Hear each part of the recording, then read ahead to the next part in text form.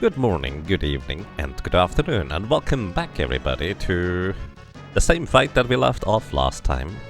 The gigantic omniscient rock wizard trying to cast spells on us. So as you can see, he already mostly run out of MP. I don't know whether he is entirely out of MP yet though. So the catch for this is that he is currently in another AI loop. In an AI loop where he is never going to actually choose to use the ability or the spell Scan. Scan is the one spell that costs 1 MP. So what I want to do is I want to do stuff until I see the Scan spell being cast.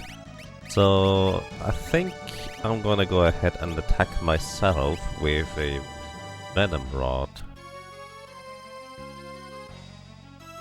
Oh, that gets reflected? Oh, that was lucky that it didn't hit, because if it still had 1 MP left, that would not be good. I didn't realize Venom Rod attacks gets reflected. Oh dear.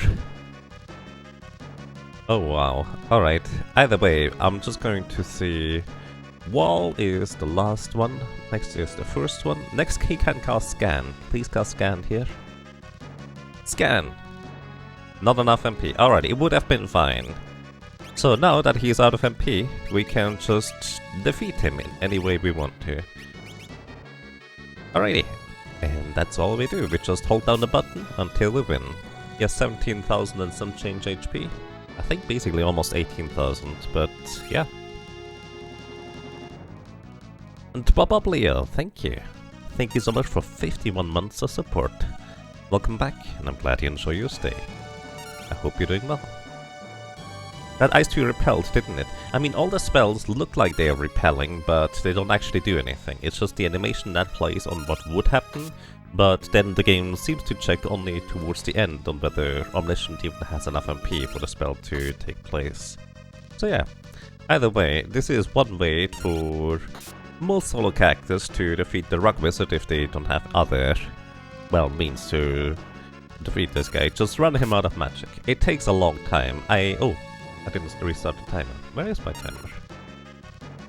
I added 1 hour to the timer because I think it takes like 1 or 2 hours, and this is good enough.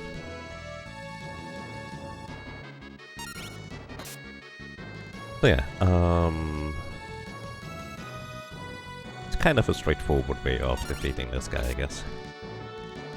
Well, maybe it's more of a roundabout way of defeating him. A straightforward way would be just casting spells at him. But yeah, I'm actually really surprised that attacking a wall with a Venom Rod means that it gets reflected. I didn't realize that. Good thing the Venom Rod didn't deal any damage. Well, as I said, in this case it didn't matter, but that's kind of spooky for a second.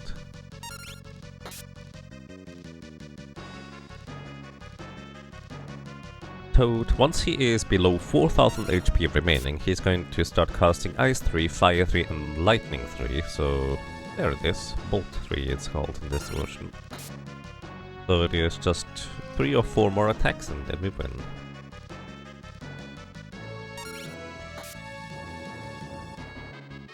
And his final counterattack is Flare. That Flare counterattack, it does a ton of damage, and if you don't have a wall ring equipped, it would be rather dangerous. Or, well, if he still had MP left. Victory! Alrighty.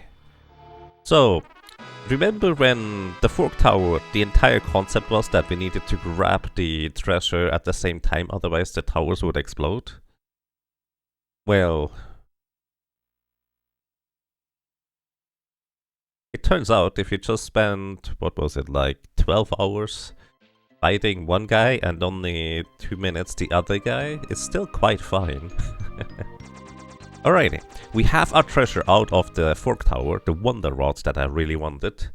Now I would like to go ahead and grab an Aegis Shield, and I think we're gonna be ready to go through the rest of the game.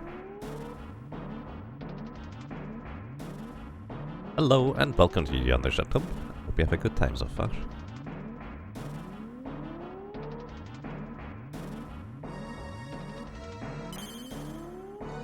Yes, reset the spell costs 1 MP, exactly.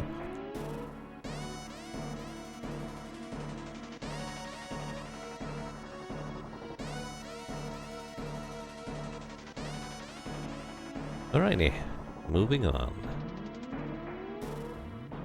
By the way, as a heads up, today is the last day where you can vote on the Yaga Monthly, what you would like to see this Saturday, starting 1 PM European time. That should be like 7 in the morning, East Coast time for Americans.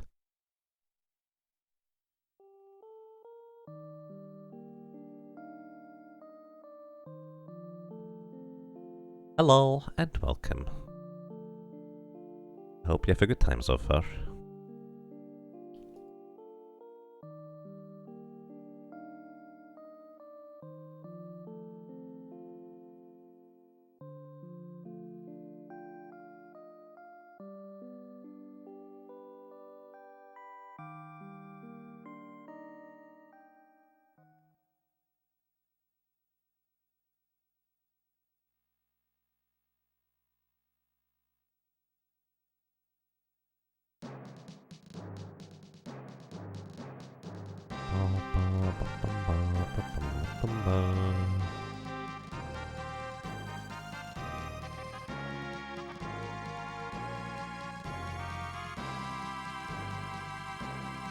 Is there a list of eligible food box items somewhere?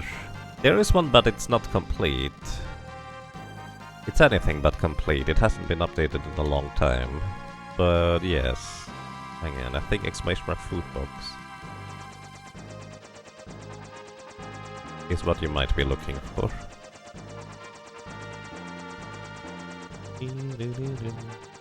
Alrighty, and now, thanks to the airship, we can go underwater.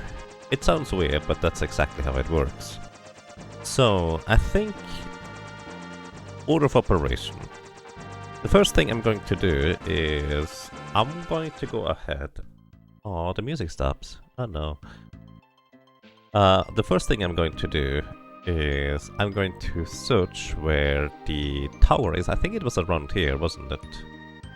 Where we can go and recruit a mime. So I'd like to point out that it says 20 hours more on the timer, but it takes only like 10 or so. Not 10, 2 or so in order to run the thing out of magic, which is what I added to the timer. Alrighty, now you get your mithril dagger back. You get your mithril sword back, because the dagger sometimes is not enough damage to knock yourself out with. And you get another mithril dagger as well. There we go. And we are largely back to normal. You get the running shoes, the bone mail is fine. And let's go for the dark hood. Okay. Hello and welcome to you, Metal Bear. I hope you have a good time so far. Let's see, there's the water tower somewhere, or the walls tower. Ah, it's just in the thing on the top right of here. I knew it was around here somewhere, I didn't exactly remember where though. Down here. So basically, if you remember, at the very beginning of the game, when we got the crystals from the water tower,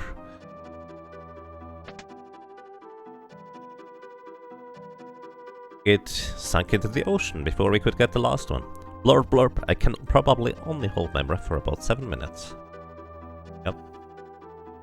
And 7 minutes is a long time to hold your breath in while moving around. Also falling down to the bottom? I don't know, dude. There's various chests in here that you might see. These chests contain not a whole lot. Also, the enemies in here, you might think, are a bit strange in their appearance, because, well, they are. But effectively, if I understand this correctly, they are literally just shaded that way, but they are technically just the completely normal enemies that you can otherwise encounter. I think. I'm really not sure about that, honestly. I've never tried to fight enemies down here, because the timer makes this always so uncomfortable. Welcome to you, Lord Maxos. Welcome. Good morning. I hope you have a good time so far. Hyperrush from Monkey Island could hold his breath for 10 minutes. Well, yeah, but then he also just stuffed the ink here into his pocket and decided to climb out of it. Always. That's nice. Alrighty, here. The power of this crisp piece of kiss is mine. I'm not giving it anyone. Go home. Okay. Before I actually want to go here, I want to go ahead and turn battle speed up to fast for once. And... Here we have a mime. My name is Go-Go. A famous mimic. The trick to mimicking is to imitate. So I'll watch you and do what you do. If you fight, I fight. If you use magic, so will I. If you do what I do, you'll surely win. So what does he do? Be ready for anything. You know what? I can just mimic what he's doing.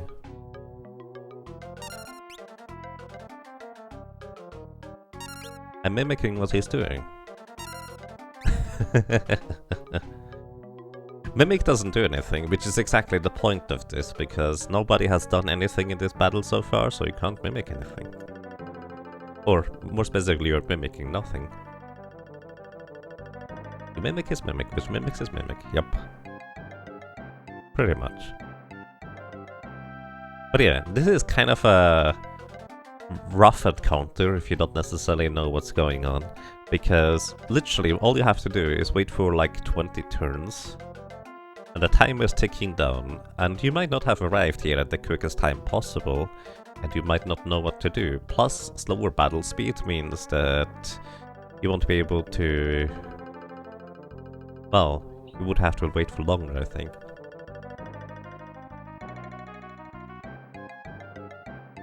I think if you mimic the mimic, it could cause an endless loop and crash the game. Well, that's if it was, like, reflexive, but it isn't.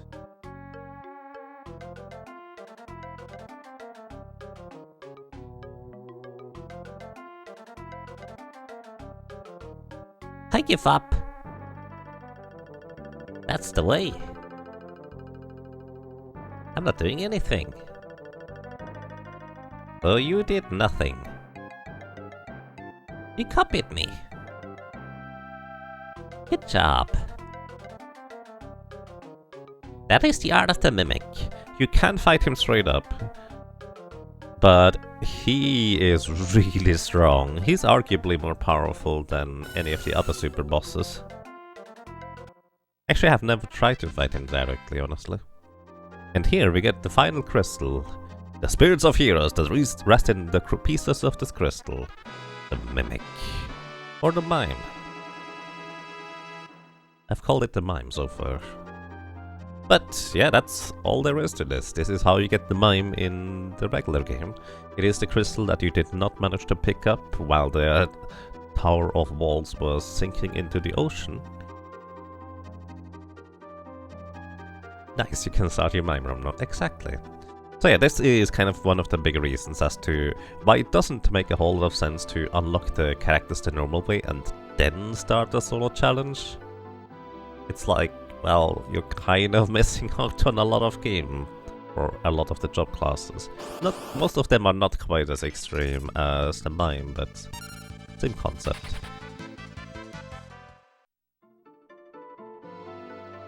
I wonder what the background story is for these various creatures just being underground here. Maybe it's just because it's dark, but then there's a wolf and the bomb and the lamia. I guess the lamia I can see being underwater, but the wolf and the bomb? Well, maybe the bomb too. But yeah, that's how this works. Phantoms? I suppose phantoms might work. But I'm not sure why these phantoms would be here. Maybe it has something to do with where this was in World 2. Where, like, the counterpart of the world would be... Maybe. There could be like a environmental storytelling reason for it.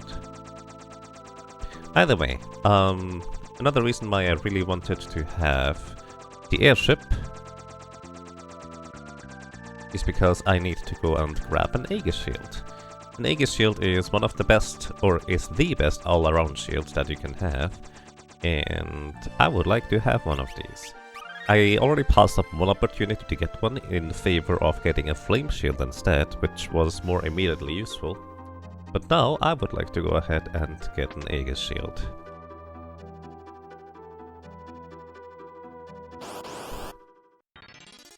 Aren't prototypes also in the sunken tower? I think that sounds about right.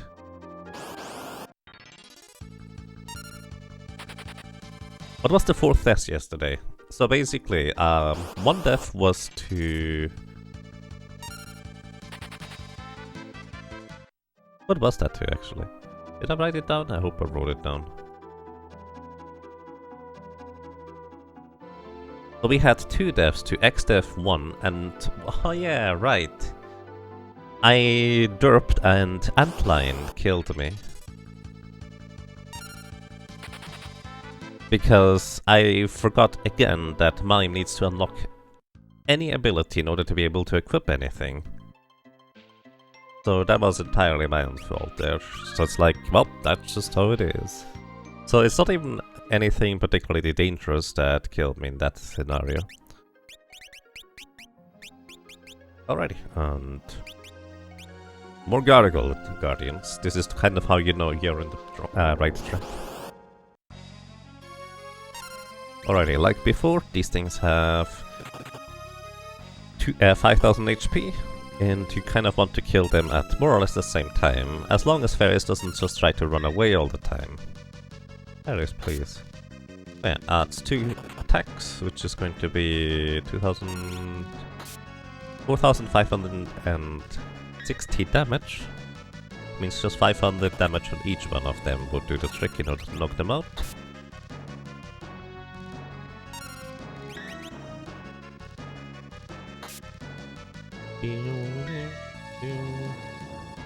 Wait, 440 is what I need at this point.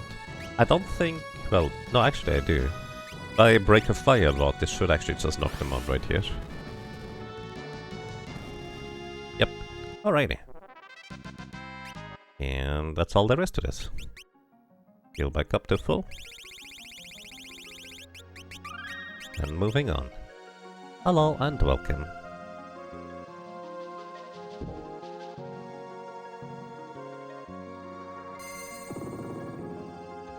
Okie dokie.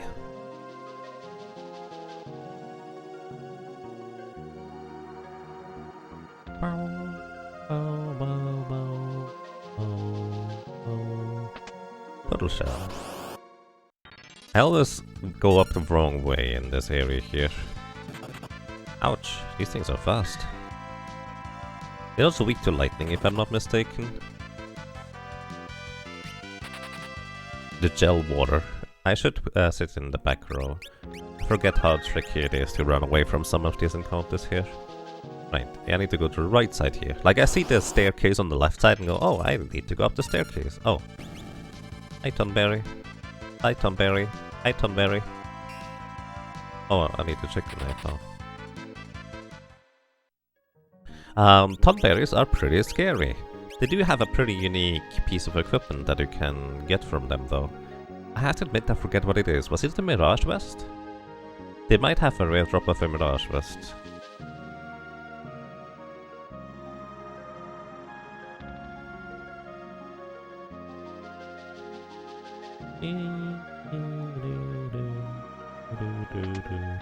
Oh yeah, the giant drink is here. The actual worthwhile thing is over here. Which is a Rune Edge. It's a normal sword instead of a Knight Sword for once, so anybody who can equip regular swords can use this one. And the Rune Edge is actually a really good sword on a lot of characters, because it invests 5 MP whenever you attack in order to guarantee the critical hit. It's actually really decent in terms of even attack power. Vanacut, thank you! Holy cow, thank you so much for 32 months of support. Welcome back.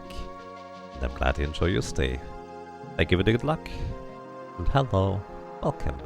So, there's a chest over there. You need to hit that switch and run over to the waterfall over there. Now the catch is, and that has nothing to do with the encounter, Naruto. The catch is here that you can never actually run over there without actually having a thief in your team.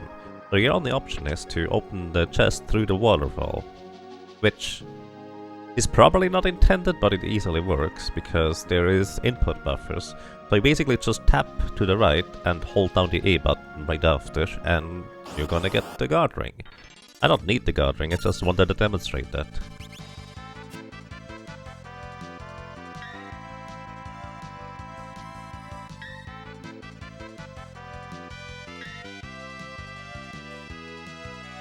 Wow, the blocks. Which shield did you have equipped, Ferris?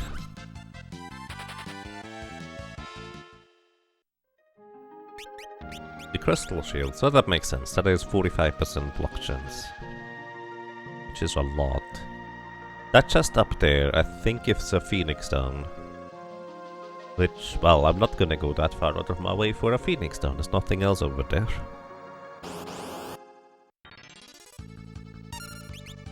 Welcome to the Fall Guards. They counterattack with Vacuum Blade if I hit them with a physical attack, but as usual, I'm attacking physically just so I have a chance to run away with the chicken knife, a 1 in 4 chance. So that's all I do. Also, they do have a chance to drop you a Kaiser Knuckle.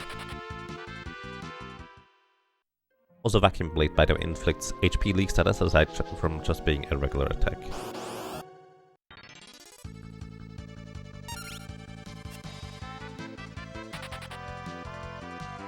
Oh.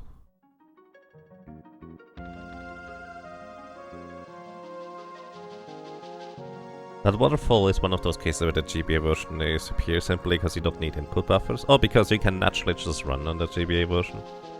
I actually think you can't. Do you? I don't remember. Alright, that makes sense though.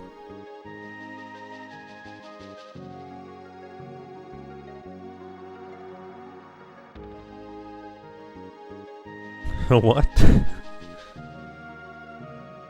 Hang on, I need to read that real quick.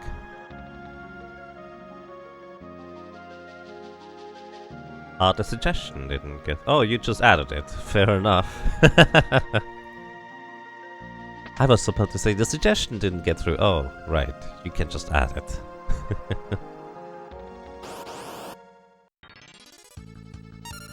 Hello. Goodbye. Charging up. That sounds scary.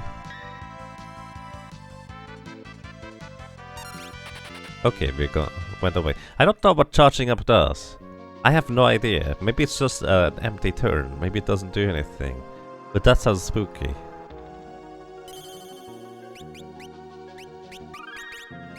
Oh wait, that's something they only do when they are alone, isn't it? What do they do when they are alone? Let me see. I'm actually really curious right now. Fall Guard. Oops. Fall Guard. Condition alone, charging up. Strong fight? Oh boy, that would probably kill me. Because strong fight is like 8 times damage or something like that. Yeah, that was spooky. Good thing I managed to run away. That could have knocked me out right there. Alright, I actually do want to fall down here. Because this is where the Aegis shield is. And I never remember how to open up this chest from the left or the right. Nah, it's from the bottom. I always do this wrong. This is 1000 damage.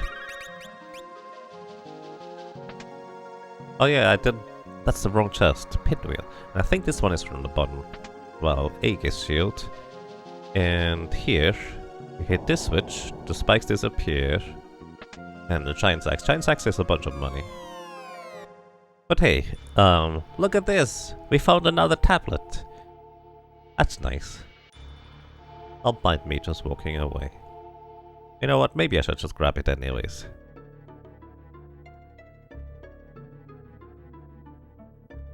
So yeah, we got our Aegis shield. Once again, the Aegis shield has only a 33% chance to block physical attacks, but it also has a 1 in 3 chance to block any, well, most spells, not every spell.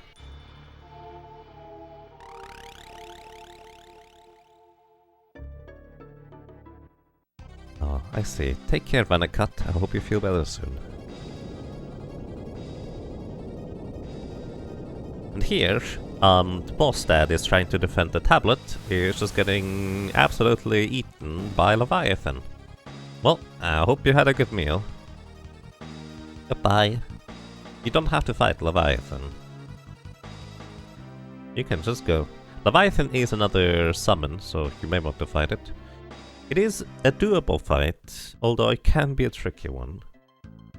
But yeah, goodbye Leviathan, I hope you had a good snack. How many characters do we have left? On the straw poll, I think there's only 3 remaining. Plus, potentially, I'm going to redo the Cannoneer, because the last part of the Cannoneer is missing.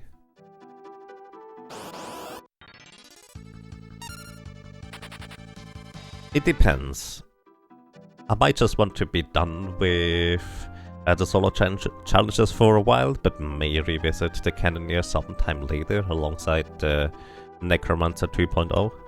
Yeah.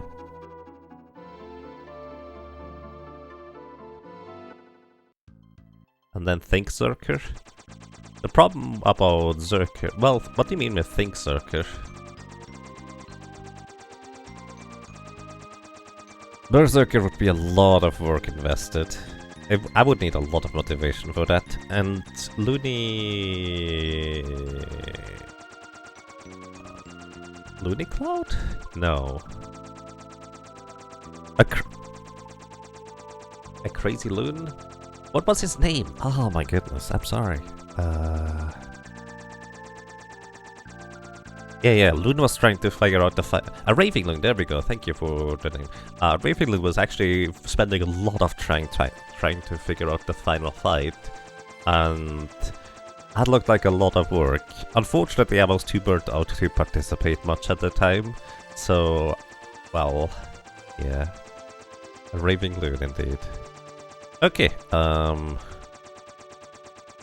so... Now that I have my Aegis Shield and the Wonder Rod, I have everything I want from World 1. However, what I'm going to do... is I want to buy more elemental rods to break. In fact, I will need all of them. Let me actually think about this. Where's Karnak anyways? Because I want to buy elemental rods. There we go.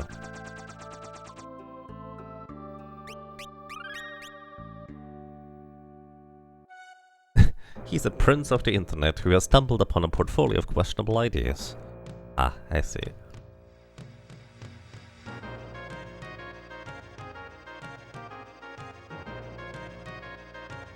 Tie Tuesday.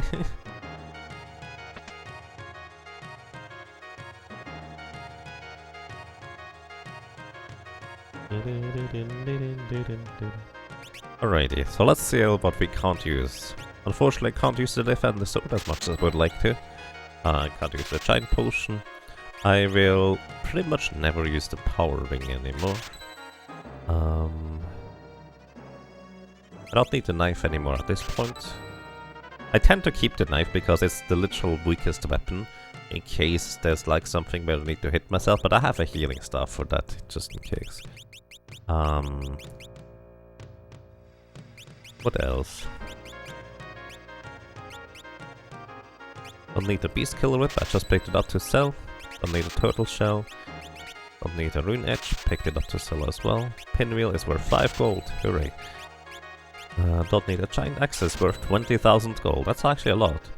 I only need 1 Wall Ring, I picked up the second one just to sell. I don't need the Guard Ring as much as I like that thing. And what else? We don't need the Lumina Robe anymore, we have a better one with the Black Robe. And the ethers down there actually reminded me that I need to get float before going into the void. But I think, let's see. I think we just chicken knife Alothiasteri. We want fire rods for Excuse me. We want fire rods for a pen. We want to have venom rods for apocalypse. I'm probably just going to chicken knife Naso, chicken knife catastrophe. I'm not sure how I'm land. I'll probably just go for the lucky doom. On Twin Tanya, it's not gonna be a problem. Then I want a lot of elemental rods against both Necrophobe as well as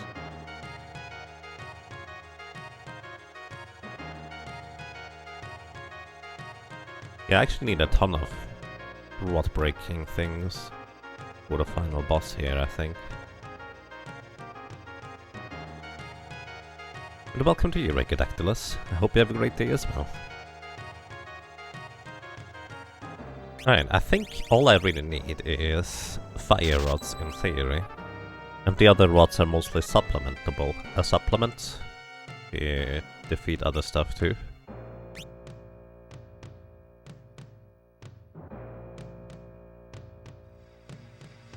Let me... How many venom rods do I have? 19. I don't think that's enough. Venom rods breaking them costs bio. And... yeah, actually I'm just gonna invest the rest of my money into venom rods. I might have to walk outside anyways, which means I should probably just use Odin's magic lamp anyways, in order to get money. Yeah.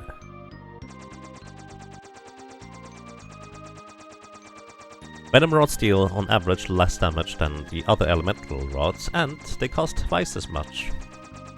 It's kind of awkward. Oh well. But hey, at least I can target them to myself and heal myself with them through the bone mail.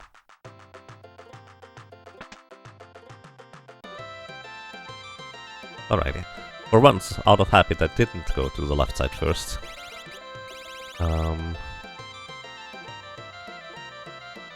I need more elemental rods, I think, in the end. There's not a whole lot of money in the void, actually, is there? Yeah, there kind of is, in the form of items we can sell.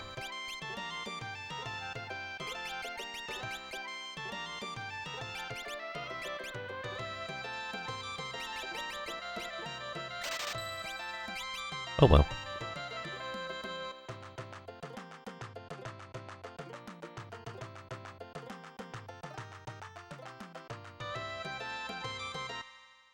Okay, order of operation. I'm actually right here where I want to be. So kind of like I went to get float in order to have a slightly easier time against a certain boss named Xdef at the end of World 2. I actually want to get float here as well in order to entirely trivialize a boss a bit later on.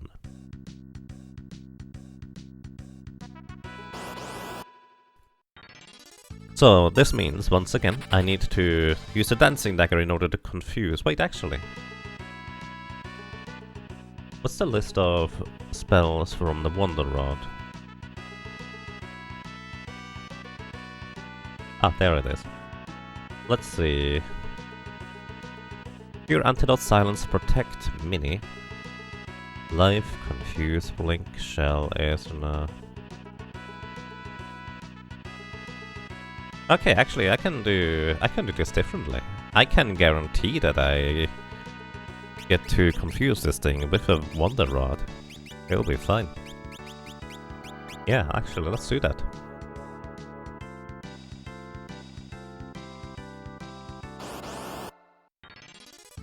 Alright, so what I wanna do is...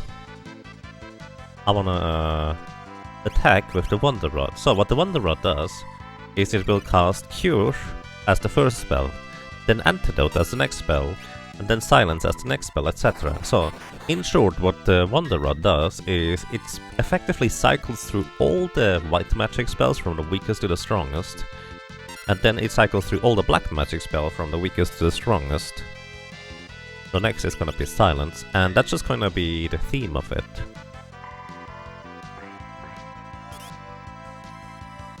So that is Silence. Next would be Protect. So I could use this on myself. And then I actually want to mini myself.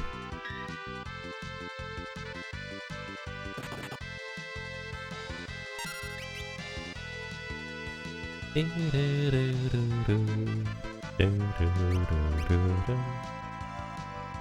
I want to mini myself already? Can I mini myself? Oh, the next would be mini. I want to mini myself. Sure, why not? Nice, it actually worked. So now, my shield is going to block twice as many attacks as it normally would. Which means instead of having a 45% chance to block, it's a 90% chance to block.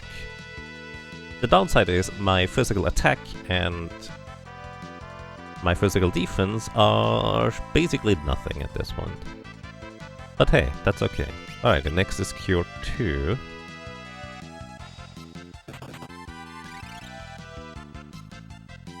And then we have Life. I could use Life on the Zombie Dragon, but I kind of don't want to. Actually, you know what I'm gonna do? I'm going to run away here. Because I wanna save before I try to confuse the eagle, because while I basically can guarantee the confusion on the eagle, it can still knock itself out.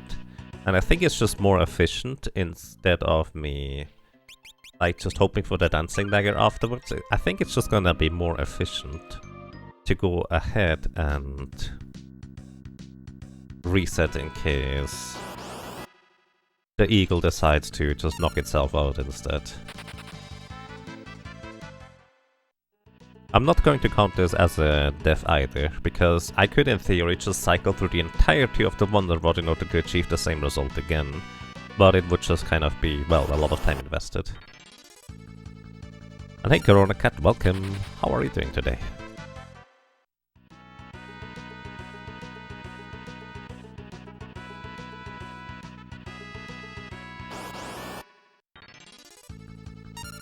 You're the wrong guy. You're quite fine? Nice. I'm doing quite alright, thank you.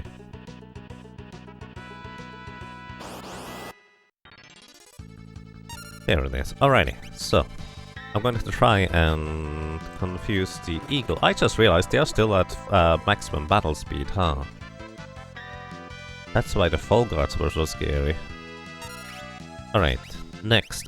After confusing this thing, it does not have enough MP.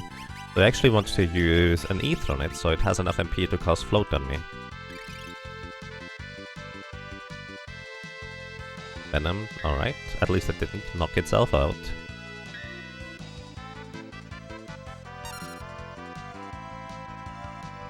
Float, perfect, thank you. Alrighty, not nearly as luck-based as using the Dancing Dagger. But I definitely should set the battle speed back to 5, otherwise the enemies are going to go, well, about 1.5 times as fast as they normally do.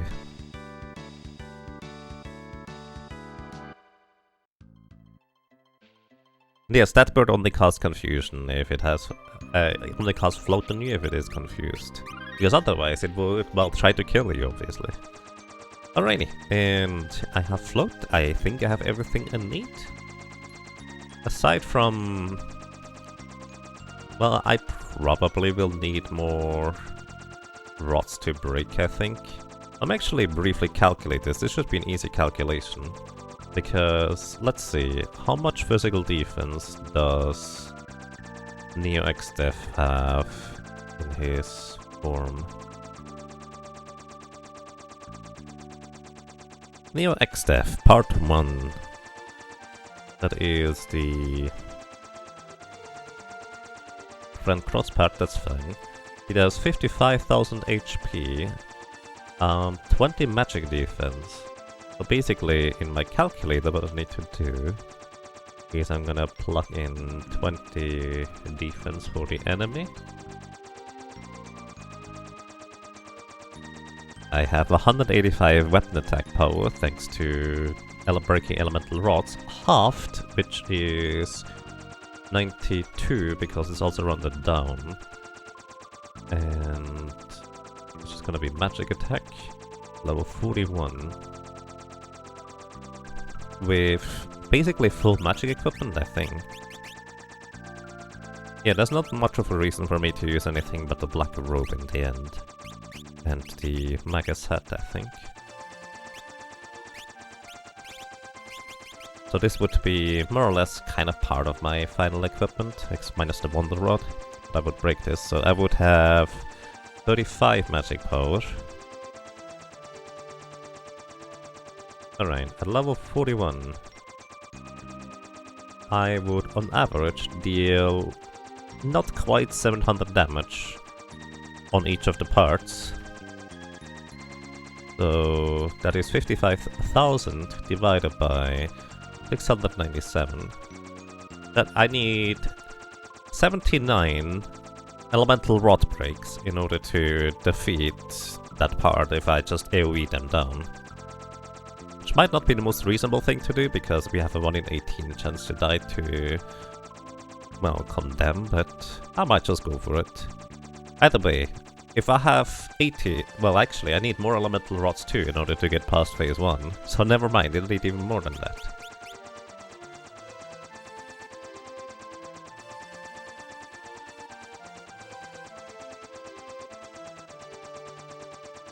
Wait, actually, I need more elemental rods than what I have, I think. So that means I'm gonna walk outside anyways, at some point. Sure, alright. Works for me. I'll probably just go all the way to Necrophobe and then walk outside. That way I also use Golem and Necrophobe too. Actually, I don't even have to use Golem and Necrophobe.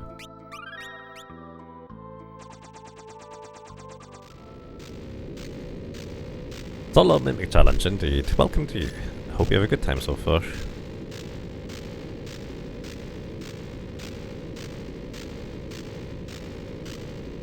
The cat is easier. Oh. I never considered trying to use Gaelic Cat for that. That probably makes a lot of sense, huh? Alrighty, a lot of the enemies here are gonna be difficult to run away from, so let's see. I want an bone mail for immunity to death. I would like to have, I don't know, anything else doesn't really do anything. Well, Darkwood for a bit of speed, so I can try and run away faster. Crystal Shield, Chicken Knife, let's go.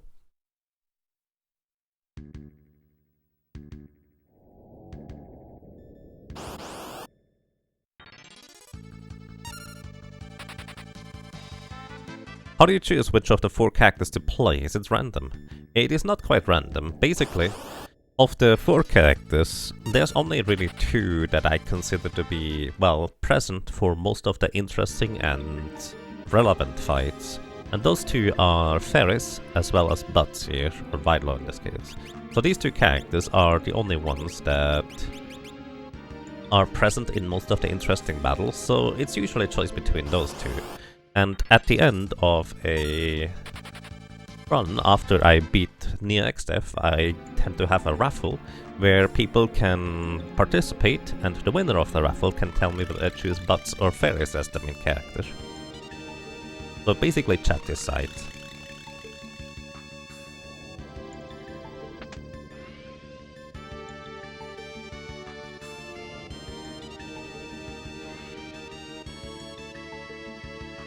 Alrighty. Some of these have a college, an ether, a high potion, and 1 elixir in the bottom left here.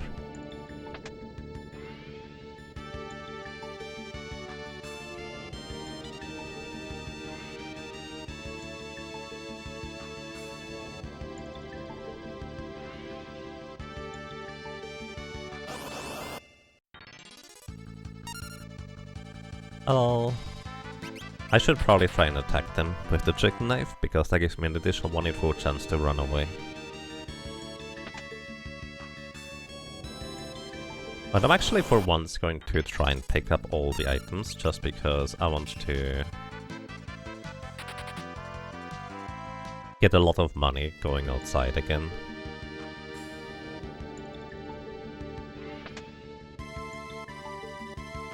So this means I'm actually gonna pick up the Drain Sword here. Can't use it, but I can sell it.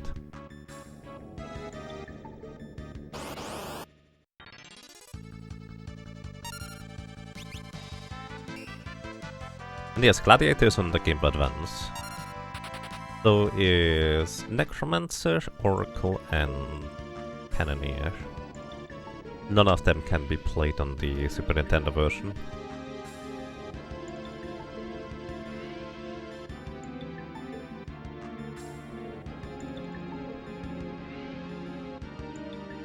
You didn't know Gladiator existed. It's one of those jobs that you only unlock at the end of the game, when you collect all the 4 tablets. Yeah, makes sense. People actually chose Mimic. Well, there's not a whole lot else left to choose. Plus, I didn't give people the choice of Freelancer until Mimic was complete. Because Freelancer is effectively just going to be a better Mimic, for the most part. With some very, very minor exceptions.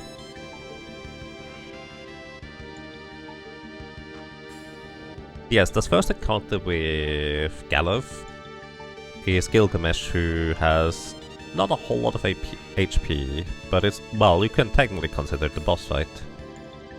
Some of the solo characters actually did defeat Gilgamesh with the class, or the top class in question, as a level 1 character.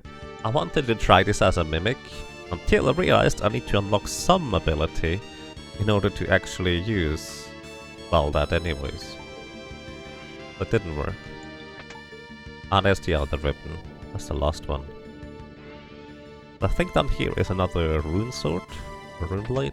No, it's an enhancer, right? Enhancers are pretty worthwhile for selling as well, if I'm not mistaken.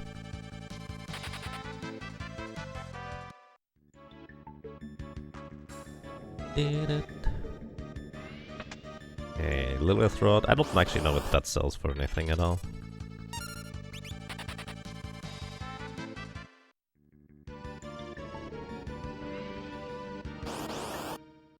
But yeah, I guess I can't really use the fact that a minute against this boss here.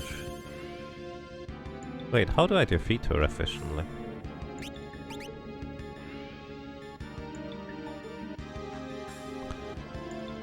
Actually, I don't know whether I can reasonably defeat her while being minute. Let me check something.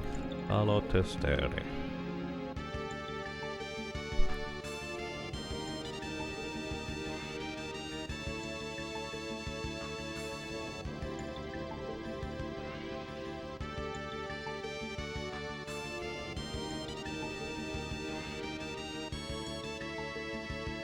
No, actually I'm fine, because I have the bone meal, which makes me immune to aging status. We're fine. Alright, Magus Hat. She never actually attacks with physical attacks, does she?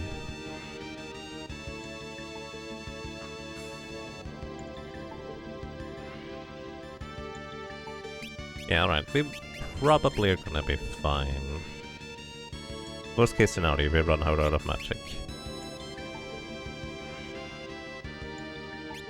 Okay, let's go. Welcome everybody, this is the first of the bosses in the void. This is Kalatia's Theory. She has 18,000 HP, and she is often considered to be a rather annoying boss, but never really particularly dangerous. I'm not sure that's necessarily true here as well, but, well, she doesn't really have much of a weakness we can exploit, so we're just gonna break rods, and that's gonna be my entire way of trying to defeat her. She can cast ult, but I'm immune to ult status thanks to having the bone meal equipped still. She also will cast wall on herself 1 in 3 times, and she casts stop 1 in 3 times. Not on herself though. Stop, we are immune to that thanks to the Hermes Sandal, so the only thing she can do that has some form of effect is casting wall on herself, which actually changes up her AI script when she does that.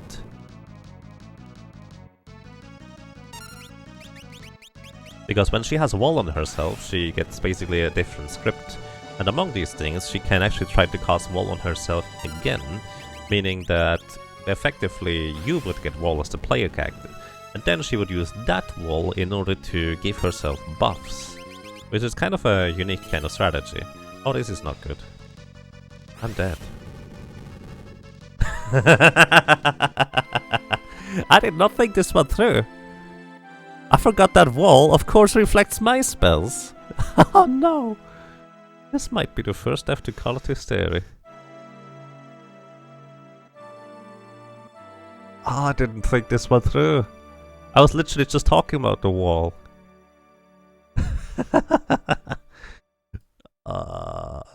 I'm not smart.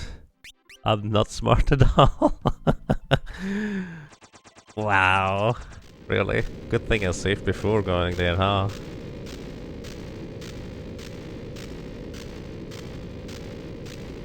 That's a very unusual one.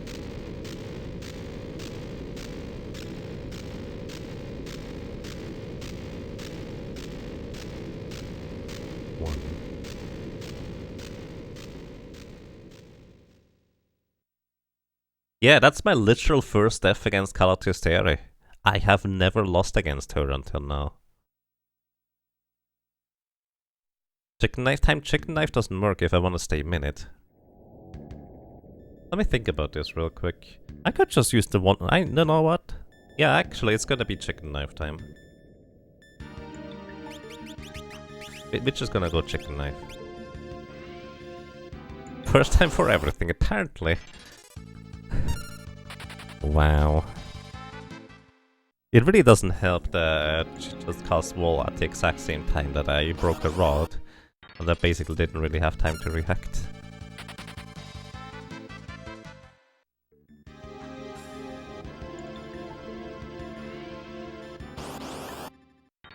Wow.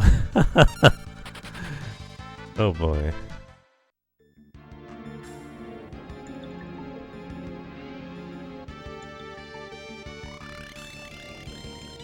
The funny thing is, you can very easily run Call of Hysteria out of magic by just equipping a wall ring. That way she will always only buff herself, but never do anything else.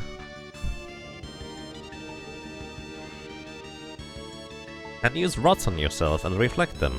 Only the Venom Rod I can do that with. Which, the Venom Rod is kind of weak in comparison. It doesn't really work too terribly well.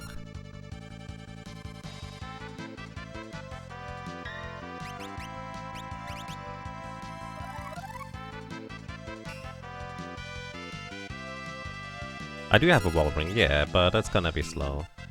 We don't really need to worry about her status effects, because I'm gonna have the bone meal equipped, I think. Ow. What a meanie.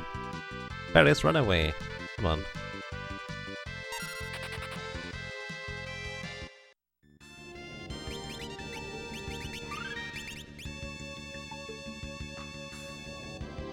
Yeah, let me actually see. I've never really looked at her AI script. I just knew, oh, you can easily beat her if you just equip a wall ring and the bone meal. No problem. Might just take a while. But it actually does take a while. Well, let's see, is there a more clever way I can defeat her?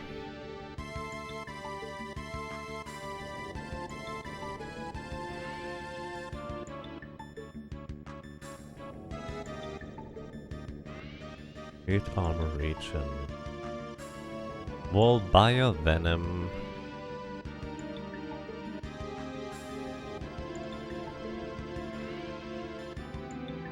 Yeah, actually, as long as I have the bone meal equipped, I'm immune to things. It's fine. New console, Yaga 64. Holy cow. Svinter, thank you. Thank you for a crazy long time of support. It's insane. Welcome back for 64 months. Well, I'm glad you enjoy your stay. I hope you're doing well. How's it going, Svinter? I hope you have a good time.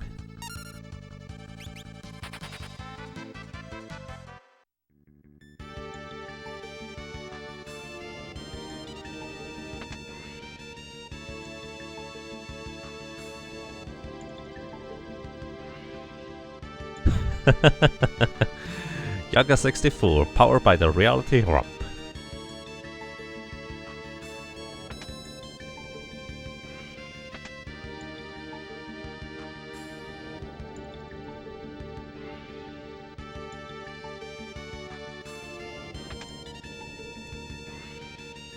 And don't forget the Fossil graphics card.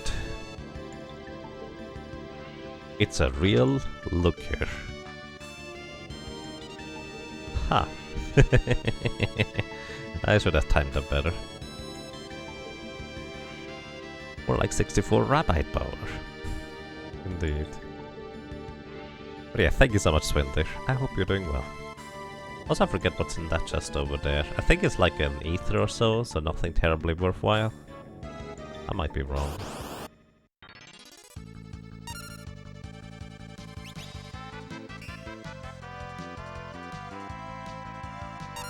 That's the follow-up console, the Yaga Cube.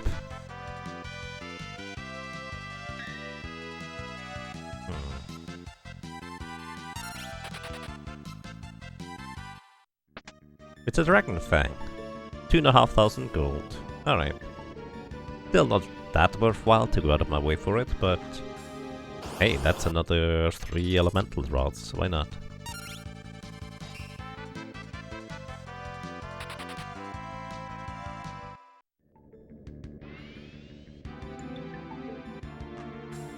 But yeah, I think I'm going to just cycle through the Wonder Rod anyways. So... I will be using the Wonder Rod against Ventania, and cycle through it in order to get Shell. That makes the most sense, actually. Please let me go. If that hard hit hits, by the way, I might just be knocked out in one hit. I forget how much damage they do, but considering I have 0 defense, that might be too much. I do not remember. There's a ribbon in here. I don't care about the ribbon, it sells for 1 gold.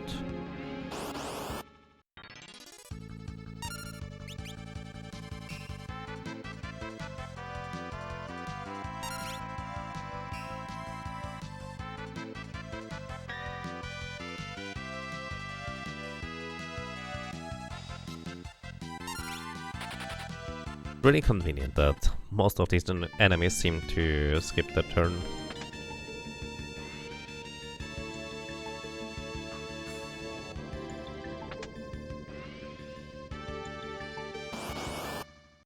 Alrighty, I think, yeah, I'm just going to unmini myself in order to defeat her. Means we need a lucky mallet.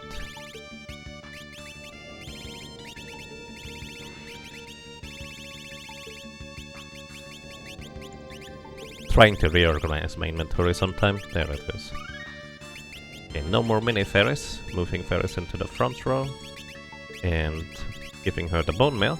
So she's immune against basically everything that Calotis Theory does. We don't even need a shield, technically. And I guess a Dark Hood for more physical damage. Front row and... let's go. I forget whether there's anything that Calotis Theory can do besides that. I should be immune against everything that I can, like, remember anyways, or see for that matter. Yeah. Oh, she immediately casts Wall now. Ha! This time you didn't get me. Dragon counterattack is convenient because I get healed. Thank you. Which is also why I didn't equip Nega Shield. Venom, I'm immune to poison. Actually, I think she literally can't do anything against me. Stop, I'm immune to that thanks to the Hermes sandals. Bio, I absorb that thanks to my bone mail.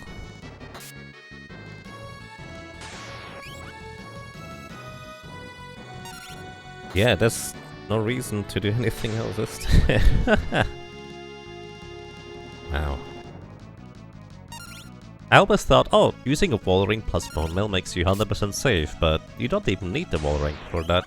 Just bone mail and Hermes sandals is fine. Not really anything she does.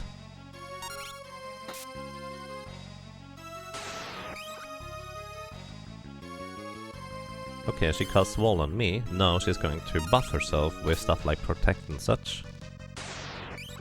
Which means that my damage is gonna be halved, but... yeah. Also, she casts haste on herself. How annoying. Now she's about... actually, she's faster than me. Shell, halving the magic damage she would take.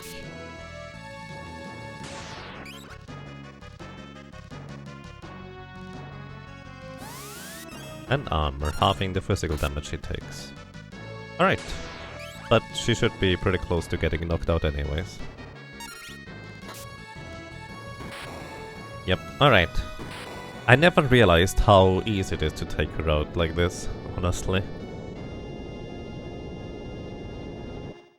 I knew she wasn't difficult, but I didn't realize how easy she really was when you just have bone mail plus herpes sandals. That's it. Don't need anything else. That's crazy. Alright, and we go back to the back row. Chicken knife is already equipped. You know what, that stuff is fine. Because physical defense actually matters now, because I'm no longer minute. Hey, that's a rare encounter here. You could get float... okay, it's still half float. You could get float around here if you really want to not go outside. In the Game Boy Advance version, you have a way of guaranteeing a rare encounter by quick saving and then loading the quick save, and then the second encounter is always going to be the rare encounter. But the Super Nintendo version has no such luxury, so getting the rare encounter is actually rare.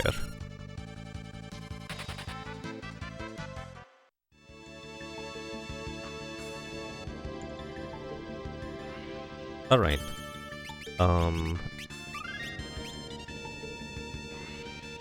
Since I do want to have as much money as possible...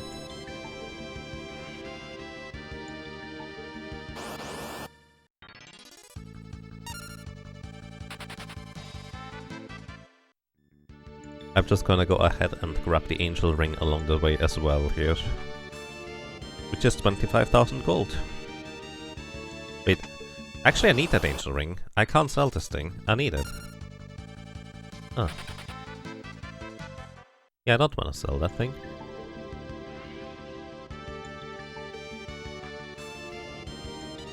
Well, let's see. I just used Confuse last on with my Wonder Rod. Next is actually Shell. Blink and Shell.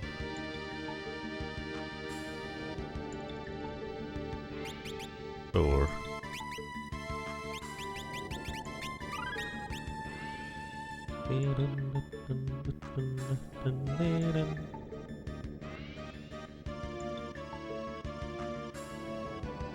Also, by the way, that machine walking around there, that is Omega. That is one of the two super bosses in this game. The Game Boy Advance version has more super bosses and endgame bosses, or post-game bosses even. But yeah. Beep. Okay, and now upcoming we have... this guy. I actually don't know what he's going to counter with.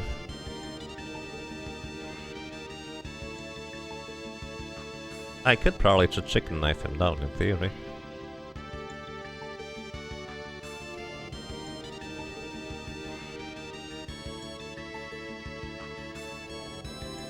No, it's fine. Let's go for the black robe. Mega's hat for maximum magic power. Running shoes as usual. Crystal shield for more physical defense or evaluation. Chicken knife to have a quicker first turn, sit in the back row. And let's go, I guess. So Blink Shell is an Akiraga Reflect.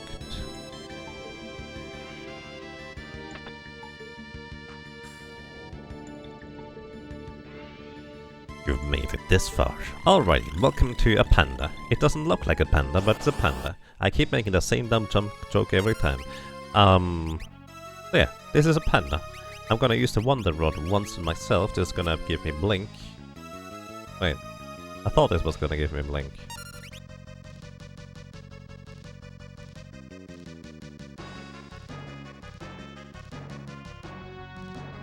Why did it not give me Blink? Oh, that's the Wizard Rod, not the Wonder Rod. Haha! I would have dealt damage to myself. That's a difference. Yes, this guy's called a panda. As I said, it doesn't look like a panda, but his name is a panda. Alrighty, he has 27,000 HP. He does hit pretty hard with his physical attacks, but I gave myself image through, well, by virtue of having the Wonder Rod give me image. Image means that the next 2 attacks are going to miss, guaranteed. Threat would slow me, but it won't mean too slow, so we are quite fine overall. And the fire, he's weak to fire as well, so kind of like Biblos, he is going to be a relatively easy prey for a large portion of this. He can counterattack with armor, which doesn't do anything because I'm attacking magically, or drain, which well, I have a high resistance to it thanks to my magic evasion. He could still hit it, and it would deal damage, and it would heal him. So I need to be a little bit careful about that, as soon as he gets through my image stacks here. But beyond that, we can just keep nuking him with the fire rods, and then we will win. He's not a terribly difficult boss. You could also berserk him with the Wonder Rod, which is what I considered and kind of wanted to do. But, well, this is easy enough.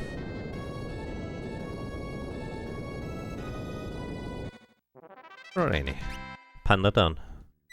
Gonna close the book again, so we get back outside the normal way. And then I'm gonna save, because the next boss coming up is going to be pretty difficult to take on. Alright, don't face the Omega, otherwise it will encounter you in combat, which is very, very unhealthy for you, let me tell you. Alright, also I do not want to use the chicken knife to attack these guys, because they can counterattack with... No, crystal thing is actually better for physical defense. These things counterattack with Petrify, and unless I specifically equip the Aegis Shield, I can be petrified. But that's kind of one of the... well, that is the main reason why I did get an Aegis Shield in the first place. It has a chance to block petrification. Well, actually, it's guaranteed to block petrification. Alrighty. After saving a bit more brave, just running past Omega like this. Again, as long as you are not facing Omega, you don't get into an encounter. And running past him can be pretty fickle, so I was just taking it slowly last time. Okay, this area here, there's not a whole lot to say about it aside from... it's a very encounter-dense area, and running from these encounters is kind of tricky. So it's one of the slowest sections to walk through, despite how short it is. Unless you get lucky with a 1 in 4 chance to run away with a chicken knife.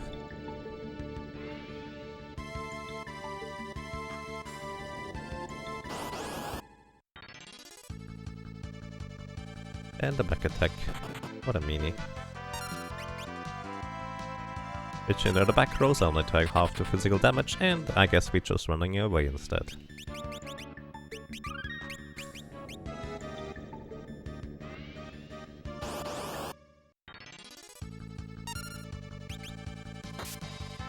By the way, these Avis dragons have 7,000 HP. And the funny thing is, they are neither Avis nor are they dragons. Because there's weapons that deal extra damage against dragons, doesn't do it against them, and there's a weapon that guaranteed critically hits against Avis enemies, doesn't do anything against these guys either.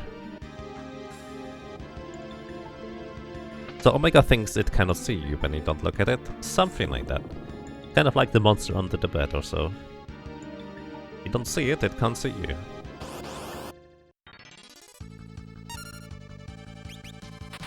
How long did that boss from yesterday end up taking off stream? I would say like between 1 and 2 hours until he's out of magic, which is how much...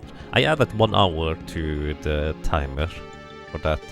I have to admit I was too lazy to just calculate it on how long it would take to actually run him out of magic before I could attack. So yeah. Alrighty.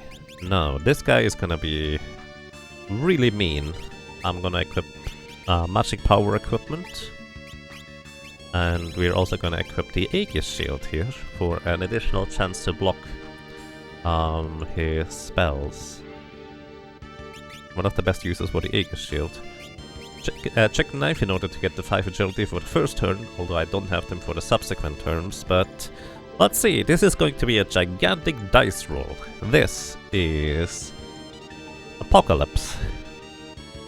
He has 28,000 HP, well, technically 100 less than that, but let's just roll with it. And the main thing about him is that he is a blue mage, and blue magic means that chances are he will just straight up kill me with a lot of his abilities and spells and just... yeah, he's a mean one. He is weak to poison, one of the few bosses, well, actually the only boss that is weak to... that's not true. Technically Necrohoop is weak to poison too. Either way, the only notable boss that is weak to poison. So he takes good damage from this. He does otherwise have a lot of... oh my god, that's so much damage. He has a lot of magic power, alright. Mind Blast would also stun you normally, but we're immune to stun. But actually, I prefer Mind Blast over his other option, which I think is Condemn, that he can just kill us with. I forget what he exactly can do. But yeah, Big Guard means that... no, he is going to take only half damage. Now the question is it more efficient for me to cycle through my rod?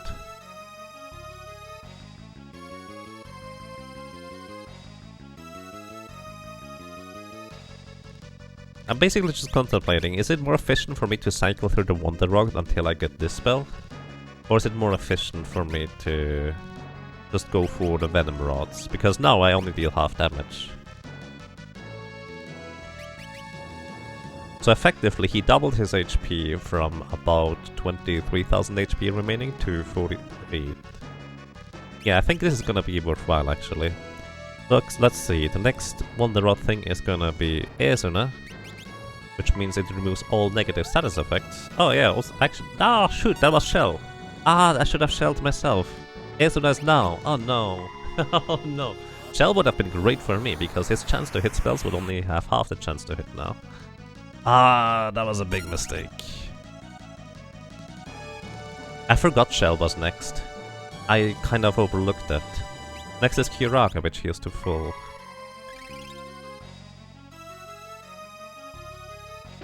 Hero 2, a good chunk of damage, I guess. Then we have Reflect.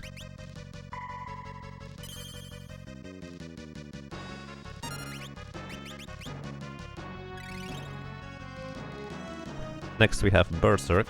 He cannot be Berserked. Also, there goes all the damage, I doubt.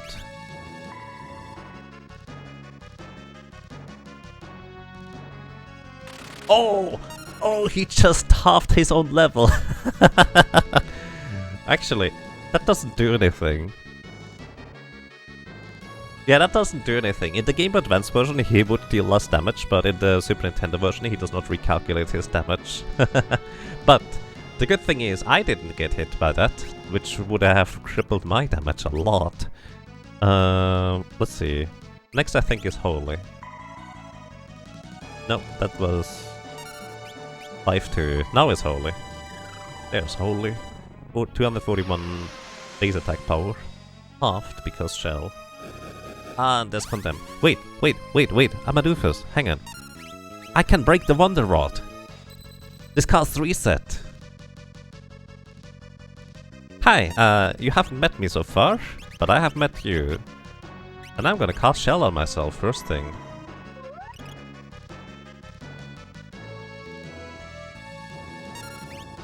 Oh, that makes so much more sense. I forgot about this entirely until just now. Oh boy, alright. This is great. Well, I mean, he just reset his HP anyways. Let's just start over. I forgot about this. This is such a great interaction. I can just reset the fight with a Wonder Rod. This is amazing. I'm immune to Venom because of Bone Mail immunity carryover. I can't get level 5 Doomed because I'm not level 40. This is why I'm level 41 rather than 40.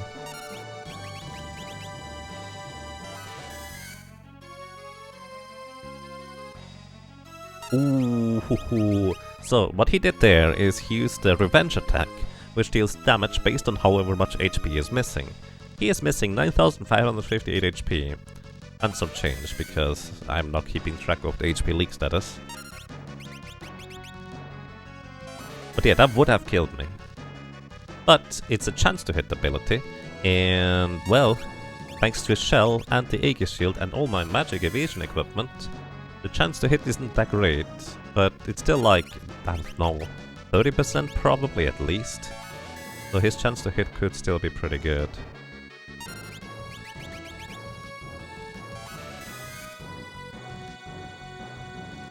Guard off, okay. So he did actually skip both of his dangerous turns. White Wind would have healed him for another, well, 10,000 HP. But, well, that's gone. Roulette would kill us, but we're immune to instant death. Well, I guess it wouldn't kill us. It doesn't kill him either. It just doesn't do anything, basically. Level 5 tune, we are immune.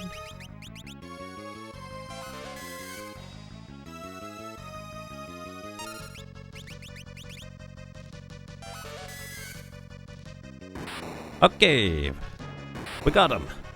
Nice. First try. Well, kind of technically second try if you want to look at it that way. I was lucky. We are continuing the mime luck today. It looks like.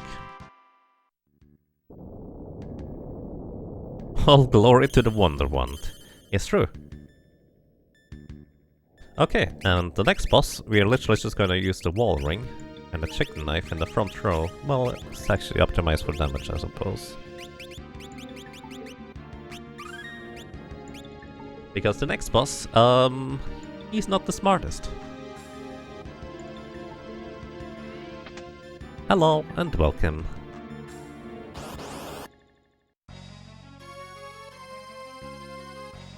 So, all Catastrophe does is when there is a character in your party that has float, is cast Gravity 100. We have float, but we also have a wall ring, which means the Gravity 100 gets reflected, so he never removes float. And that's all he does. What he normally would do is he would cast Earthshaker, which deals over 1000 damage to your entire party. So it's really crazy powerful, honestly. And occasionally he would also cast his Death Glare, Doom Gaze, whatever you want to call it, which would inflict petrification. It's the same... Demon's Eye it is called, there we go. Either way, it's kind of a mean guy, but if you have float and the wall ring, you win. Such a great AI, yeah. I mean, if you think about it, it kind of feels nice to be able to use your knowledge and just completely eliminate an enemy from the equation and just have a bit of rest and respite before the next difficult encounter.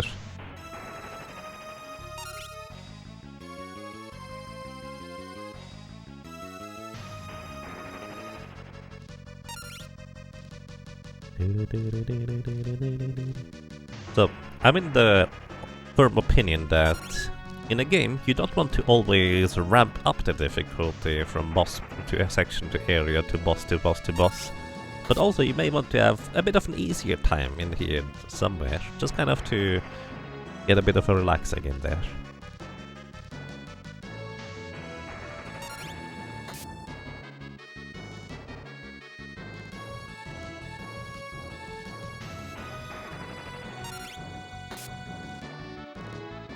Also, by the way, he has 20,000 HP, so it's like 11 or 12 attacks.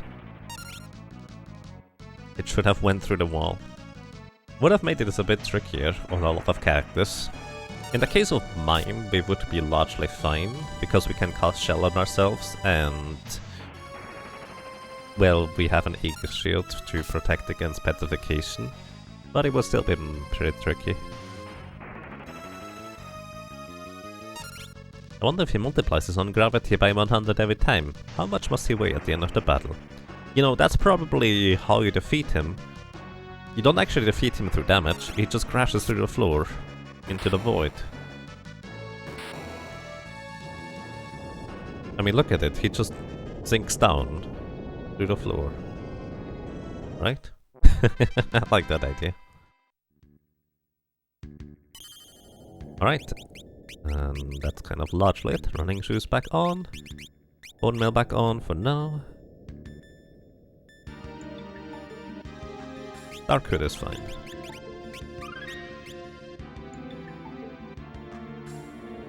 Really, this is just another Final Fantasy V puzzle boss?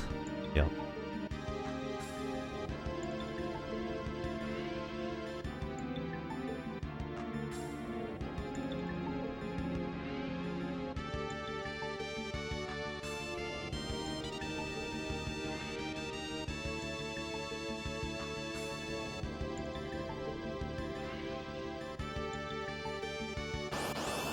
Alrighty. That's a spare encounter. I'm looking for an easy encounter where I can cycle my Wonder Wand through the next useful thing. Because right now my Wonder Wand is actually an Aesonak, then Kuraka, Reflect, Berserk, Life 2, Holy Dispel, Fire, Ice Bolt, Venom, Sleep, Toad. Okay, we're just gonna go all the way to death.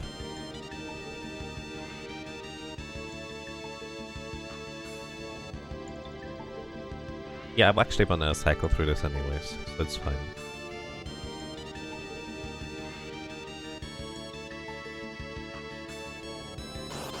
Actually, I'm gonna cycle... Yeah, Death and then Psych is fine. Alright. Hi. Don't mind me, I'm just gonna... I should have been in the back row. That was a mistake.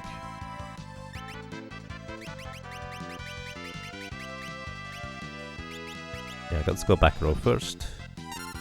Hi, don't mind me, I just need to cycle through my Wonder Rod, if I ever find it in my inventory. Nice that Magus hat always up here. I wish the equipment would just be somewhere down there that you can equip, not through the menu. That would be great.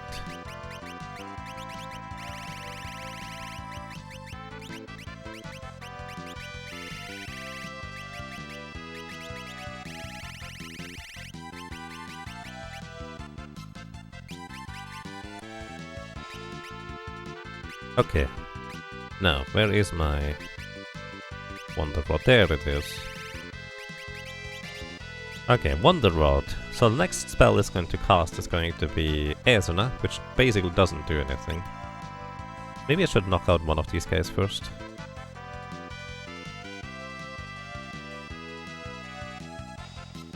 Ah, it'll be fine. Alright, Aesonak, which removes all negative status effects. Then Kuraka, which heals me to full. Wait, I have a bone mail! Ah! That's not a good idea. Hang on. Reset! I'm a doofus. I'm such a doofus.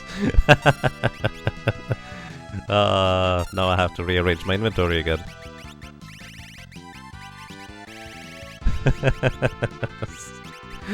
Oh my goodness. Why is this so tricky?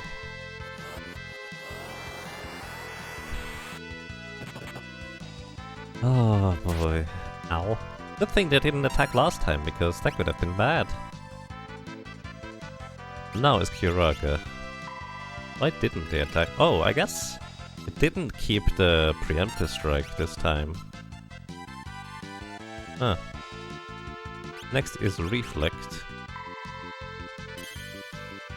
Then we have Berserk. I'm immune to Berserk. You know what? I'm running away. I wanna heal myself though.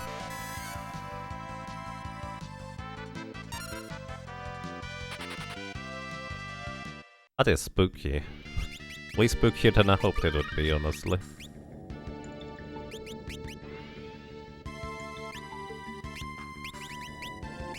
Definitely should start in the back row.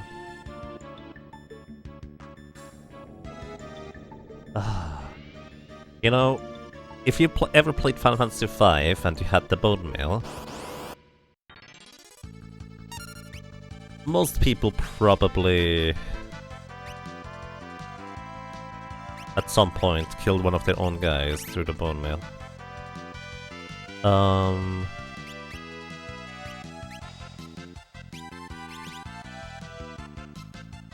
I'm gonna just use a Wonder Rod to reset the encounter, because I'm gonna run away first try here.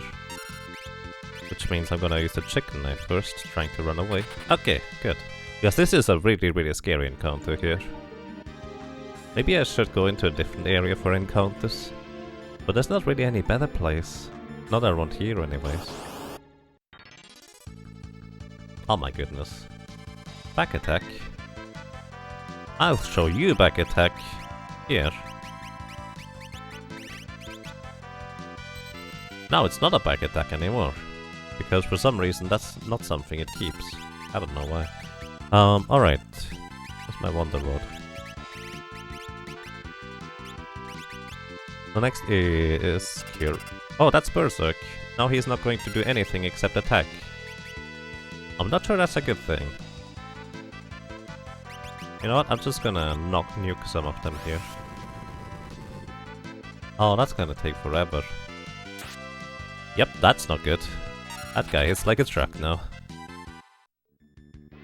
I'm not sure whether it's scarier to have him do that or not do that.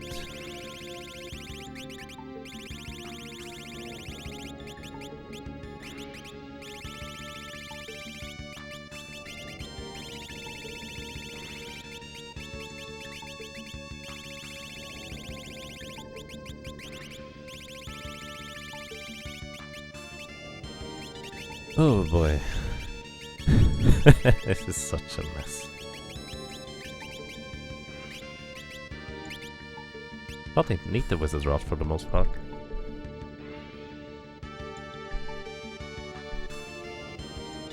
Yeah, exactly. I was thinking, hopefully I get Ramu, but that is indeed a rare encounter. And hoping for a rare encounter in this version is not the greatest. But then again, the other outsides are not much better. Maybe the single Avis Dragon, I guess?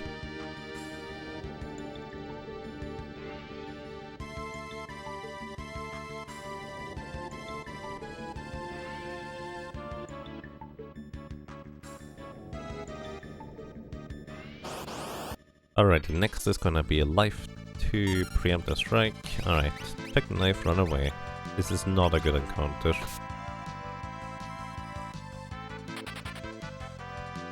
Because these Deathclaw enemies will put me into critical HP if they hit with their Deathclaw. And then the Sword Dancers are going to just kill me.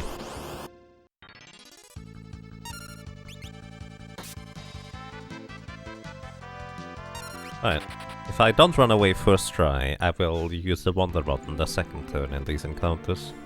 Probably the safest thing to do. Reset the encounter. Unfortunately, it appears to be one of the most common encounters around here. Maybe... yeah, let's go for an Avis Dragon instead. I think that makes more sense. Hello, and welcome sailors outside. I hope you have a nice day so far.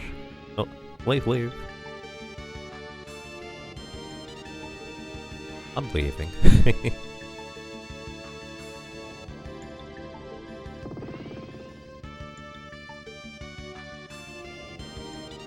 Yes. Wave.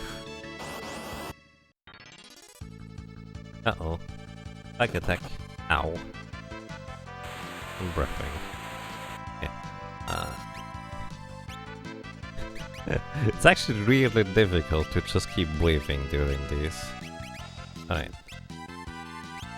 Wonder Rod to reset the encounter so I don't take as much damage. And I'm in the back row. And then I'm gonna equip the chicken knife. I already have it equipped and try to fight. Right. All wild contest. I should probably equip the crystal shield, huh? Now you feel better. Oh, that's nice. I hope you feel amazing. If not now, hopefully very soon. Okay. Yeah, let's equip the crystal shield here. I'm gonna stop waving for now, but thank you. Alright. Crystal shield has a higher chance to block. So that's gonna be useful. I can actually go to... wait, actually. I just had a silly idea. Alright, now this is fine. Either way, I don't want these. Then again, is there something better than this?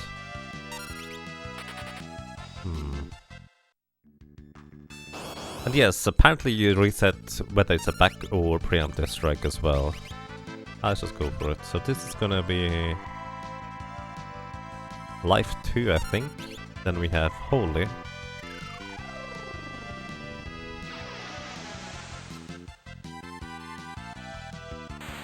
Breath Wing 1.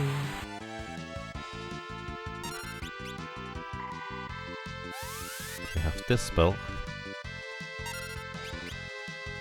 Then we have Fire 1. Now we are the black magic spells. Ice 1. But I probably should... Yep, I absolutely should just go now. Healing myself with a Venom Rod.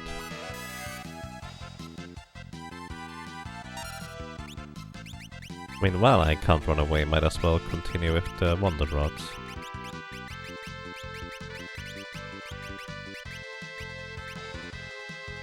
Alright, attack. This is gonna be Ice 1, then Bolt 1.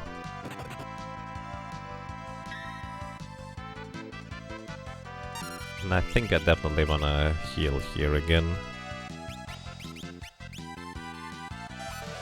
Good morning to you, November. I hope you have a good time so far. Then, gonna go ahead and use Wonder Rod some more. Gonna be Bolt 1. Then it is Poison or Venom. I really should just knock out one of them, huh?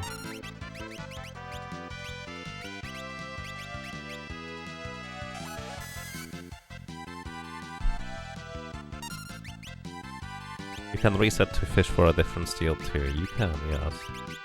Okay, Venom. Sleep.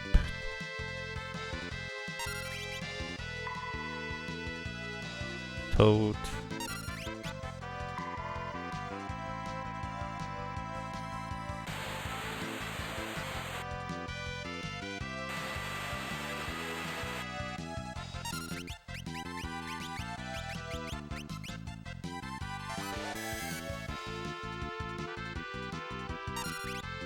And then we have Fire 2, Ice 2,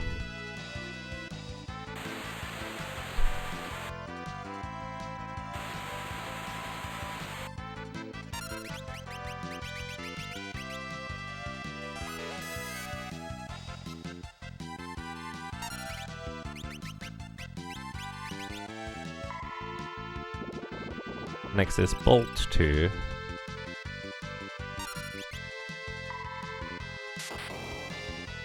And then we have Drain.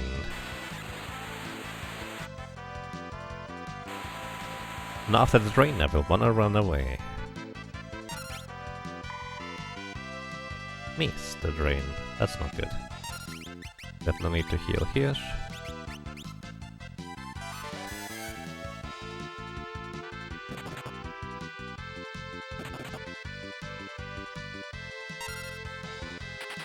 Alrighty, nice. We are now... The next spell of the Wonder Rod is going to be... Break, which is Petrification. It's like an 80% baseline chance to hit, which I think is almost guaranteed against Twintania. Would Drain heal or hurt you due to Bone Mail? Both actually. It both heals and hurts me if I cast Drain on myself. With or without Bone Mail is actually the exact same result, curiously enough. Because it deals damage to me, but it also heals me for the same amount at the same time, so my HP remains unchanged.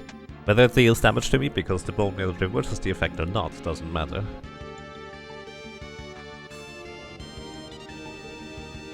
But it's a question I had too at some point that is kind of interesting to say the least.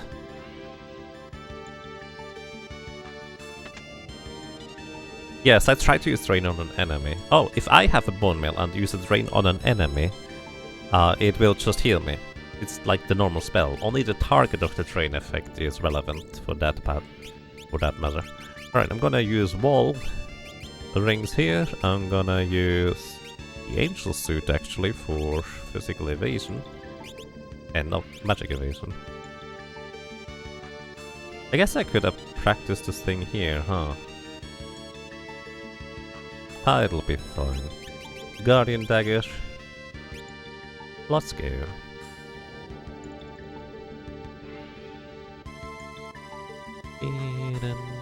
So I guess I misunderstood your question a bit, but might have answered somebody else's question.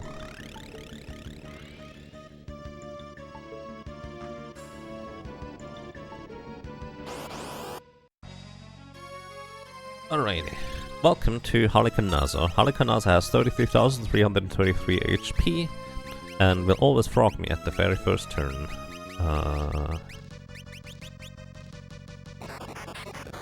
Oh, and what I'm gonna do in this encounter is I'm literally just gonna wait. I have a lot of physical evasion.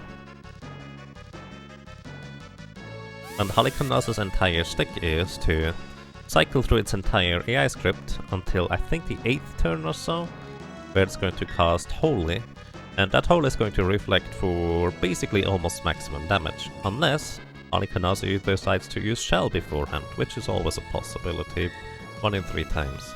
But the Holy spell is going to be guaranteed. So there's that. There's Holy. Zing.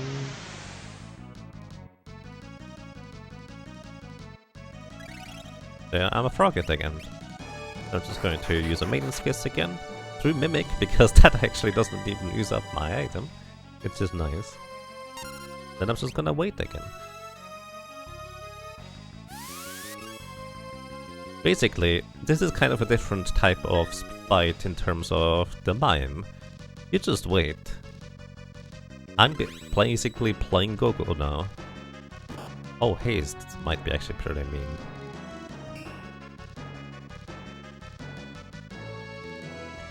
But yeah, that's all I'm gonna do here.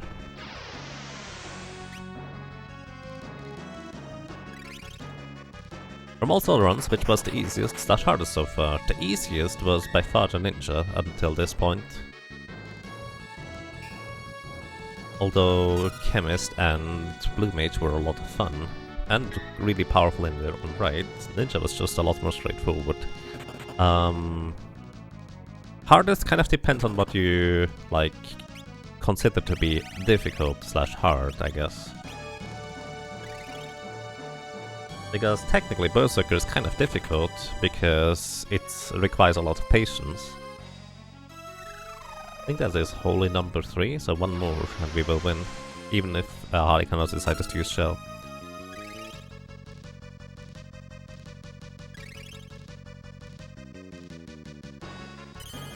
Oh, this could be bad. I'm in the front row as a frog. Yep, that's really bad actually.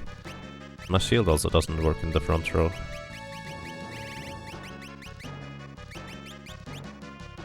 My physical defense is reduced to 0 as a frog. Oh. Alright. I have plenty of elixirs.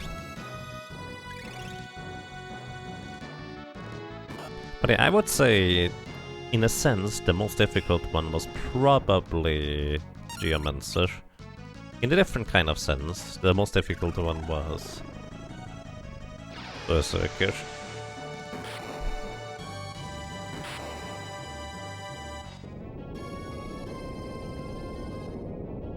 Then I guess White Mage was kind of up there as well. Kira Cola. Maybe. Alright, Harlequin Nazo defeated by basically never attacking and just waiting until we win. More or less. Not quite. Okay. Let's equip the Mirage just here. This is actually a fine equipment set. No, the longest was Solo Berserker. It took us like 10 hours in order to get to the final boss without even beating it. White Mage, to be fair, was kind of close to it as well. But that was also at a time where I wasn't as experienced in solo challenge runs.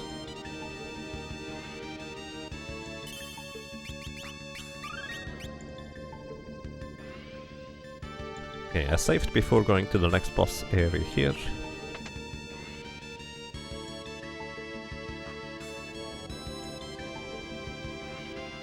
You know, the funny thing is, I technically do have enough elemental rods in order to defeat the final boss, but not the final boss and necrophobia at the same time.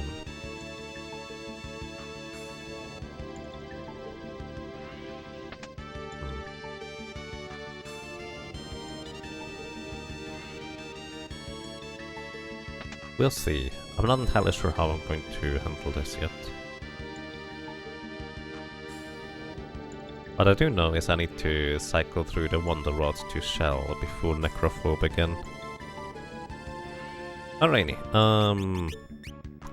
Britannia.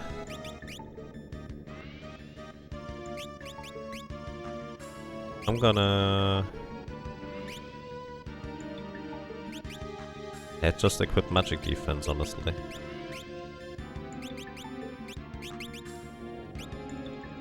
Alrighty, welcome to Twintania. Twintania's 50,000 HP is weak to Holy Element. But more importantly, it is weak to basically almost, no, literally everything once it starts charging up for Giga Flare. So that's exactly what I'm waiting for here. This is why I cycled the Wonder Rod all the way around to...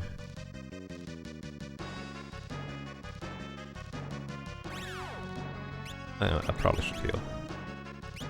This is why I cycled the Wonder Rod all the way to Break, because petrification on an enemy means that they instantly die. I think he's going to use Wind Slash 3 times here.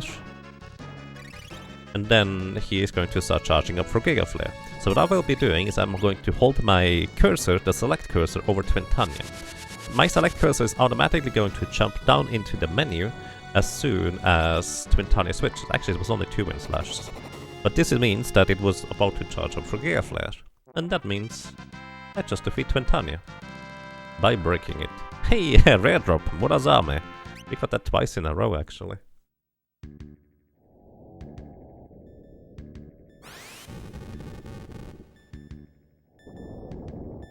Alright, Twintania is really easy to defeat if you know what you're doing and you have the correct tools. Or you are looking to get the other rare drop from Twintania when you don't defeat it during that phase. Then, well, you have to deplete the entire 50,000 HP. Which might take a long time. Alright, I think Mirage Mist actually is a good choice here. Always gives me a chance to dodge attacks.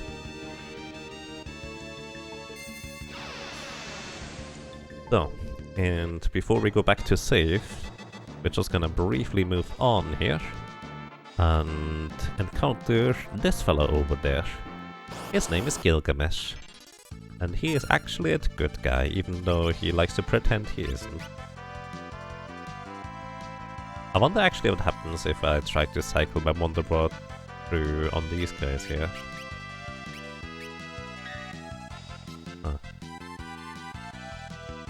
Did any Soul Run defeat Twintania without insta-kill? I think at least one of them did.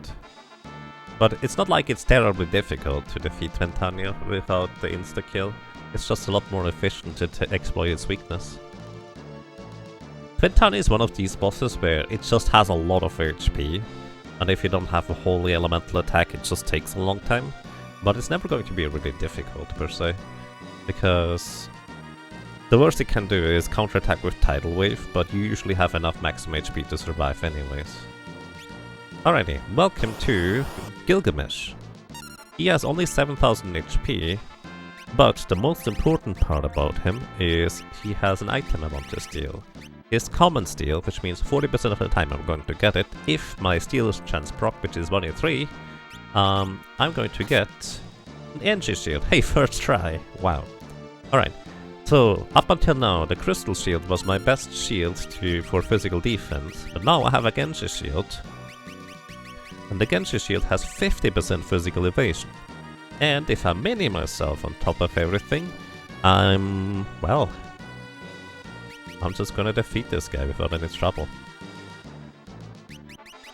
Alright, so I need to cycle the Wonder Rod all the way through anyway, so I might as well use Gilgamesh here as a little bit of target practice. Next is gonna be Bio.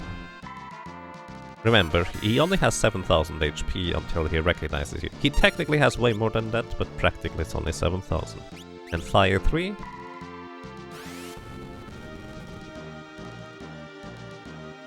Ha! He attacks twice in his second turn. And also the third turn if I'm not mistaken. And next is Ice 3. Then Bolt 3. This is basically the exact same as if I was breaking the rods, by the way. Normally the downside of the Wonder Rod level 3 elemental spells is that you don't get the advantage of boosting those elements via other equipment pieces. But I can't do that anyways. Here we have Flare.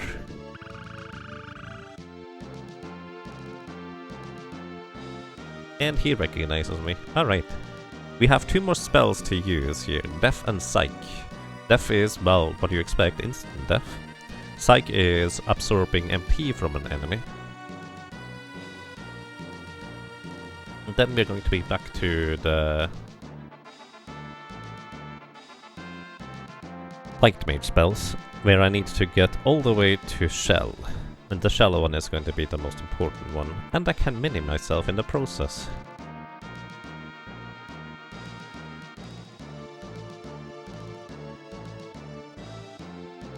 And hey Blood, where did death number 5 come from? I died to Colorless Theory, which is literally the first time I've died in any of the solo character challenge runs to Colorless Theory, because I had the Bone Mill equipped. Colorless Theory casted Wall, and I broke a Fire Rod into it, because I was too slow to react, or it might have happened at the same time. I actually don't remember. It might just be that I was slow to react that, hey, Wall, reflect spells. Bad idea. So, yeah. I died to Colorless Theory of all things.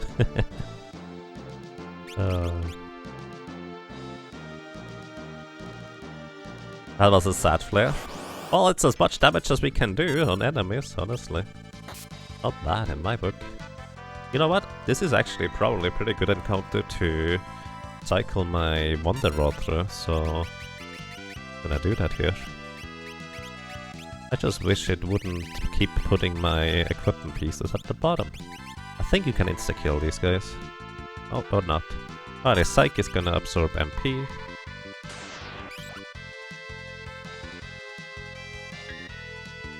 Then we have Cure to heal. Then we have Antidote. Then we have Silence.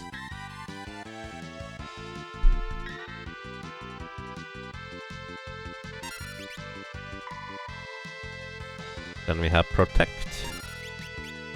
And next is Mini. So I think, and I'm not sure about that, I think Mini can miss or can be resisted even if I don't want to resist it and cast it on myself.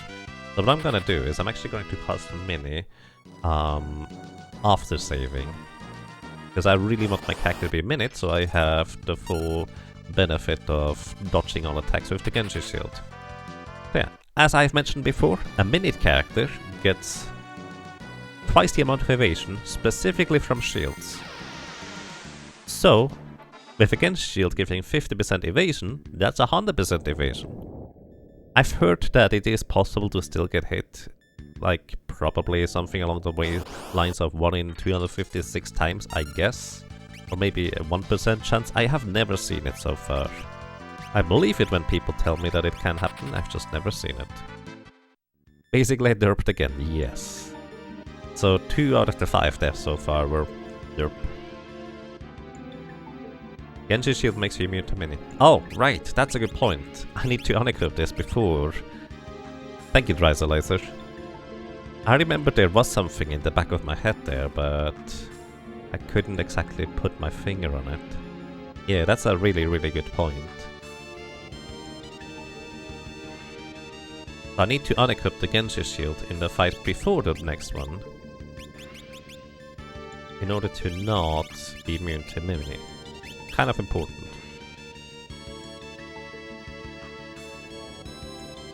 Derp. Big derp. Hello, and welcome to you, Manawats. I hope you're doing well. Hello. So, while I'm also... So I just saved, so we are safe now. While I'm doing this, I'm also going to just walk around and grab the various treasures in this area here. Which means I'm gonna grab the Man-Eater Dagger, and then I'm going to also grab the running shoes. Because as mentioned before, I will probably want to have more elemental rods to break on the boss. Then again, I could technically use the... No, I can't use the chicken knife. It doesn't work. Doesn't work that way. Right. I'm just gonna run. Bye. So now I can mini myself in the next encounter. Because I could mini myself in this encounter here, because I still had the lingering effect of the Genji shields that gave me immunity. Man-Eater is a dagger I actually cannot equip. Despite being able to equip all daggers, I can't equip Man-Eater dagger, because it is dancer-only equipment. The dancer equipment is its own special category, and only specifically dancer and freelancers can equip it. Unless you give somebody the ability to equip ribbon, which allows you to equip, well, ribbons and other dancer equipment pieces. Okay, I have no idea how dangerous this encounter is. Either way, gonna Wonder Rod and mini myself here. Nice, now I have 100% physical evasion as soon as I equip the Genji shield. Nice, alright. And chicken knife to run away, hopefully.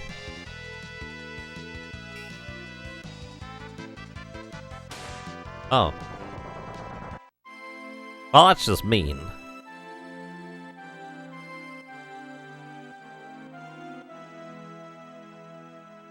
Well, there we have one random death added to it.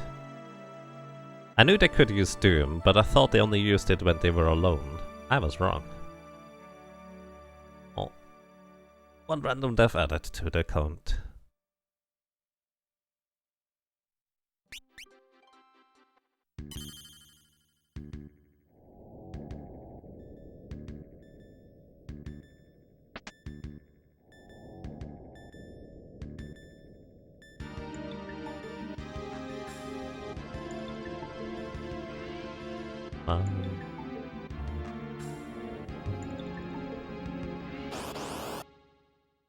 Euros are scary. Yeah, they are. It can be in any case. Alrighty. Wait, I still have the lingering effect from the Genji shield, so I can't do the thing here. I need one more encounter. You missed a few deaths, it seems. One was just, well, Doom, dead, because I didn't have the bone meal equipped during that specific encounter. And the other one here was just... Well, I died to Call of Hysteria because I had the bone meal equipped, so I was vulnerable to fire, and I broke a fire rod into the wall of Call of Hysteria, killing myself. 2 derps. Yeah, 2 out of 6 derps, and 4 actual regular deaths, I guess you could say.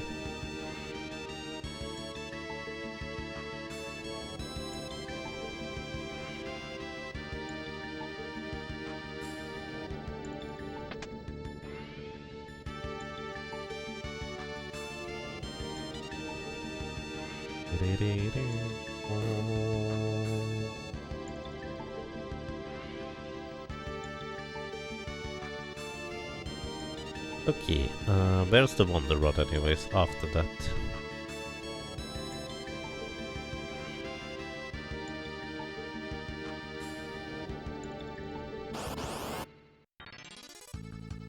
Okay, this is a good encounter to do this in. That's a safe one. Alright, next is gonna be mining myself. Oop. The Genji shield, and we are safe now. Then, next is... Let's see, mini cure 2.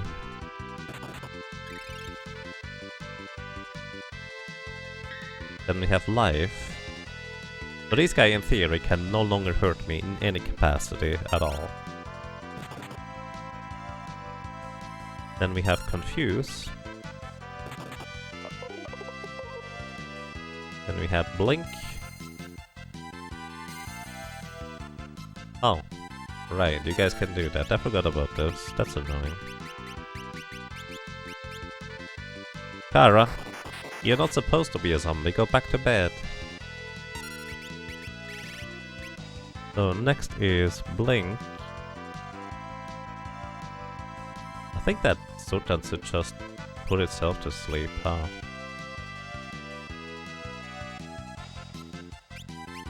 Yeah, Blink and then Shell. So Shell is gonna be the important thing next.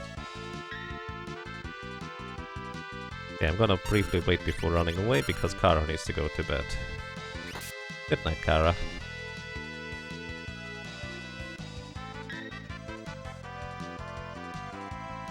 Yep, the other guy just put himself to sleep with a strange dance. Kind of like hypnotizing yourself, I guess. There's Thor's hammer for money. And the funny thing is, at this point, I should no longer be able to get hit by anything. So even that dangerous encounter with the 2 death claws and the Lord Dancers, I should be immune to them, curious enough. Yeah, this one. Because even if I get put to critical HP here, I have a 100% block rate. So yeah, the most annoying thing that can happen now at this point is the Sword Dancers just using their Dance of the Dead to revive one of my dead allies, which would be annoying. But nothing dangerous. Okie dokie. I think that's all the preparation I need in order to go and defeat Necrophobe.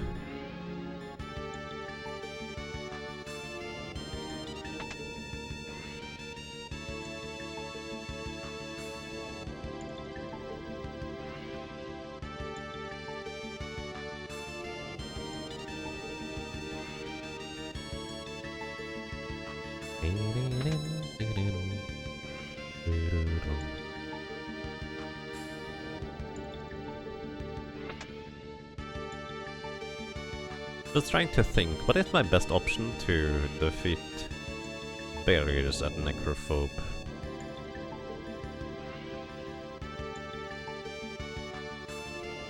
You know, I just realized I can't really damage the barrier at Necrophobe. Well, I can, but I just need to run them out of magic first, huh? Okay, that's gonna be weird. So yeah, I think it's decided. I'm gonna walk outside anyway, so I might as well use the magic lamp for extra damage. Oh no, attack from the back. What am I gonna do? Oh, I'm gonna run away as usual. Goodbye. They just didn't see me. It's fine, I'm too small for them to see me. I was hiding behind the pile of corpses that they very conveniently ignore. 6 deaths so far is still really good. Yeah, it's crazy good. But the 2 most difficult parts are still coming up, I guess.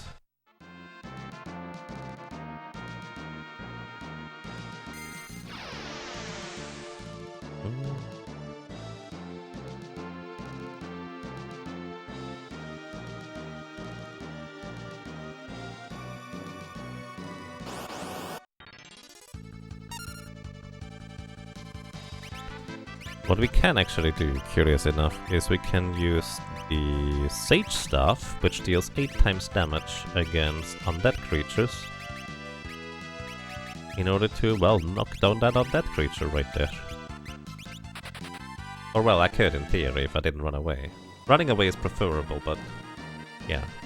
Because he can use Zombie Powder, and Zombie Powder randomly targets one of my 4 party members.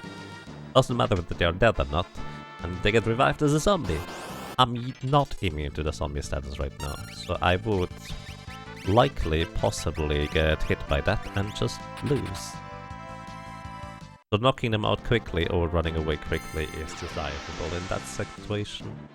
By the way, most of the chests I'm skipping either contain a pinwheel, which is a really crazy powerful weapon for a ninja to throw, that's it. And the other ones are...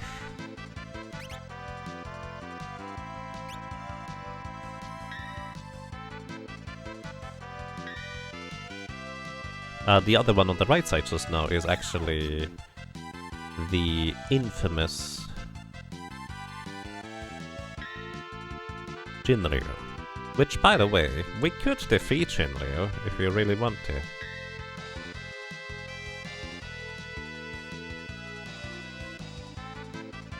Please let me run away. The thing is, if I attack with the chicken knife, they will counterattack with Mind Blast as well. And that's just a lot of damage there. And I don't have, well, the ability to heal myself through traditional means. Well, let's just use chicken knife anyways, I guess. Oh, maybe he doesn't counterattack if he doesn't actually take damage. Hello! And welcome. There we go.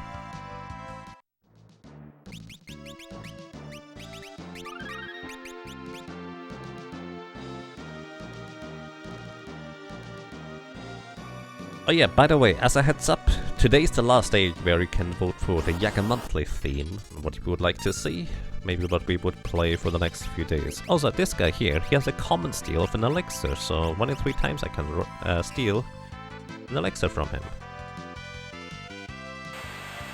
Well, 1 in 3 times 40%, so actually a lot less likely to get an elixir from him, but I got one, so that's nice. And tried to run away again. There's really no upside for defeating Shinryu as Mimic, so I don't think it's necessary. It's not necessary, but it could be fun. You're correct, there's no reason to defeat Shinryu, because all you get is the Ragnarok Sword, which is a knight-only weapon.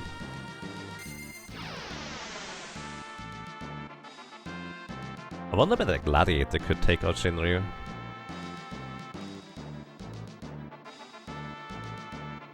Like, just in straight up one-on-one Mortal Kombat.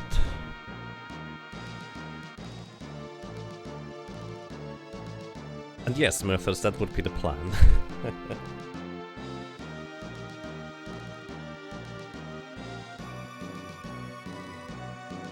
Alright, let's see.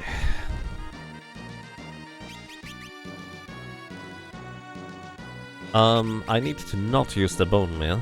I'm gonna use Black Mage Armor and the Mega's Hat for more magic power. And I'm going to use the Aegis Shield for the first part here. Running shoes is required, and I think my best way of defeating these things is just running them out of magic.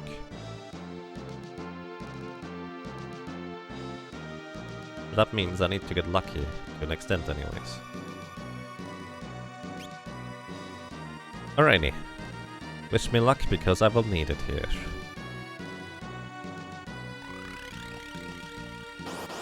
You could petrify them with the Wonder Rod if I had a shell or wall on myself.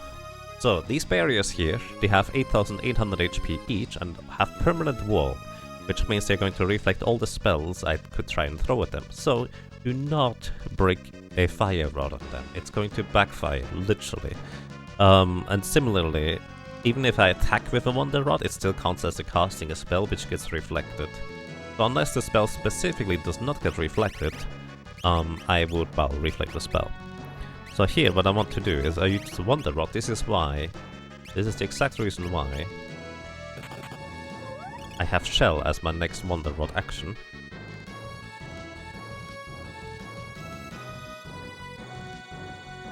And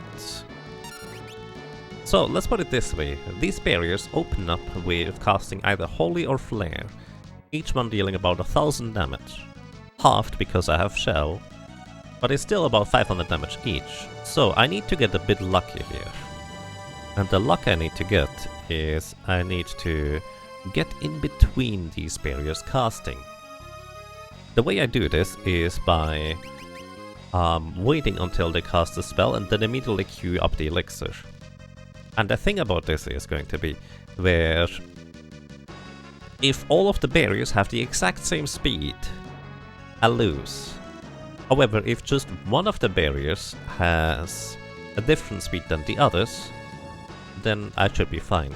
So either, for reference, all of the barriers can either have +1 or -1 speed, just kind of chosen at random at the beginning of the battle. You don't know what it is going to be. So my goal is going to be waiting until they cast a spell, use an elixir on myself, and pray that they are not all the same speed.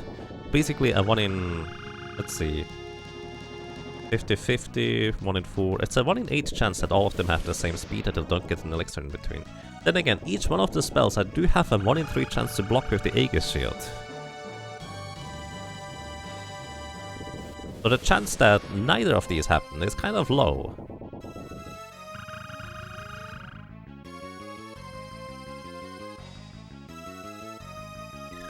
Wow! Okay! That is really unlucky, actually. Holy cow. So all of the barriers had the exact same speed, but I could not get in a single thing in between, and I didn't block a single of their attacks with the Aegis Shield. That is a 1 in 8 chance that all of them have the same speed, because the first one doesn't matter which speed it has, the other 3 just need to conform, if that makes sense. And then on top of that, 3 times, well actually, 3 divided by 3 to the power of 4. Oops. 2 divided by 3 to the power of 4. 2, 3, 4 is another 20% chance of happening. So it's a 1 in 8 and 1 in 5. Not quite 20%, it's 19.7 some change. Doesn't matter. I used up all my luck yesterday. Oh, that happens. Honestly, I expected to die at least once against Apocalypse, because it's just decently likely, honestly. That's just the nature of the beast.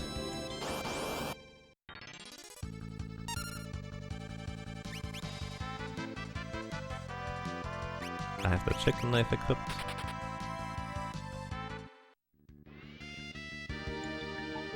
Yeah, Wonder Rod resets were helpful, plus having Shell is helpful, so the probability of the Mime succeeding compared to our previous run, which was... Did I already forget that? Hang on, what was our previous run? Oh no! Ah, compared to the Monk, there we go. So the Monk had not nearly as much magic evasion or chance to block magic attacks. To be fair, our chances were significantly higher than the Monk's.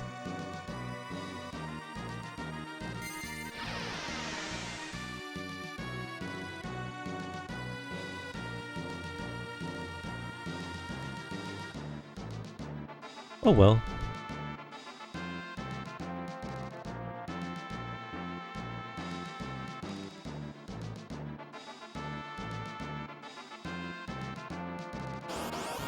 That was a really long walk without an encounter, I just want to point that out.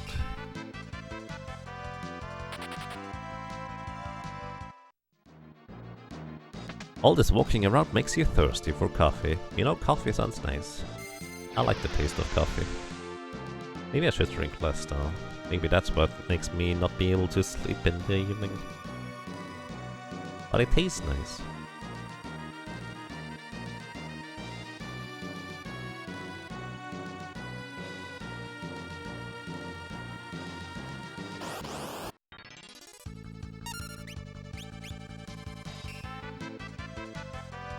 Coffee. Oh yeah. Hang on. Oh no, never mind. I was about to say, the only dangerous thing that could happen if I equip a wall ring here would be... What would it be? Not a whole lot. Except that the dragon, the crystal dragons, would be pretty dangerous if I had a wall ring equipped instead. But at least the mind mages would just knock themselves out instead.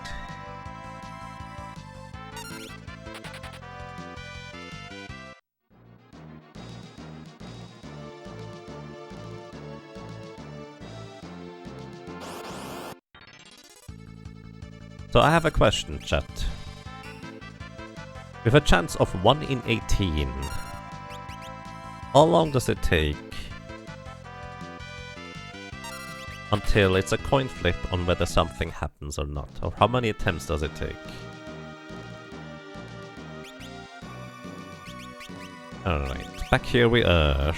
Black mage armor, Magus helmet, start with the Aegis shield, pick knife for the first turn to be faster, which does probably not even matter. Let's go.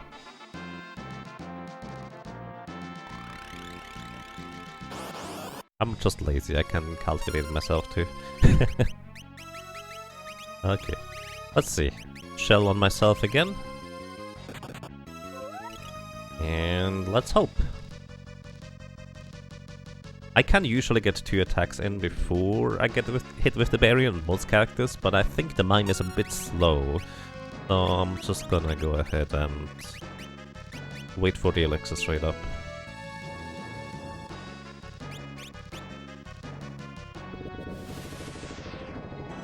One in 18 it is, not 1 in 16. Because we have a 1 in 18 chance to die to Grand Cross. Can you not block spells while you're minute with the Aegis shield? Is that a possibility?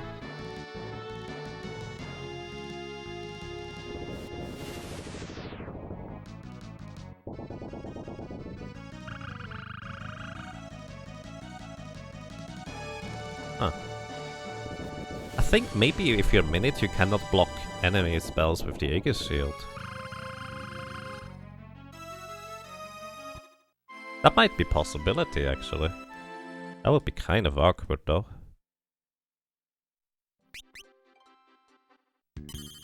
Can't imagine why you wouldn't be able to. Well, I mean, it looks like it.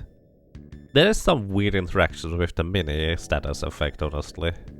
Because when you're minute, the proc chance for Earthquake with the Thor's Hammer, and not Thor's, the Gaia Hammer, is also significantly reduced. It's still technically possible, but for some weird reason, the chance to proc it is significantly reduced. Although I just always attributed that to you, well, dealing 0 damage with the attack in theory, and the game just aborting calculation because of that. Just equip HP plus 30% and easy game. Well, it doesn't quite work, unfortunately, because we're not a monk. And look at these guys, they're normally dangerous, but in their case... Ah! Ouch! I guess we can't block the swing down. That's news to me. I had no idea that you couldn't block that. You feel like you've seen Aegis block with a mini shield. Actually don't remember what I have.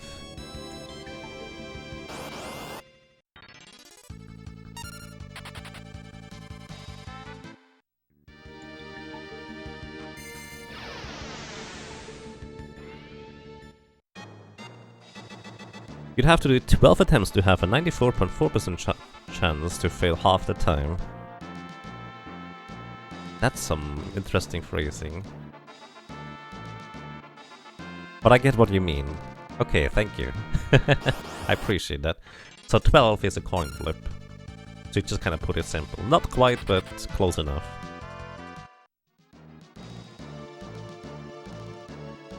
Right, but I don't think you can... Oh well, it's fine.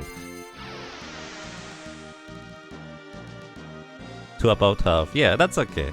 I appreciate that, Almasha. That's exactly what I would have done. That's close enough for me.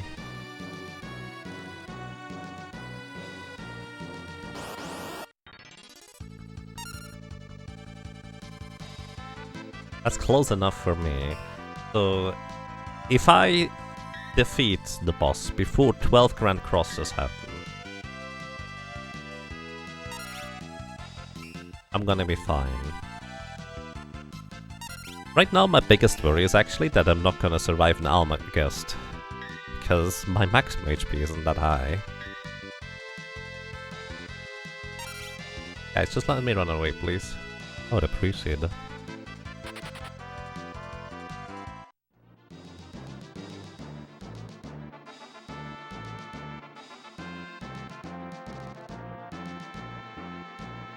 I probably should get this elixir on the way back.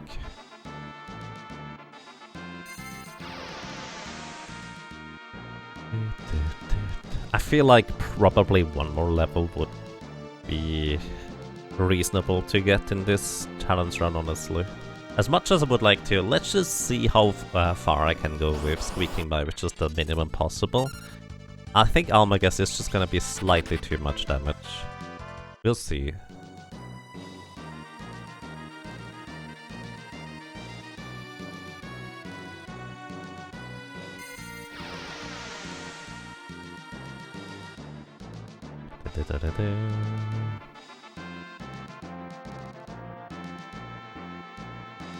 From a quick Google search, it looks like Mini only affects physical stuff like physical damage, defense, and evasion. Well, yeah, but nobody even mentions that you can't proc Quick as a solo berserker.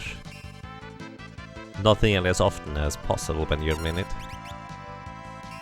That's kind of what I mean with, like, it's just not properly documented, really. Because one of the clearly best strategies for a solo berserker to win this game would be to mini the solo berserker with a Genji shield in hand. And then proccing Quick in order to just straight up demolish everything. But that doesn't work, because the proc chance is way too low, and I have no idea why. Mercer says, thank you! Thank you so much for 9 months of support. Welcome back. And I'm glad you enjoy your stay. I hope you're doing well. Thank you so much. And I'm actually gonna equip the Aegis shield in combat. Maybe that's gonna make a difference. Probably not, but... Attempt number 3. Mercer says, thank you so much. I hope you're doing well. Where's my Wonder Rod? Wonder Rod, Wonder Rod. There it is. You know what? I don't need the Wizard's Rod anytime soon. I will need it in one specific instance, so just put it all the way down. Wonder Rod and Aegis Shield. Let's see. Shell on myself.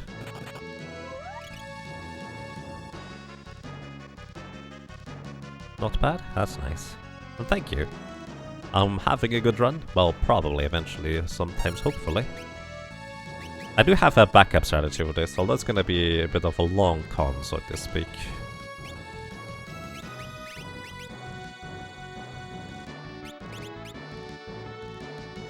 We blocked it! Alright, you can block it. But I have the strong suspicion that if you're Minute, the chance to block this is significantly reduced. Like, that's most likely the case. Because clearly, this is not a 1 in 3 chance right now. To be fair, Final Fantasy V RNG is very, very biased, but still. The same logic still applies. Actually, just gonna mimic the elixir. Maybe that's gonna be slightly faster.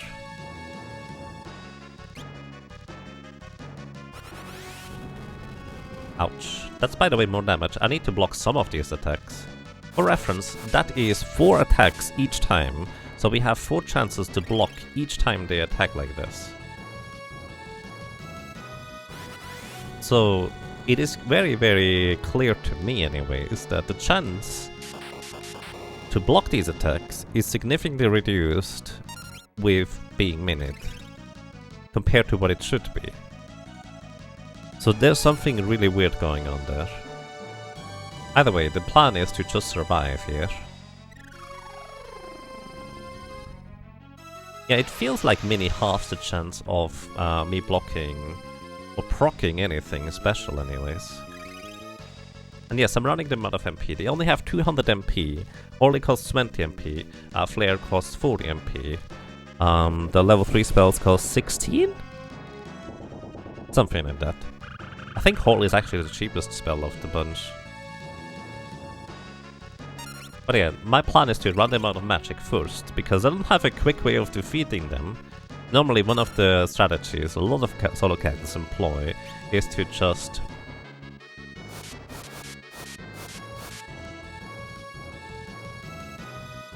By the way, we have a clear split down the middle. I'm getting to that in just a second. I was just thinking also. What was I thinking? I forget what I was thinking.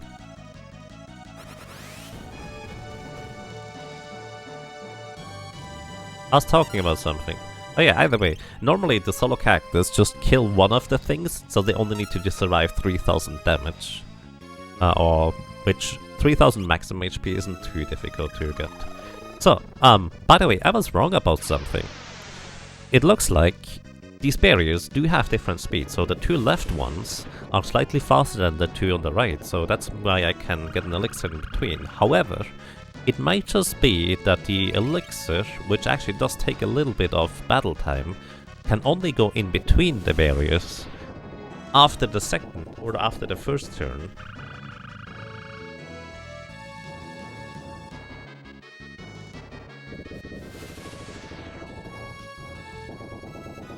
Outlier situations still exist, and your early game had pretty interesting streaks of luck that worked in your favor. Maybe this is just a streak of bad luck proccing? It's possible, it's just unlikely. Because if you calculate all the possible blocks together, which I should get here once in a while, I feel like that is not 1 in 3. And the main reason why I even say this is, normally it's like, yeah, it could just be variance. Of course it can be. The thing is, it's just because I know that Mini has really weird interactions sometimes with stuff like mini berserkers and such, is why I'm mentioning this. Although these few blocks here just now were just like, that is normal, or that's what I would expect anyways. But yeah. Yes, once the barriers run out of MP, I can fight. How can you get a hit in? You can attack twice before they get a turn with phased boots. So if you defeat one of the barriers in 2 attacks, you basically only need to survive 3000 damage at the beginning. And yes, at least I can mimic elixirs.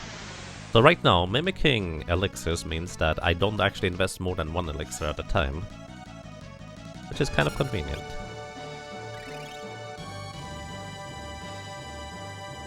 So basically, the entire time I keep reusing the same elixir effectively, which is kind of funny.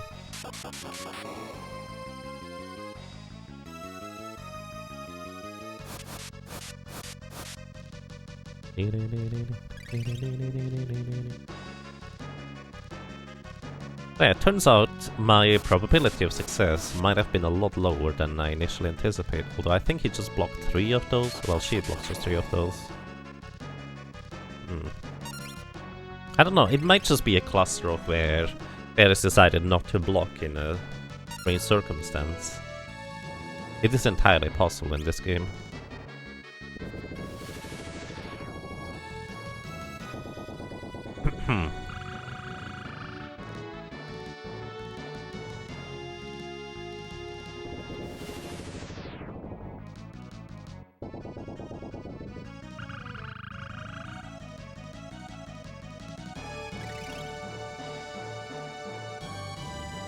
By the way, in case you're wondering, their AI script is just that simple. First turn, Holier Flare, second turn, one of the elemental spell, third turn, Holier Flare, and fourth turn, their elemental spells, and then they just repeat. The only thing that is different is, in the first turn they have a 2 in 3 chance to cast Flare, and a 1 in 3 chance to cast Holy, and then the third turn is the other way around. It largely doesn't make a difference.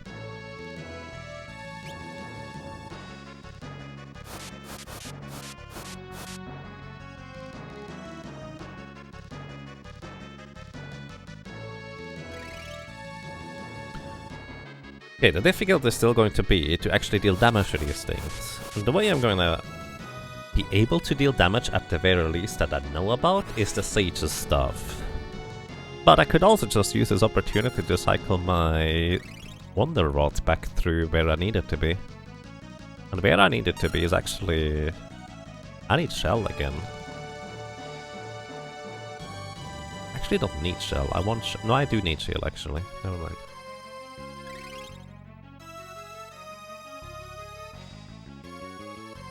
Okay, they are largely out of MP. But until I see them trying to cast Holy and fail, I'm going to assume that they are not out of MP yet.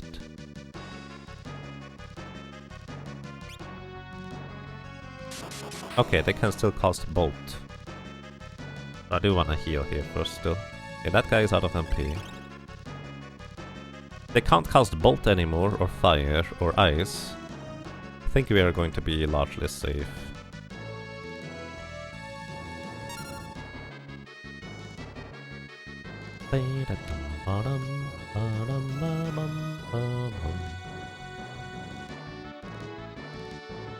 Yeah, I think we win. Well, we don't win yet. So, Genji's shield is next. Don't forget to equip that, because second phase is gonna be entirely physical attacks. Then I'm gonna go ahead and equip... that's actually a unique opportunity. Here, I'm gonna equip the Lilith Rod. The Lilith Rod is a very strange kind of weapon. I think when you physically attack with it, it has a 1 in 8 chance to cast or proc Psych as an attack. The other time, I actually don't know what it does. It's a weird weapon, but it gives plus 5 magic power, which I think is the highest of any weapon in the game. And using the magic lamp is going to cast Mega Flare, which is Bahamut, the strongest summon in the game, which cannot be reflected. So it's a good chunk of damage to all of them, but they still have, well, 8,800 HP total. So the second one is gonna be Leviathan. And the third one I'm going to keep. I'm not gonna go more than that. It's just going to be a bit of damage dealt to all of these in an efficient fashion. And Neoster, thank you! Thank you so much for 20 months of support. Welcome back. And I'm glad you enjoy your stay. I hope you're doing well. Alright, I'm going to start working on the enemies here. And I think my best bet is actually using the Sage's Staff. The Sage's Staff does not use your attack power to attack, which means it sets to 3 attack power no matter what. It uses actually some magic attack value. So that means I can still deal some damage. It's not good damage because it's based on a magic power and all my stats are basically just bad. But, well, it's eventually going to knock these things out, just gonna be very slowly. So yeah, Newstead, thank you so much for 20 months of support. Welcome back. I'm glad you enjoy your stay. Toads are annoying, but occasionally useful status effects, not food. Okay, that works for me. I hope you're doing well, Newstead. And you know what? I think right now is an excellent opportunity to get some coffee, because I'm holding down the A button. The first 2 barriers are gonna get killed eventually by holding down the A button, and then I will return to just the back barriers being here. So be right back. Coffee.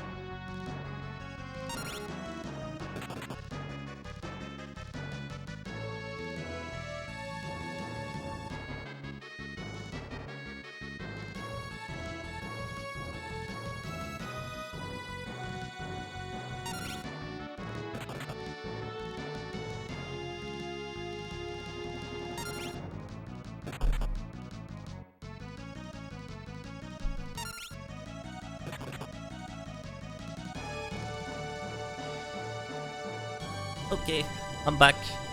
I have coffee. My keyboard is still holding down the button. I was also thinking, in theory, I could use Dancing Dagger for the drain effect of it too. But yeah. I'm back. Bye back. But yeah, this is unfortunately going to be kind of slow.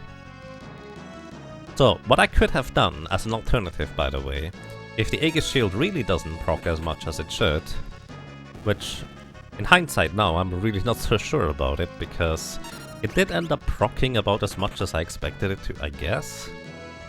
Either way,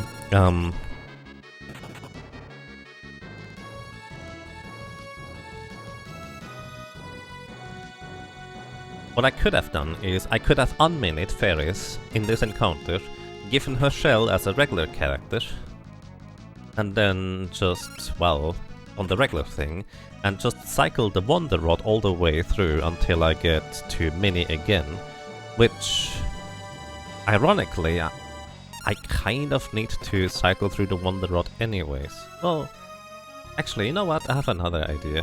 We can do something a bit unique, I suppose. By the way, it's really convenient that Mime doesn't just replicate the command, but also the target.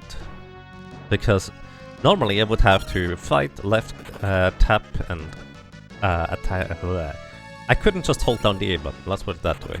As a Mime, I can just hold down the A button. Am I gonna steal Greg's armor? I'm gonna try. There's not much of a reason for me to try and get it, but I'm gonna try.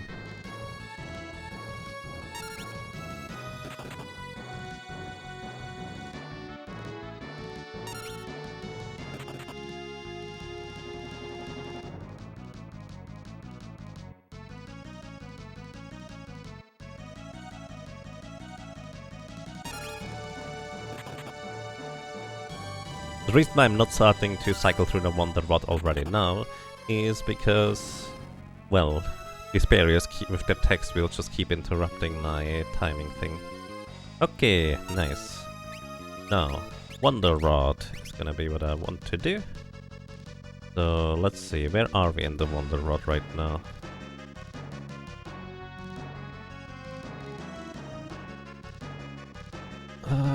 We just casted Shell, so next is Ezuna, removing all negative status effects. Then we have Kyuraga, which heals to full, doesn't matter on him by the way. Then we have Reflect.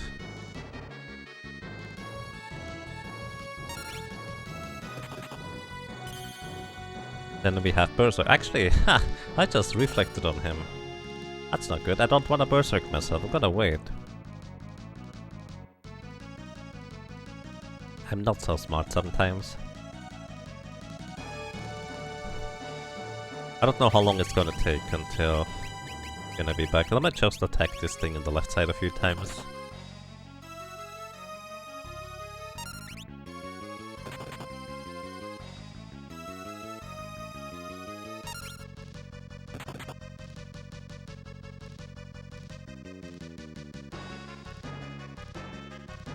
Hopefully the Reflect has worn off. Actually, the way I'm gonna test this, I'm gonna attack with the Venom Rod. Okay, the Reflect should have worn off. Plus, I should still be immune to Berserk anyway, so it's not like it matters. No wonder Rod Reset can't save you. Well, I mean it could, but it would just be a really long time until we get back here. That would be awkward. Either way, here. Berserk, by the way, he's just a dummy target. It will play all the spell effects, but it never actually is going to work in any capacity. So next is Life 2. Then we have Holy.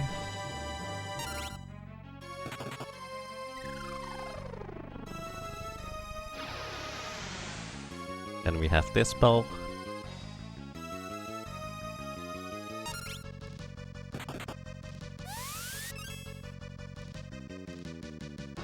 Then we have Fire. We have Ice.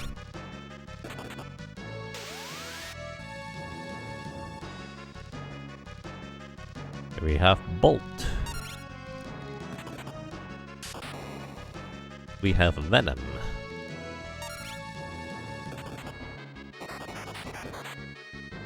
We can sleep.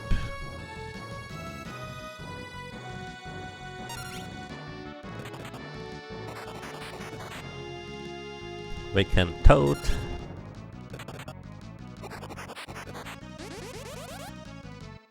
We have fire too.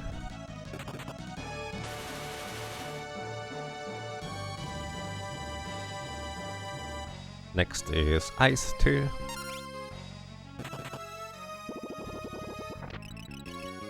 Then we have bolt too.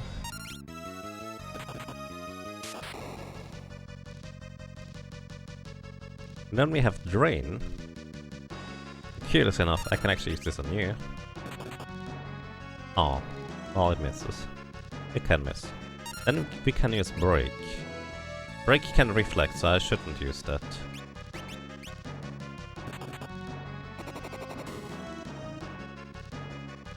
Then next is gonna be Bio, then Fire 3, Ice 3 and Bolt 3. So Bio is here.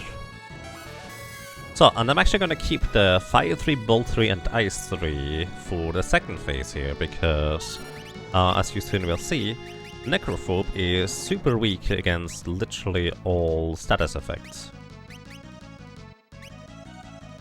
Excuse me, literally all elements, not status effects. And where is my sage stuff? There it is. Stop hiding down there.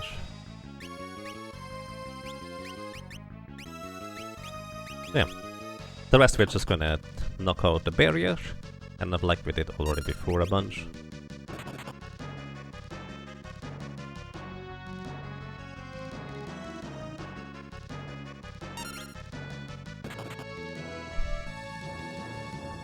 And then, because I had the bone mail equipped in the previous encounter, I'm actually immune against instant death. Because for some reason, Final Fantasy V does not properly erase the flags what you are immune to or not immune to when you exchange equipment in your inventory equipment screen.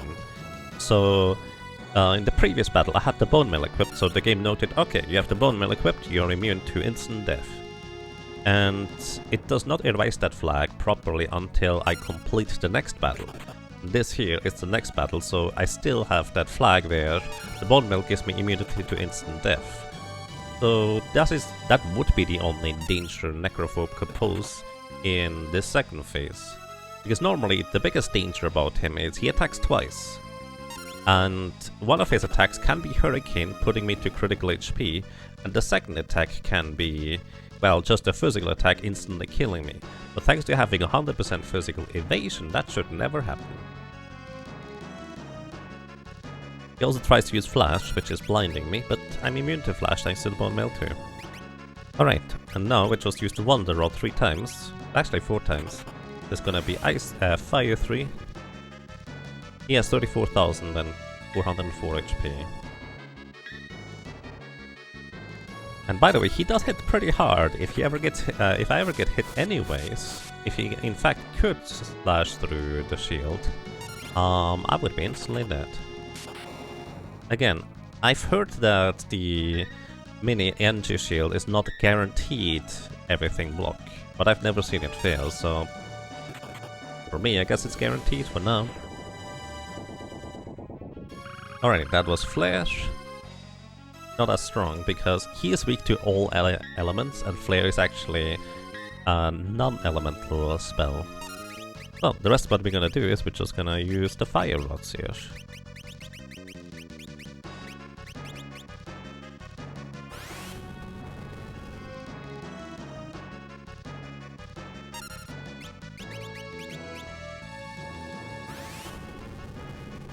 Which all just cost Fire 3. You've seen it hit. It seems to be 99 evade cap. Interesting. Well, let's just hope it doesn't hit. Because we may technically survive a physical attack, but we are not going to survive a vacuum wave, I don't think. Probably. Especially since I don't plan on healing in case he ever uses Hurricane. Alright, 2 more rods and we're going to win here.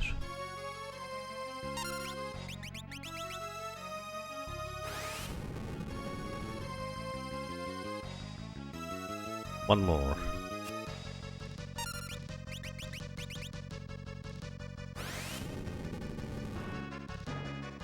Okay.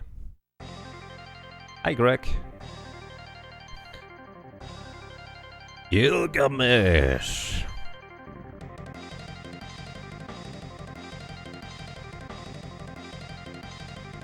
So, if you did not fight Gilgamesh beforehand and meet him again, he would actually not appear in this encounter. You would defeat Necrophobia, having 44,000 HP. Here he only has 34,000 HP and then Greg appears. You can technically defeat Necrophobia before Greg appears, just straight up punching him out of existence. Which is what the overpowered monk did, by the way.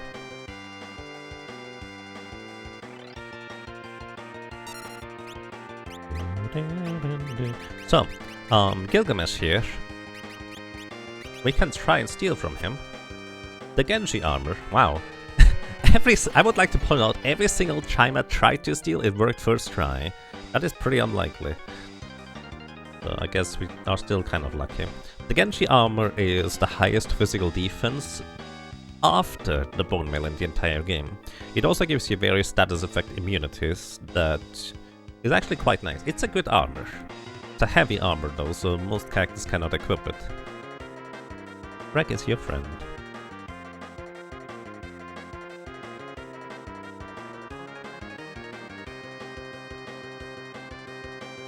You love the concept of a solo run, lore-wise. At least with 4 characters they're like working together, and their power is greater than the sum of their parts. But solo, you're just like one dude killing elder gods. Yep, we're basically playing Bloodborne, or something like that.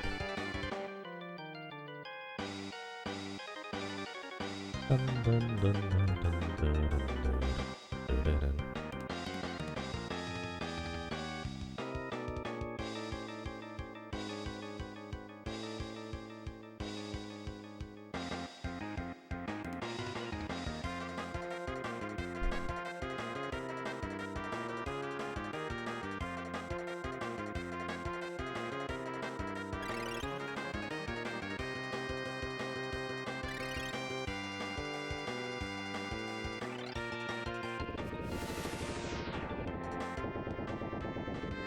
I do actually think I technically have enough elemental rods to break right now, without going back outside.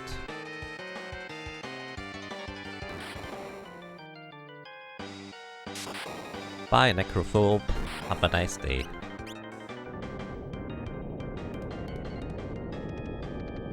And this unlocks the last save point.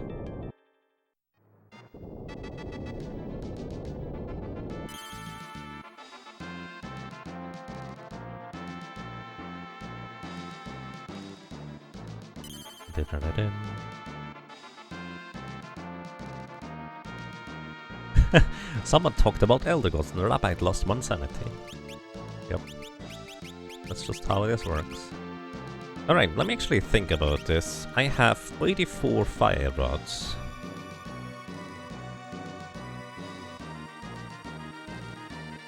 What did I say I needed?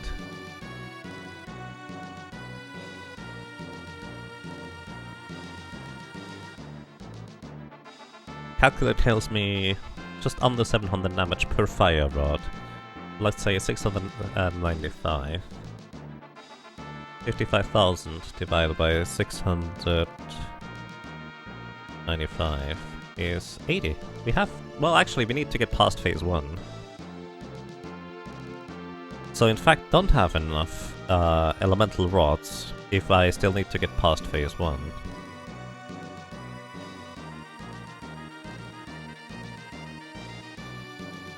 Oh, I just barely don't have enough rods. Huh. This was actually a lot closer than I thought it was gonna be.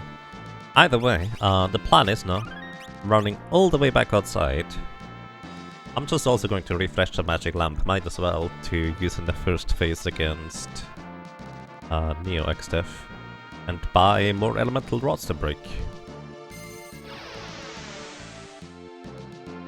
Because that's been our entire strategy for the entire time so far. On the way out, I'm also going to cycle the Wonder Wand back around to get Shell.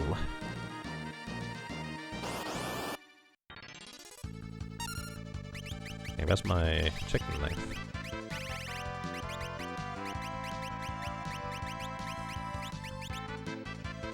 I guess you need quite a few to defeat Ted. And yeah, for the 3 form, we need a lot of them too. Technically, I could just run it out of magic and defeat it with the Sage's stuff too, but that would take probably longer than literally running all the way outside, and then coming back inside, watching the cutscene like 5 times over, and then defeating him with rod breaking.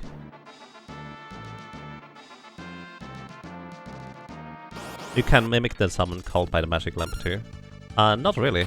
That's kind of a catch. So here's the thing, what you mimic is using the magic lamp. Let's put it this way. Let me just test it. Because I'm going outside anyways. I'm going to look for an opportune encounter to test this in. Because it would be amazing if I could do that. And who knows? Maybe there's a difference between the Game Boy Advance version and this version in this kind of obscure aspect. Because that sometimes happens in this game. Do you counterattack if I do this? It does. Okay. But yeah, I'm just going to try it. I think it's a worthwhile test, because I'm going to refill the magic lamp anyways, I'm going to restock on elemental rods as well.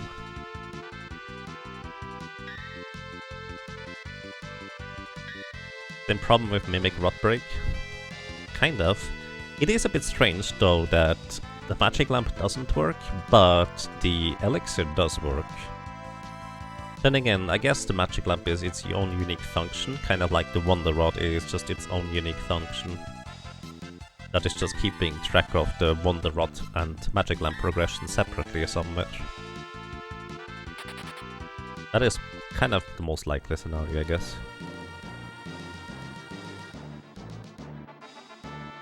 Your shell will get dispelled before the Almagest part dies. Well, my hope is that I survive an I survive a full power Almagest. Can you attack yourself with the chicken knife to safely run? Actually, yes, that would work. That would work, actually. Still going to deal some damage because the chicken knife... well, I have 0 physical defense. You always hit yourself. No, it would proc, actually. 1631 is pretty low on the Almagest damage, I think. Yeah, it is. It very much is. 1700 would be a bit more comfortable.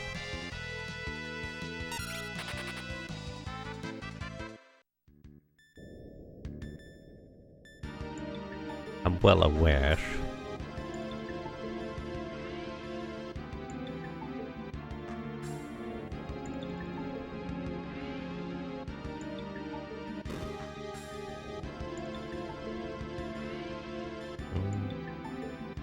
I could also get the running shoes on the right side for more money, but I think we have enough items to sell for money.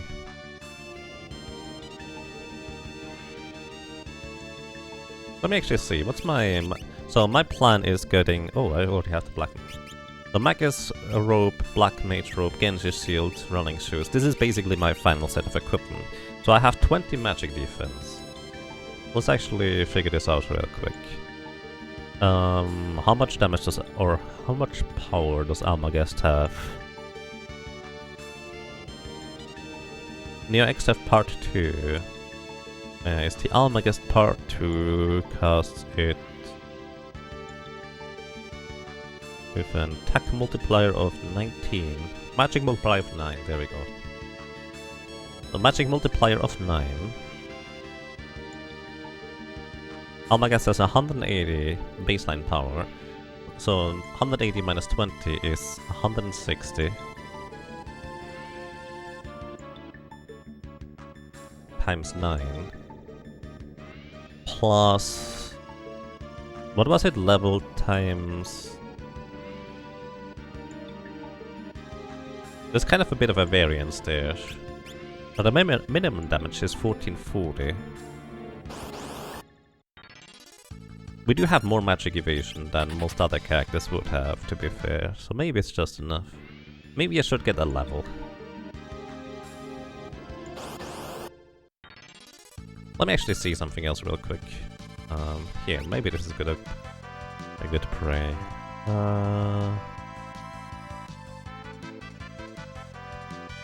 Level 44 would give me an additional magic multiplier with the setup that I'm using. I mean, we could, in theory, go and do that. Maybe.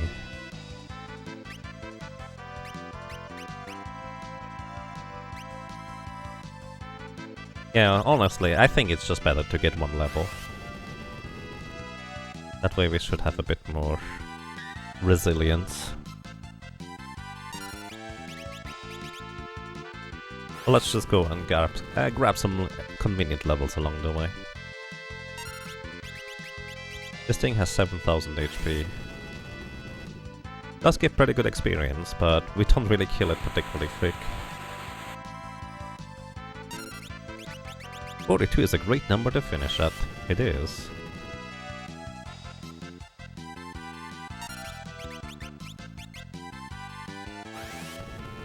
Is it just one level, or am I going to aim for a specific stat boost? Level 44 would be the next stat boost, but that might just be a bit further away than I want to go to. I don't know, I could easily go into the trench and use the magic lamp summons for that. Speaking of magic lamp, I have not actually tested this yet, have I? Here, magic lamp. The first one is not gonna do anything, because True Edge only hits enemies that are not heavy, and these dragons are flagged as heavy. So if I mimic this, I'm gonna mimic using the magic lamp again. It does cast Thunderstorm. So yes, unfortunately, it doesn't do anything useful here.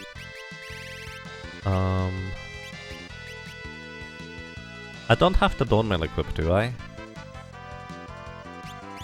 I hope not. Okay, I don't have the Dawn Mail equipped.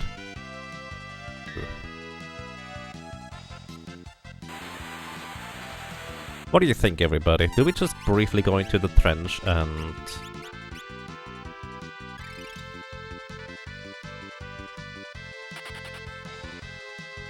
get level 44? Because that would actually increase our damage by more than 10%. Also reducing the amount of frauds I need. Yeah, I think it is probably the reasonable thing to do. I love being mini-done with a Genji shield. 10% seems like worthwhile. Yeah, alright. We're gonna go into the trench and grab a few levels there. Basically the easy way. Let me run, guys.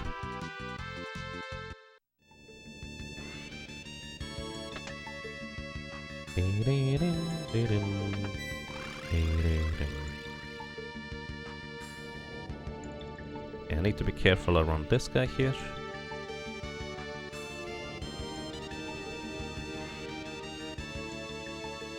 You could just sprint past him technically, with good timing, but I'm just gonna play it safe here.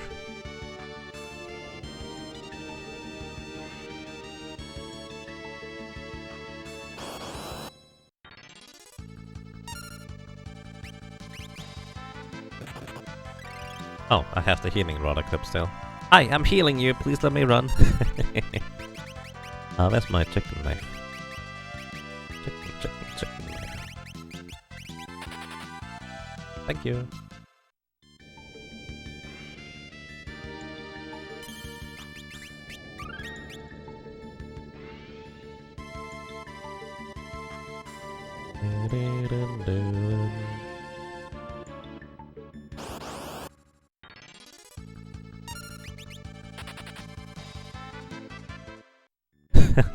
And yes, welcome to Blushy. I hope you have a good time so far. It can indeed be quite advantageous.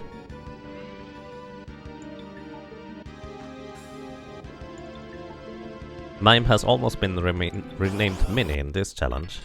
Well, maybe. Maybe just a little bit.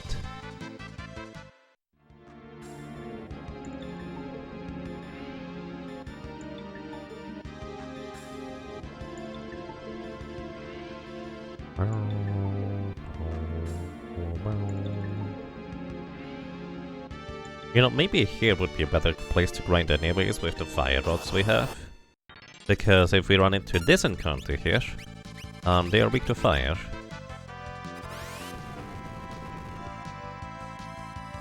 They do give good experience.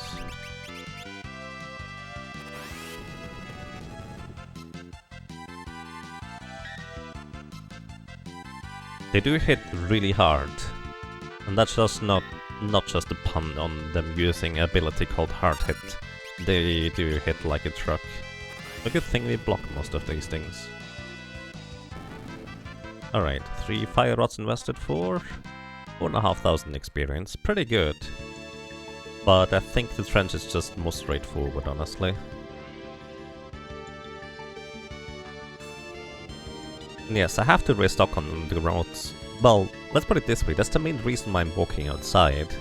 I don't have enough elemental rods in order to knock them over Xdev's head, mainly because of the phase 1 actually. Phase 2 I did calculate I have enough rods, but phase 1 I don't, which is the problem about it. Can you mimic a rod break? Technically yes, but practically it doesn't do anything different for you. It's still going to use up a rod and you have to have a rod equipped. Because what you're effectively mimicking is you're mimicking using an item that you have currently equipped in your hand. That's all a mimic does in this scenario.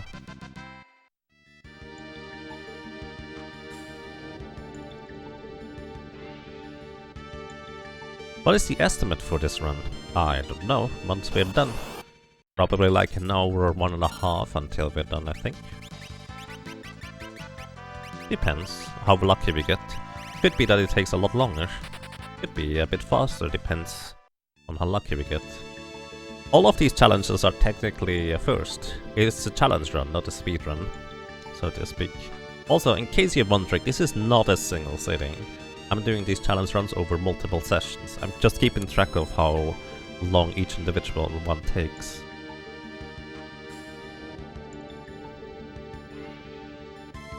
Because sometimes that might just kind of be the impression. It's like, oh my goodness, your timer shows 19 hours. Did you sleep? Yes, I did. Don't worry. But yeah, if you have any more questions, feel free to ask. I'm happy to answer.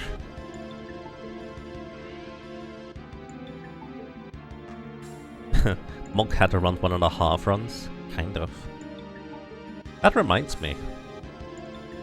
So one of the things I could do different for the second Cannoneer run is because it's just missing the last part, right? What if I gave the Cannoneer his ammunition already at the very beginning? Because with the Cannoneer, I couldn't actually use his special combine ability until we arrived at the end of World 3, where I could actually buy the ammunition. But now, since it's going to be just a replay the second time through the Cannoneer, could just be all the cannon abilities unlocked from the beginning. Yeah, I'm not sure it's interesting because a lot of them are just going to be so powerful that we are likely going to one-shot most of the enemies until we arrive at Xdev. Oh, that's not good. No! I should equip the bone mail. Oh my goodness. That's so mean. And so unlikely. Another random death.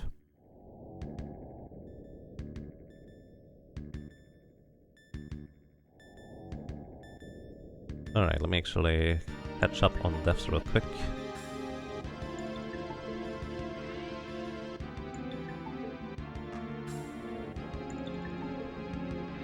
Alright, caught up. I mean, there's virtually no reason for me to not equip the bone mail here, to be honest, so that is my own mistake. Oh well. Like Cannoneer 2.0, pretty much. At least I have a good reason now to replay the Cannoneer then.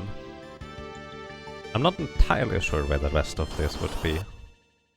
In fact, what I may want to do is I may want to just play straight from where the previous Cannoneer highlights end. We'll see. I haven't quite decided yet. First, my goal is going to be beating the remainder of the classes.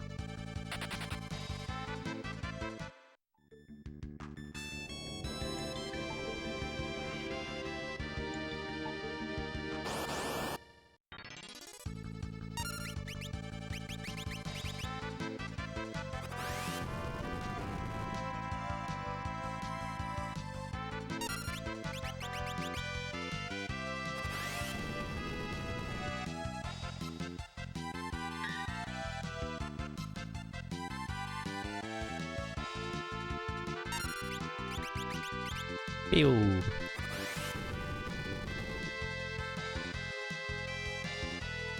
And pew. Good night.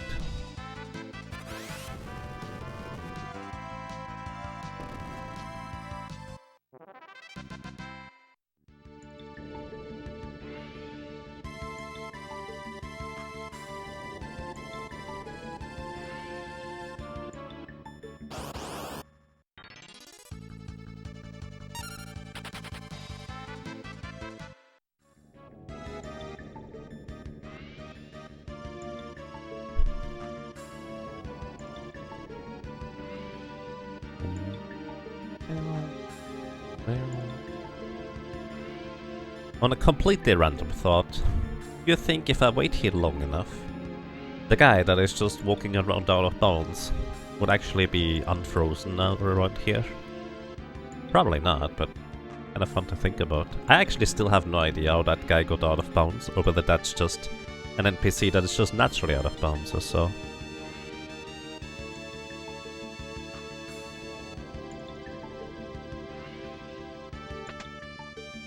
Okay. Yes, that kind of thing. There might be an out of bounds. Not a bat, but NPC. It could just be that one of them decided to walk outside in the round while I was on break.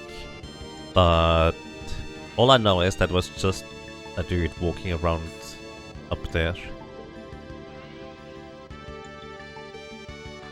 Okay. I now have a bone mail equipped. If I get hit by roulette, I will get healed to full instead of getting killed. Which is better.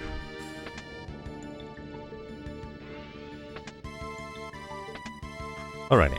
Either way, I think we have decided that we want to have just a little bit more maximum health.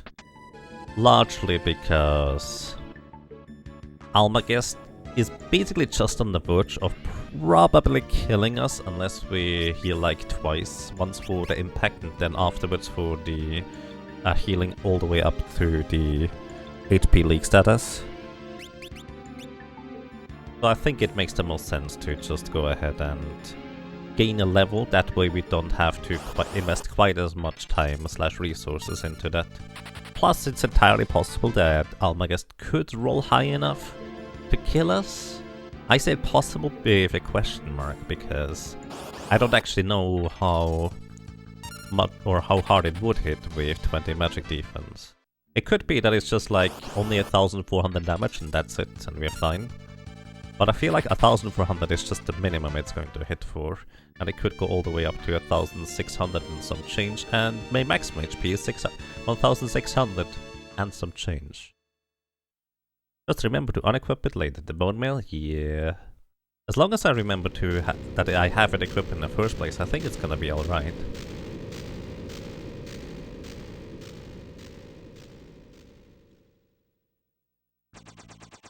Alright, order of operation. I'm gonna go ahead and recharge the magic lamp. I'm gonna buy elemental rods because I will need a bunch. I just buy as many as I can. I don't really need the money. Well, before I do that, I'm gonna buy high potions first, actually.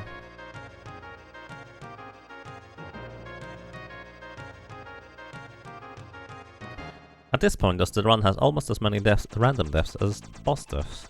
Not quite. Wait. I have 2 random deaths, actually, written down. So, I think that's accurate.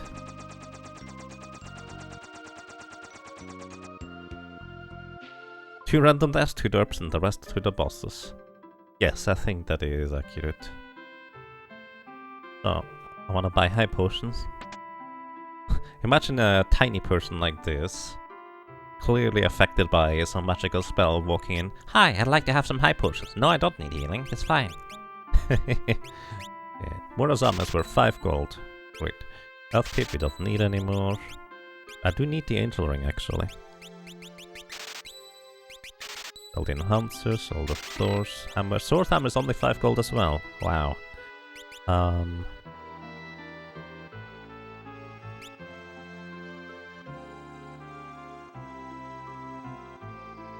Wait.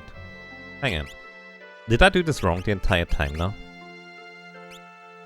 Circlet is 3 magic power. Oh my goodness, I've calculated with the Magus hat instead of the circlet or the tiara all this time now. Which is 1 less magic power.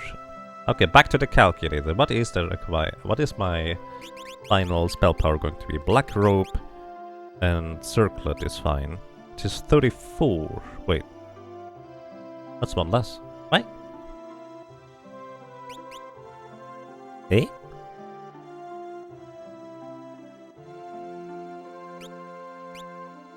Eh?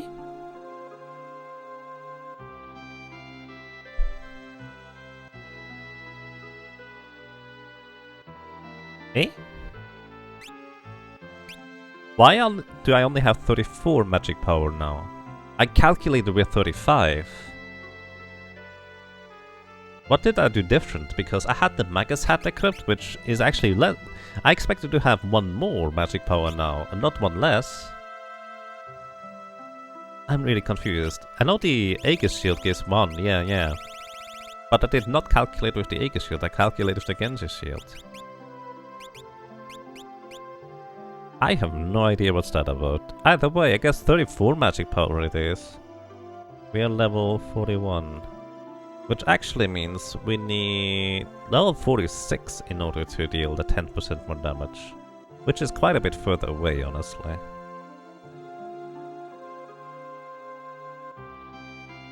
To be fair, leveling in the final world is decently quick. I'm just very confused right now as to why that even happens.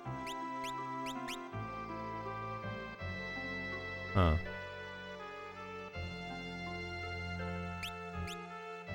Alright. High potions, please. I'm very confused. I don't need the crystal shield anymore. Has served me well, but now we don't need it anymore. I probably don't need that many venom rods anymore. Manning the dagger is 1 gold. I was wrong about that one, huh? Genji's armor is at least 15,000 if I wanted to sell it. Assassin dagger, I'm not gonna use it. 10,000 gold. And bandana, I don't need it anymore. Don't really have any use for Phoenix Stones anymore either. I'm very confused right now. Because, in theory, I must have accidentally had a weapon equipped that gave me like +2 magic power or so. Maybe I had the healing staff in my hand and I didn't realize it. Either way, I think it's still a clever idea to get at least some levels in order to have a decently high chance to survive Almagest. I'm not sure I want to go all the way to level 46. That is a bit further than I wanted to go for. Yeah, I think that also should be a sufficient amount of rods here.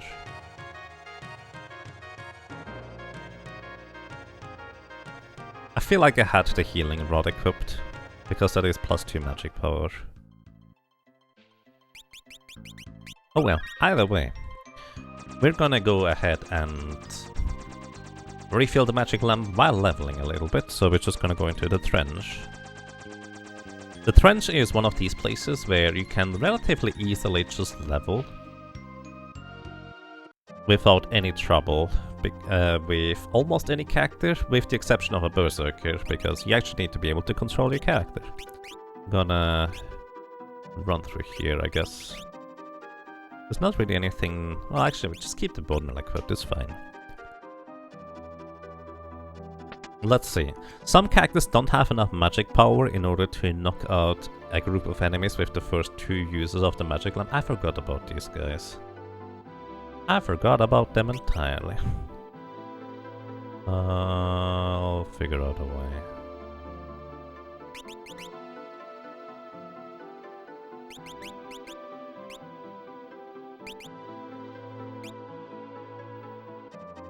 Welcome to you, Torin Bibi. Thank you for the good luck, and I'm doing quite fine. I hope so do you.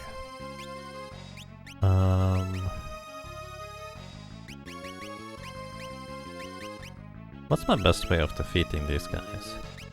Let's actually see. Lilith Rod, what do you do? Nothing. Wait. I did use the magic lamp, didn't I? What's the next charge of the magic lamp? This would be where it's useful to have like the 3rd charge of the magic lamp, just Odin, to knock these guys out in one shot. But I think, yeah, because I used the magic lamp for demonstration purposes, I don't have that. Whoops.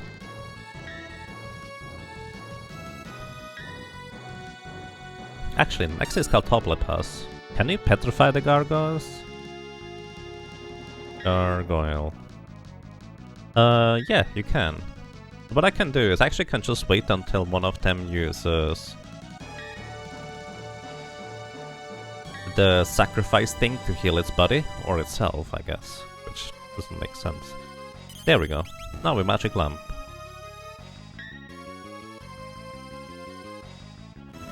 Demon's Eye should kill him, because petrification is instant death. Hey, that works. Kind of an elegant solution, I guess. Yeah, it can miss, but I was just hoping it wouldn't.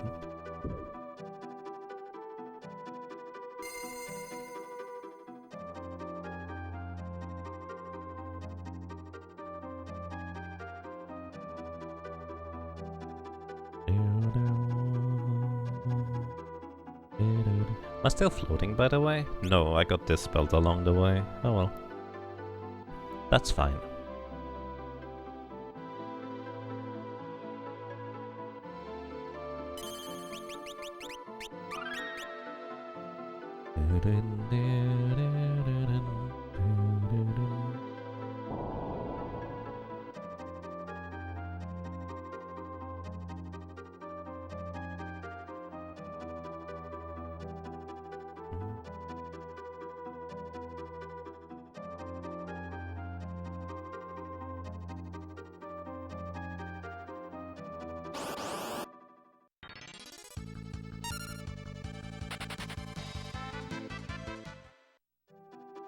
Wait, I always forget, I can just fall down here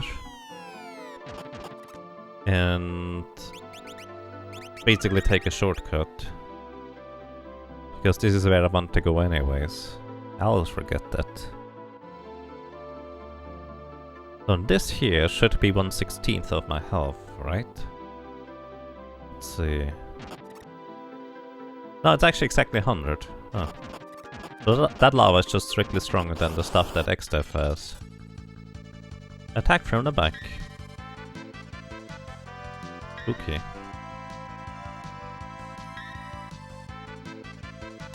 So all of these enemies are unknown. There is a slimy unknown, there's a planty unknown, there's a skelety unknown, there is a wormy unknown. Yeah. Not the most pleasant looking creatures. I actually don't know whether I need to heal or not, I just do out of habit at this point.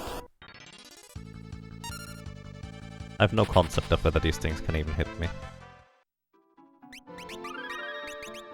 Alrighty. So, welcome to kind of our grinding spot. Also the dwarf village. Lolly hole. We only have 5 people in the dwarf kingdom. Why are you small? This gives me a 100% chance to block physical attacks with the Genji shield. Basically, Genji shield has 50% physical evasion baseline. In conjunction with being minute, it doubles your chance to block stuff with a shield. So the Genji shield helps a lot here. Alrighty. Now, stepping down into that spot there actually recharges my magic lamp, so instead of it being... well, I think Golem was next. It's actually now going to be Bahamut again. And this is effectively a very easy grinding spot in case you don't know where else to go. By just using the magic lamp here. Some characters can get away with just using the magic lamp once for each encounter. But I think we don't have enough magic power, so it's gonna be 2 uses for magic lamp in order to knock out these enemies here. And then the 3rd charge of the magic lamp is going to always knock out an encounter by itself. This is 3360 experience, very, very easily acquired by literally just using the item over and over again, while we are sitting next to the spot where we can, well, recharge it.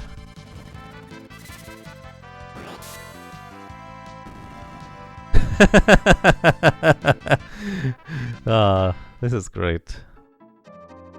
Out of habit, you were about to answer the question of being small with faster cast animation. Wrong game, but that's great. That's true, actually. That's the 2nd game where being small has a very peculiar benefit that might not be too well known. Do I have Magus Rod equipped? No. It doesn't do anything. I have the Lilith Rod equipped for the +5 magic power.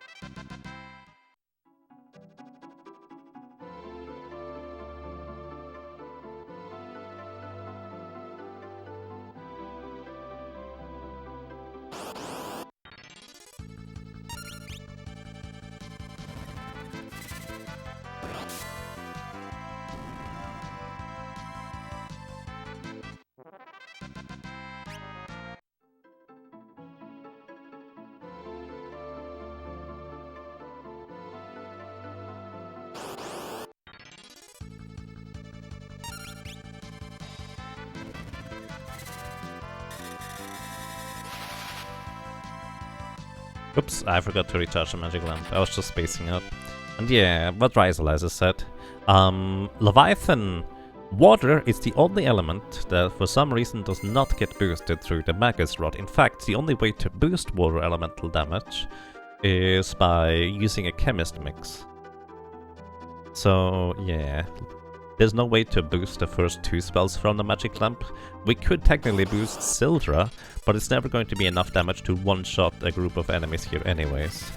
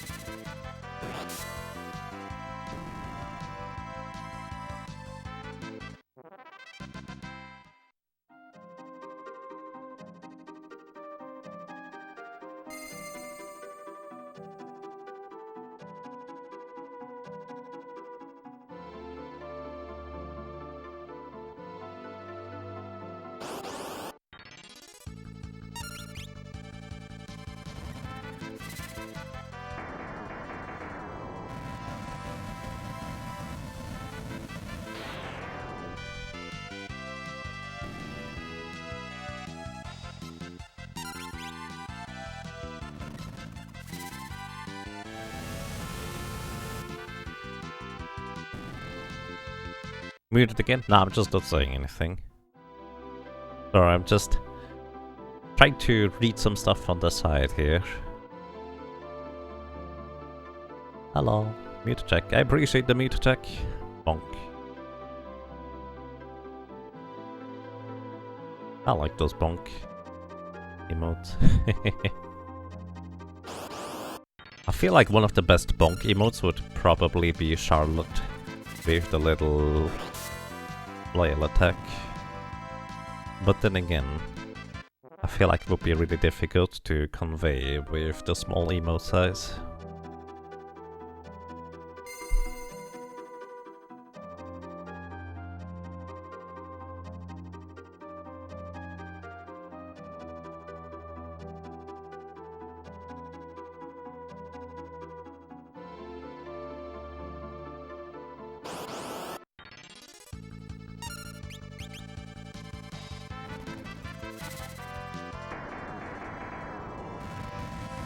You do like the one from BGG.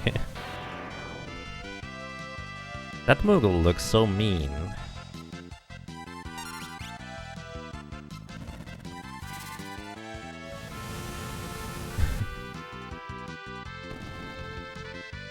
But again, I feel like, especially BGG ones in this scenario here, is if I didn't know it was a bonk, I feel like it would be pretty hard to recognize what this is without mouse overing, so I have a larger picture of it. Moogle versus Rabbit, let's duel. I think Moogles would win, usually. Maybe not all the time, though.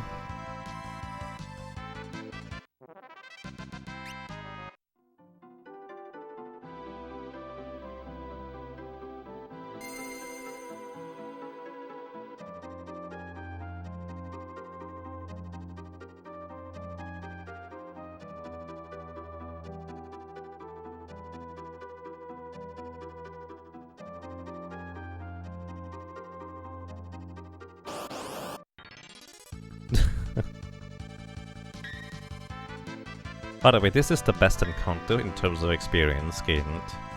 It doesn't seem like it. The big slimy monsters feel like this should give you more experience, since they are also a bit more bulky. But these plant thingies are better actually for experience.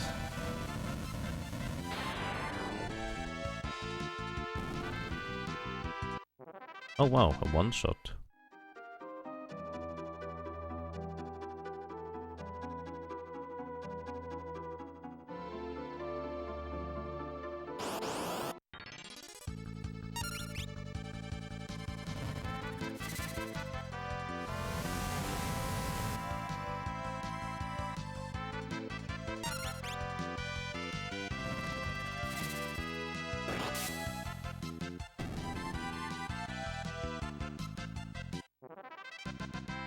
We gained the level 43.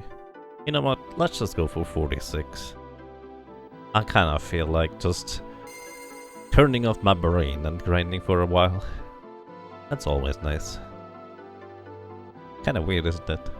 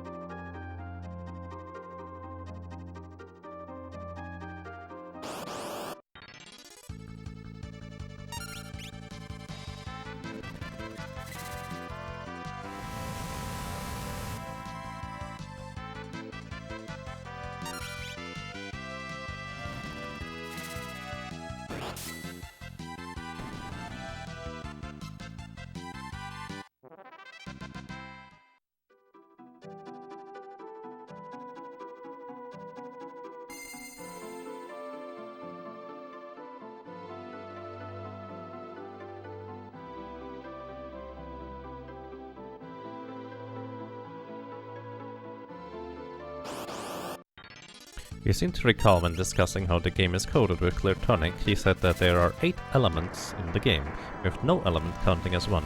8 being that key number with bits/bytes, and the water is the 9th element, so one element had to be left out when the game was made. Certainly some balances were put in place to try and fix it though, like lots of late game water weak enemies. That makes sense. How many back attacks though?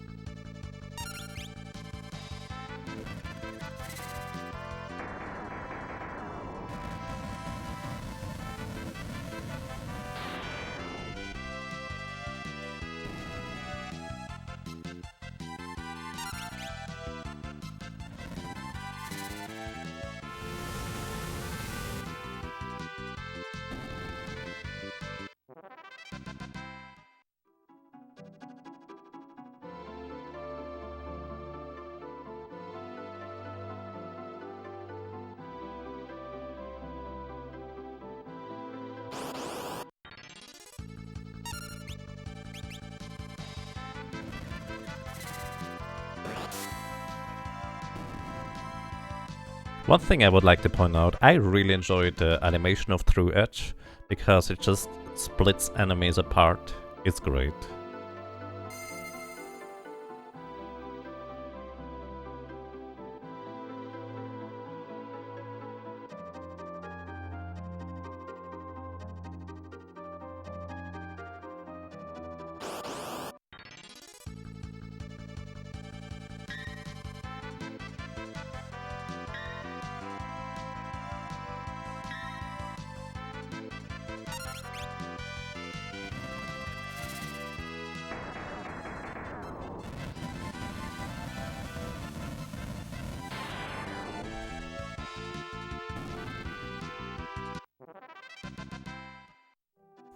So the optimal scenario here for encounters is get the 3 plant thingies for the first encounter with Bahamut, because they're a one-shot, then get the 2 big slimy guys, because they are weak to water with Leviathan, and then get more plant thingies, because that's the most experience with Odin.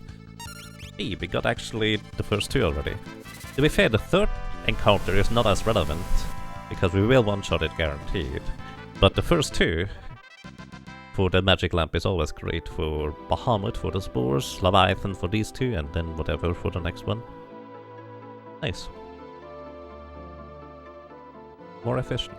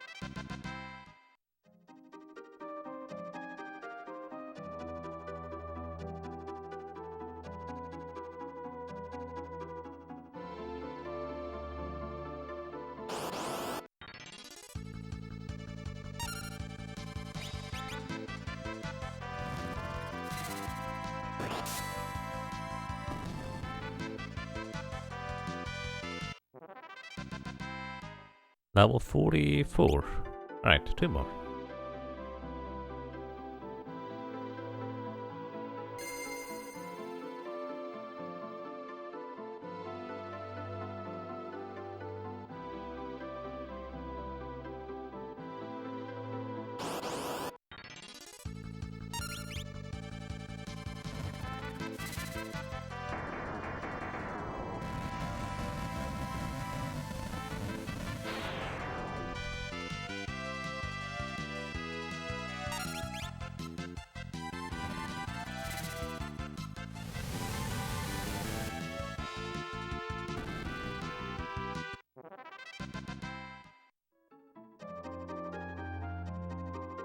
Not XDeath time yet.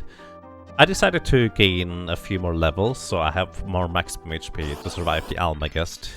And since I was going to get more levels, I might as well just reach the next threshold for dealing more damage, so we effectively deal 10% more damage, which is at level 46. So just 2 more levels. I could probably defeat XDeath with just level 42. But since I'm grinding anyways, let's just make it a bit more consistent and less luck-based.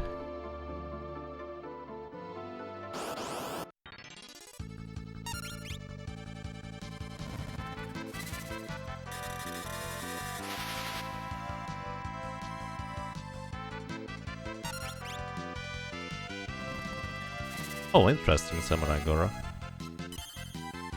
Oh, I'm a doofus. I'm not paying attention. I need to recharge the magic lamp. Let me run, please.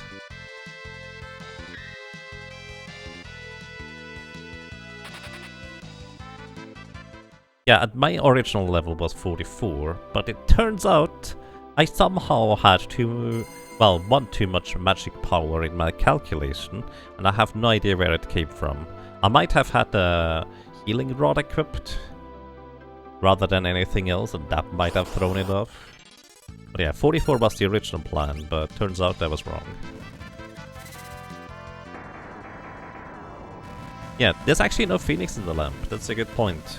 So Phoenix is a summon as well that deals fire damage to enemies and revives your entire party, but it's not in the magic lamp, curious enough. Often I actually entirely forget about Phoenix even existing, because it's not in the magic lamp. By the way, Samurai Goro knows a crazy amount about this game, so I've learned a lot. So thank you very much, Samurai Goro.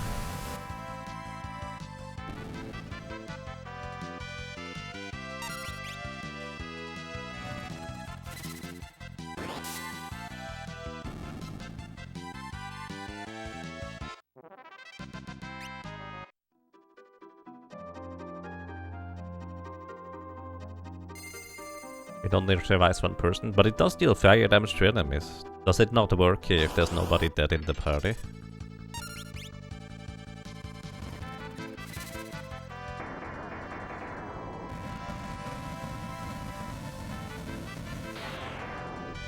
I have to admit I have no idea how Phoenix works. I don't usually use it.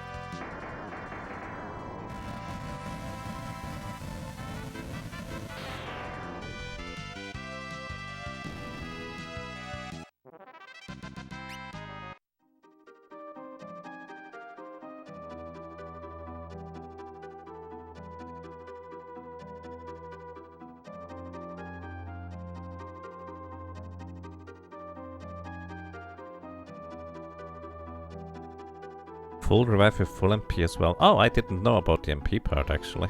That's kind of neat. I've never used Phoenix. Kinda curious. For the longest time I didn't even know it dealt damage.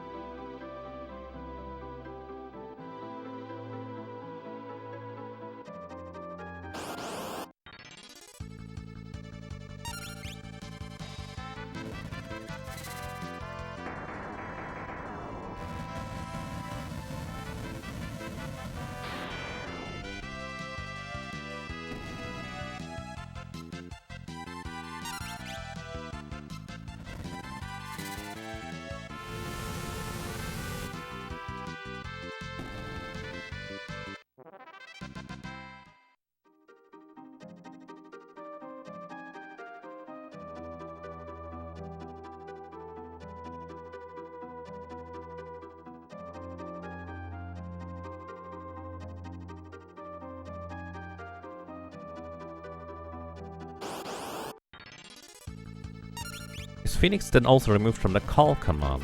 Honestly, I don't know. I actually don't even realize or know how the call command works.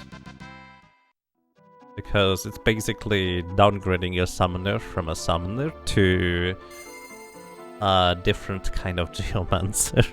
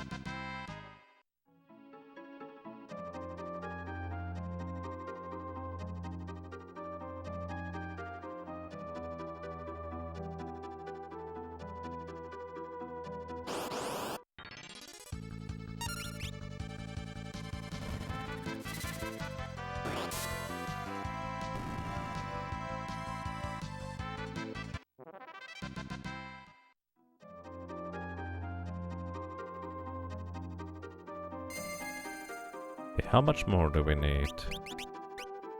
31,000 experience.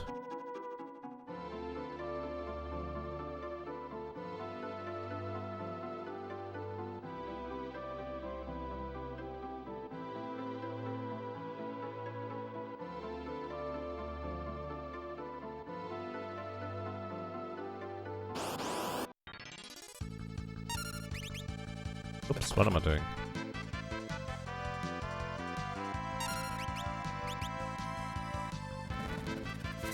Odin is true top tier summon in this game? It very much is. An enemy is not heavy? I'm noted.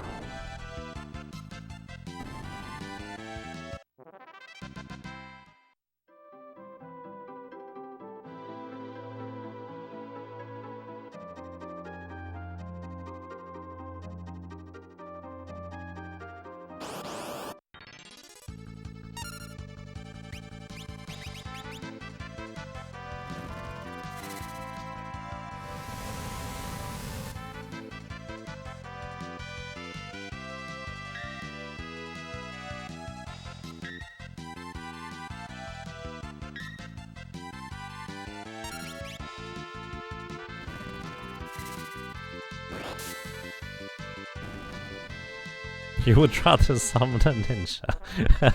That's fair.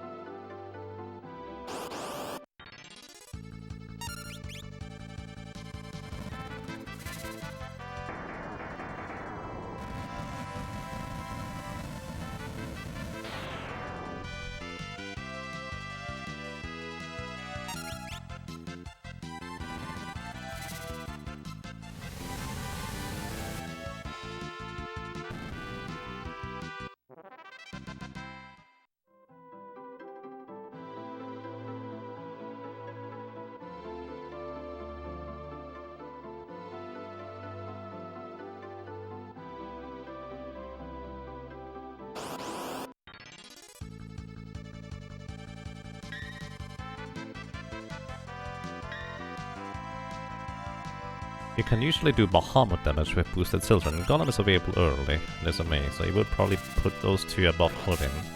But it's good for grinding. Honestly, I would put Odin above... Personally, I would put Odin above Bahamut or Sildra. Sildra is not quite as much damage as Bahamut, but it is way cheaper.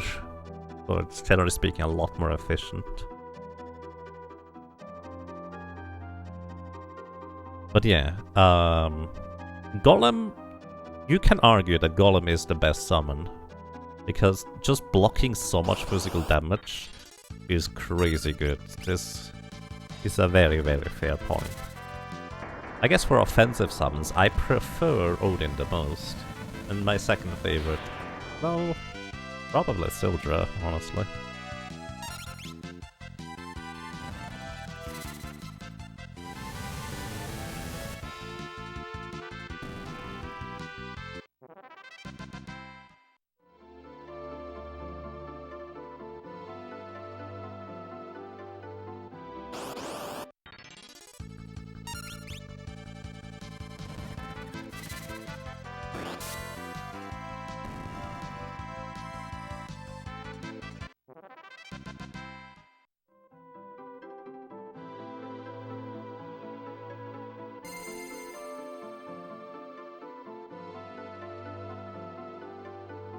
Sylph in this game got nerfed too hard.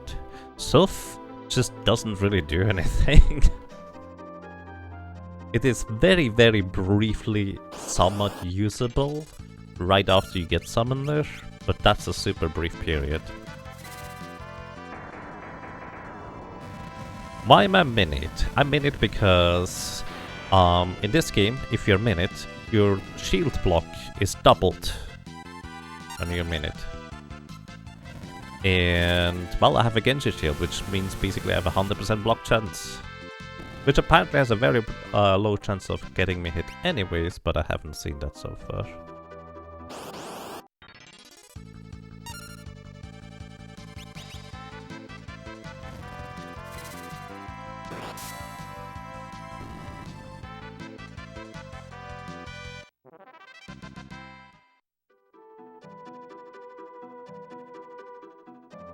Wait, I already...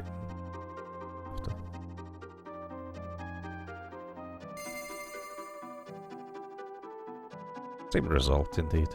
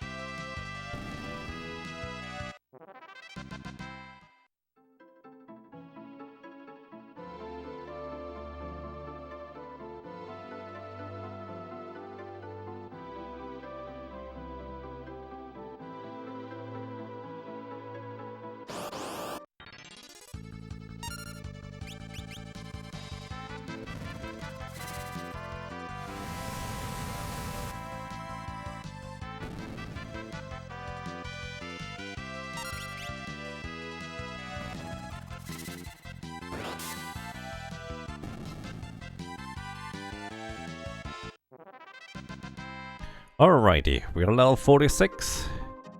Don't forget to recharge the magic lamp. Let's get out of here.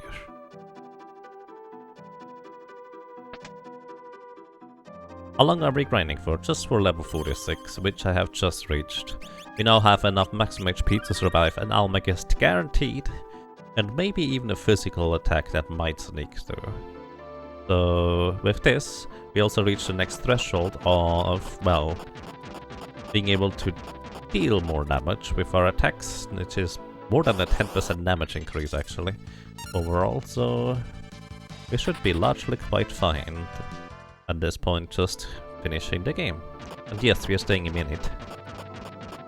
I will probably just invest the money that I got. That's a lot of money actually, holy cow, I didn't realize how much money you grind out here. I'm going to invest the rest of the money into elemental rods too, probably. Bone mail? I mean, I don't... Well, I mean, might as well equip it. I don't think I need it right now, but might as well equip it. Doesn't really hurt. I was going to pick up the flame ring on the way out so I could sell it for more elemental rods. Turns out I have so much money right now that I don't think I need that. Just gonna still stock up with the rest of the money for elemental rods. Yay, money!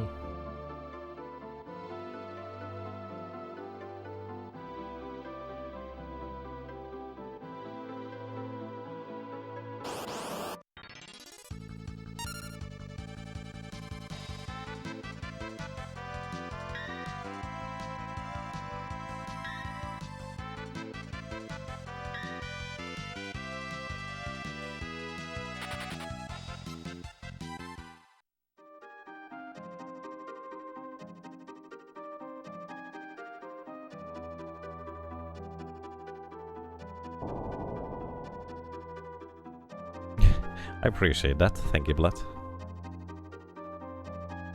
Yep. It's a fair thing to remind me of because, unlike other characters, using Mirage Vest is mostly pointless. Because I have a Genji shield.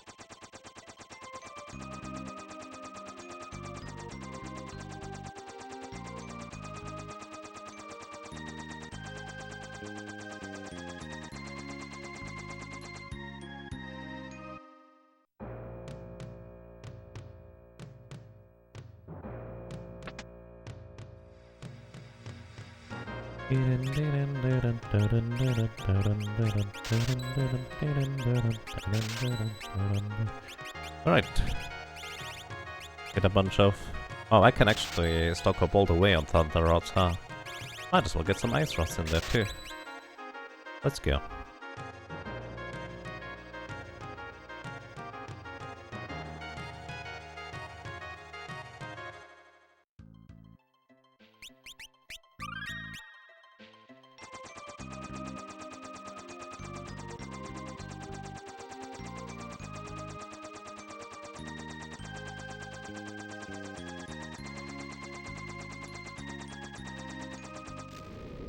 Back into the void we go, for the final bot time.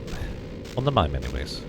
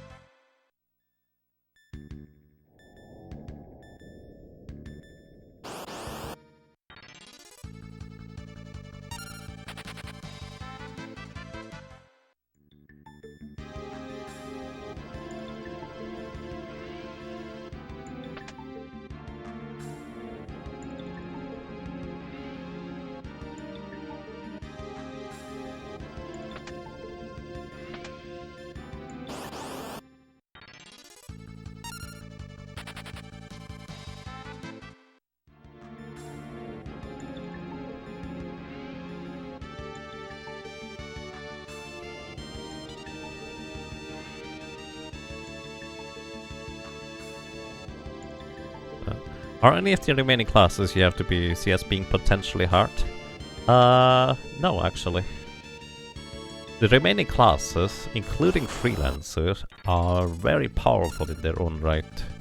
We have done all of the difficult challenges, which at the top of the difficult challenges I would put White Mage, Berserker and Geomancer. With Dancer probably not too far behind, but that's kind of a different type of like challenge, more or less.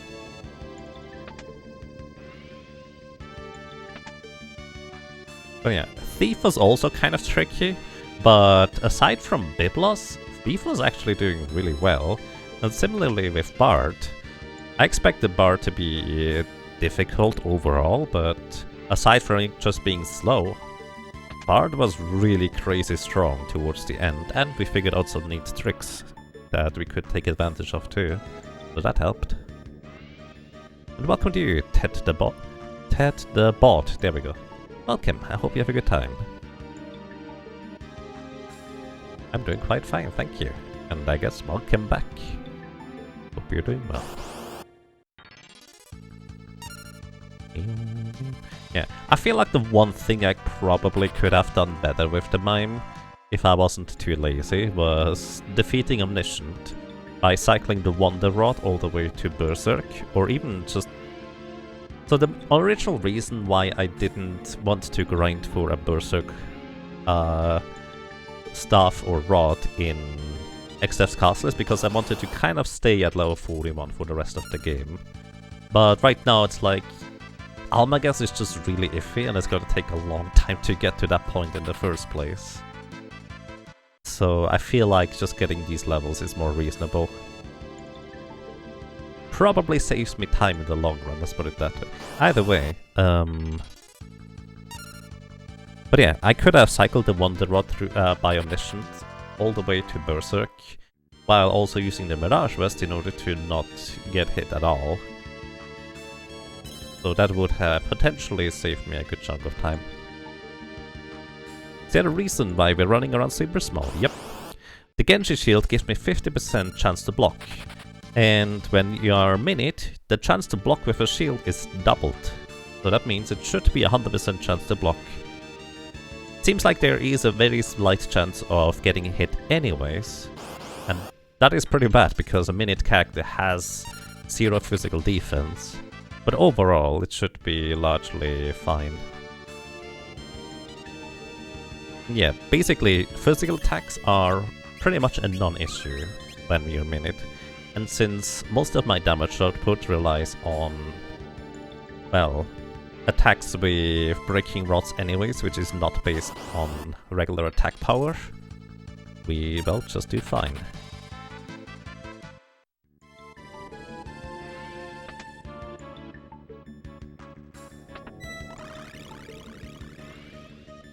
Mimic Omega Circle ability? That would be funny. Yeah, I wish you could mimic opponents' attacks and abilities. That would be amazing. Like imagine, Biblos tries to slow you, and you should slow him back with Thread. Unfortunately, you don't mimic enemy actions, you only mimic actions that your own party members take. Which probably makes more sense in the long run, like it is more controllable, so to speak. But it would just be more interesting if you, for a solo character anyways, if you could mimic the enemy actions too.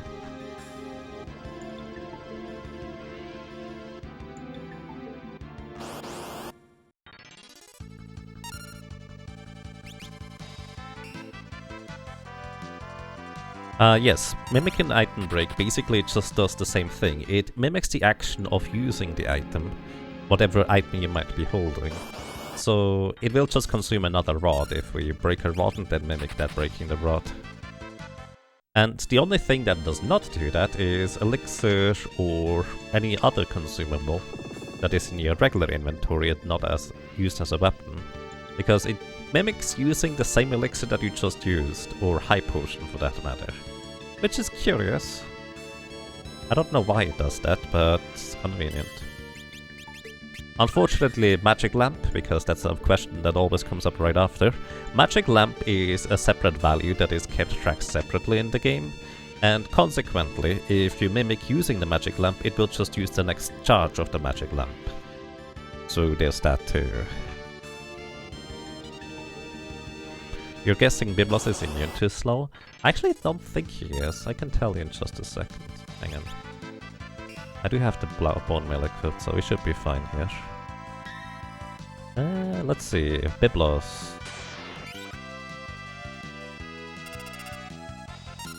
Biblos. There we are. He's not immune to slow actually, so you could in fact slow him.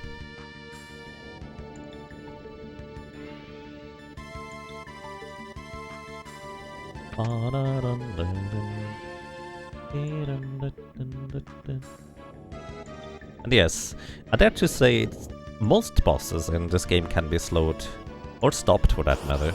Stop often doesn't really do much for you because most bosses have the heavy flag, and when an enemy has the heavy flag, the stop status is only going to last the minimum amount of time of 16 in-game ticks, I think it was. To give you a frame of reference, 16 in-game ticks is like the bar filling up like 4 ticks or something like that. I don't actually know, that's just kind of to put it into perspective. That's probably not accurate.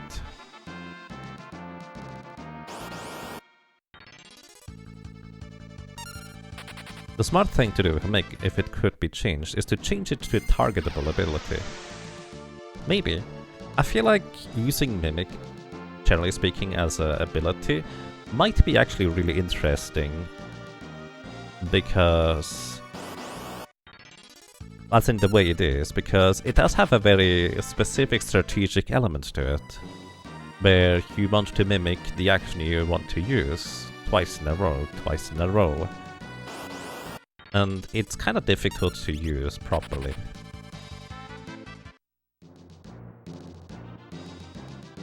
If you mimic the control ability and mimic, does it just mimic the control ability or the enemy ability? That's an excellent question, I don't know. If you mimic when after an ally uses the control ability, you would just also use the control ability. But I don't know what happens if the other guy uses the enemy's ability. I would guess you just don't copy whatever the enemy is doing. I have no idea, sounds interesting. Early game for this must have been slow. Actually no, because you can break rods, and I did not hold back breaking rods in this. We were really fast overall.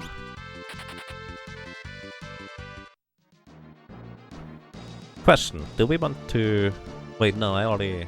Wait, where's my Wonder Rod? Does anybody remember? What is my Wonder Rod set to right now? I'll probably save, test it, and then reset. Because I think it might have set it up for Shell. I don't remember. Maybe not, maybe it's still in Psych and stuff.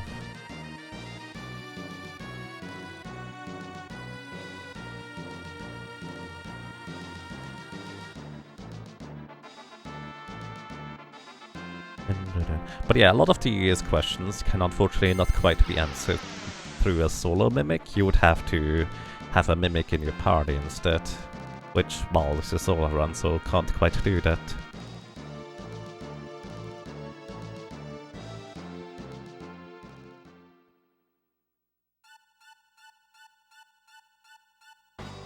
Yeah, it does... Yeah, I think that sounds about right, Murthus. Because when you command an enemy via the control ability to do something, it's the enemy who, in his next turn, or in its next turn, is going to use that ability that you commanded it to. It's not going to immediately use that ability that you commanded to, it's going to use that ability next time it gets its turn for that. However, would it copy commanding the creature is kind of what I'm wondering about.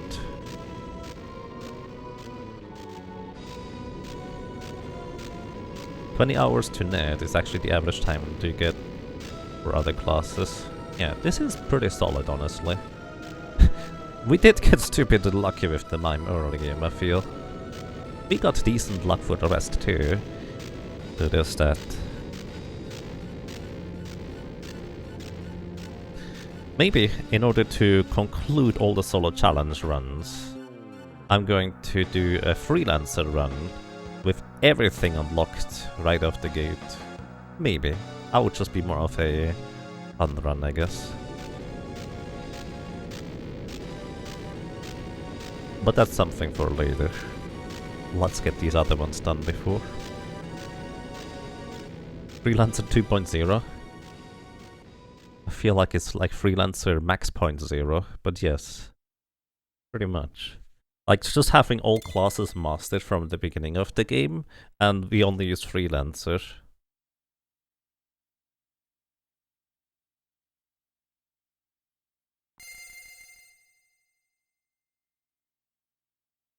Final Fantasy 5 God mode, yep.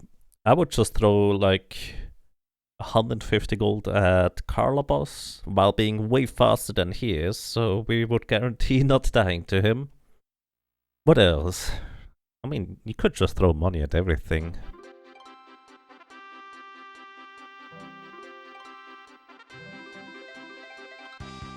Will that be on SNES or GBA version? I would probably just play it on SNES. Like, I've done all my solo challenges that were possible to do in the Super Nintendo. I did that on the Super Nintendo. So I think I would just be sticking to it. So, unfortunately no funny Oracle class, even though I really like that one.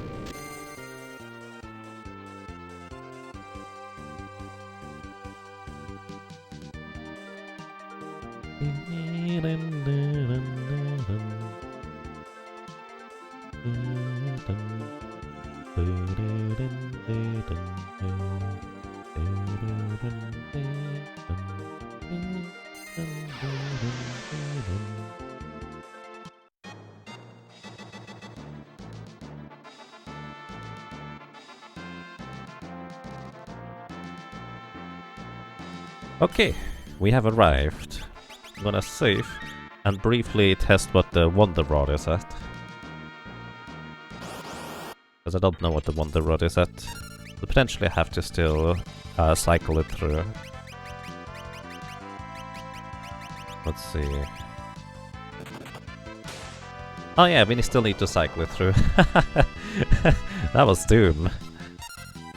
Yeah, good thing I didn't try this, I guess. So basically what I want to do is I want to cycle all the way through Shell in order to be able to survive the initial attack in phase 2 of the 3 form. That's basically I need to survive an early Holier Flare in the first phase. Let's put it that way.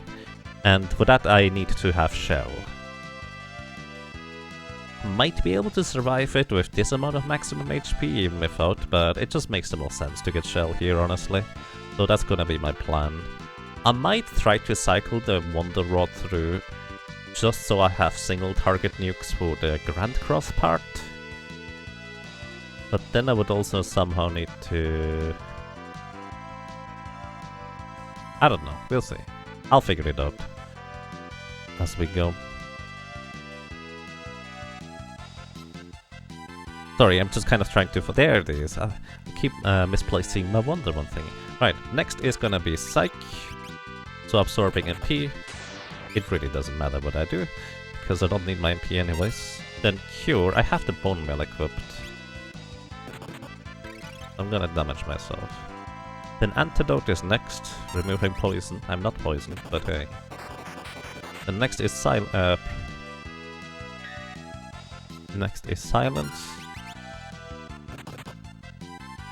Then we have Protect. Next is Mini. If I were to cast Mini on myself again, I would actually un-Mini myself, so I'm gonna actually use it on this guy. The reason why I'm not attacking him is because he's gonna counter-attack. Then here's Cure 2. I'm not gonna damage myself. Here, you can get healed. Then we have Life 2. Oh no, Life at 1. You know what I could do? Is I could actually use the first 2. So next is Confuse. But I'm immune to Confuse. Alright. Next is Blink.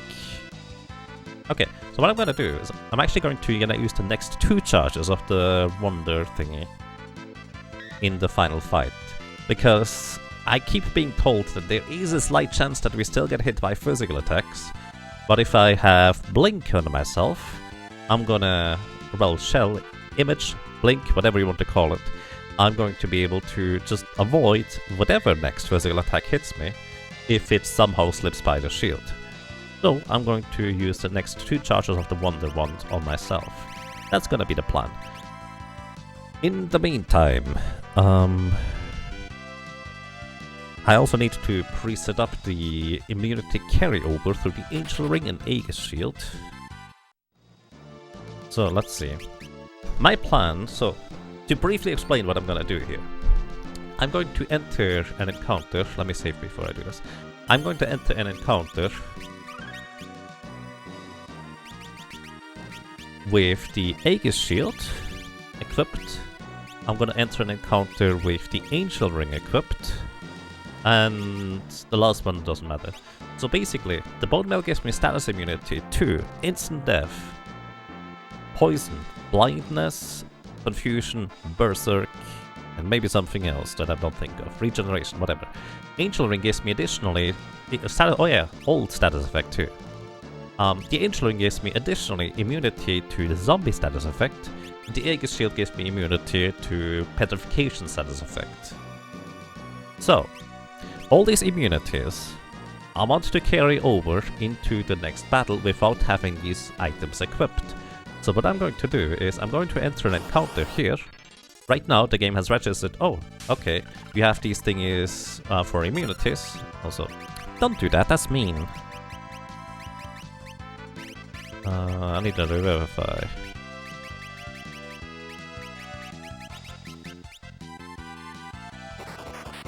So basically now the game registers that, okay, I have these immunities in... Wow, being a real big meanie. I have these immunities in this combat here. I'm immune to basically every status effect. Except for Condemn. Condemn is the one thing that can still affect me. Did he do something aside from zombie powder? Wow. That's so unlucky though. Thank you.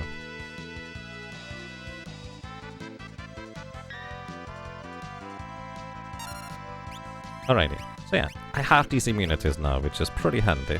Worth noting that I would take a lot of damage from his attacks, and I only have the Aegis Shield right now.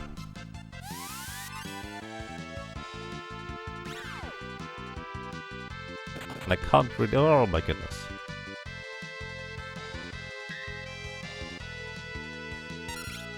Let me go!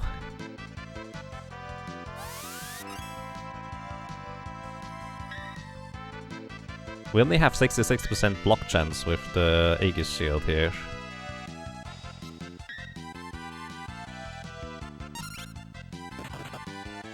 Let me go! Let me go! Let me go! Let me go! Let me go! Don't hit me, please. Thank you.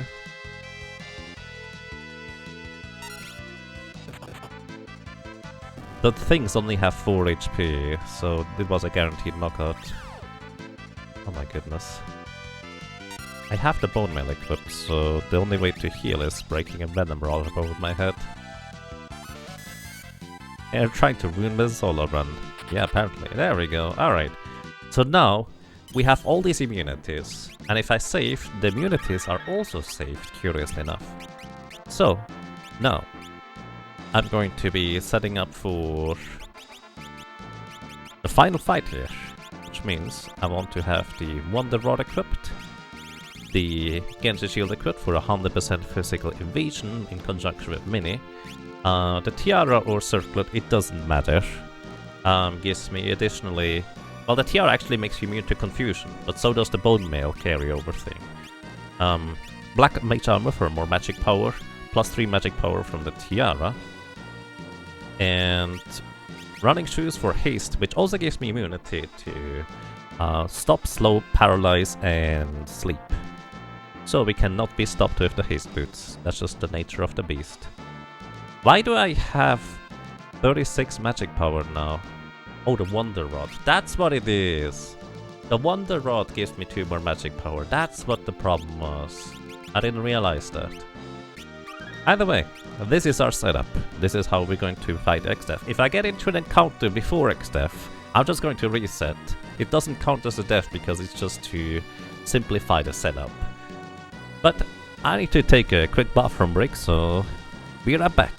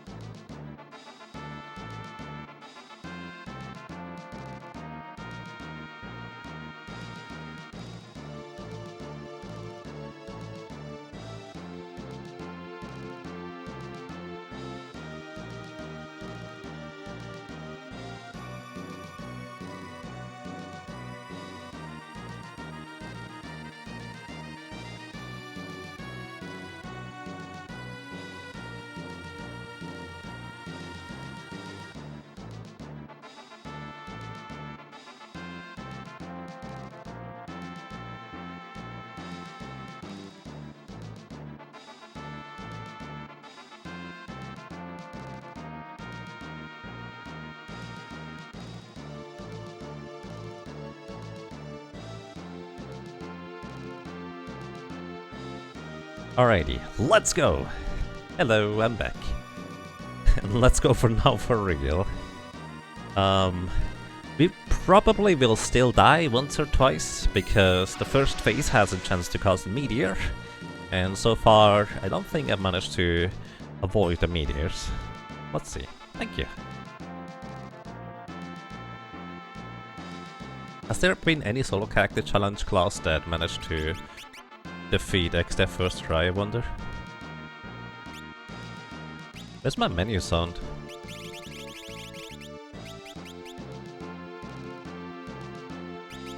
Very, very faint, isn't it? What's up with that?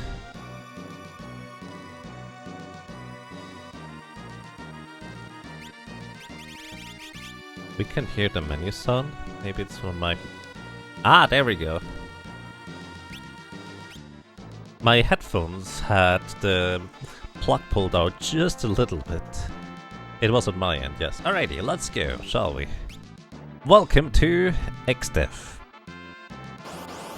So this is XDev's first form, 3XDev. So what I'm gonna do is I'm going to set up Blink, just in that odd possibility that I do get hit by a physical attack. And then I'm going to set up Shell to reduce all the incoming magic damage by half, as well as the chance to hit by half. Chance to hit is not relevant in this scenario here. Alrighty, and then I'm just gonna start breaking fire rods over this guy's head. He has 49,001 HP, and once he drops below 30,000 HP remaining, or, well, after I deal 19,000 damage, he's gonna go into his phase 2. Phase 1, all he does is he has a 1 in 3 chance to physically attack, 1 in 3 chance to cast a white hole, which both petrifies you and instantly kills you. However, if you're immune to either petrification or instant death, a white hole is never going to affect you. I'm immune against both, as a matter of fact, right now. And then the last thing he can do in phase 1 is just do literally nothing. Alright, that's gonna be that. Now, in phase 2, his first turn, he either casts Flare or Holy 2 out of 3 times. 1 in 3 times he just does another physical attack. And that is the main reason why I wanted to have a bit more maximum HP initially, which is why I went to level 41 in the first place. Actually, that's not true. The Almagest was the reason. For this one here, I think I just need about 1000 HP and some change in order to survive it. Because he hits really hard. Like, this boss fight here is no joke if you get hit by basically anything.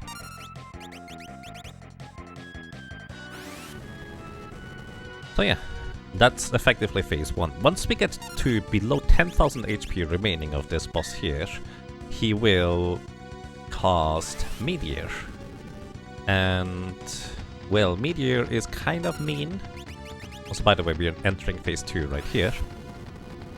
Meteor is kind of mean because it will deal a ton of damage to us. There's not a whole lot we can do about it.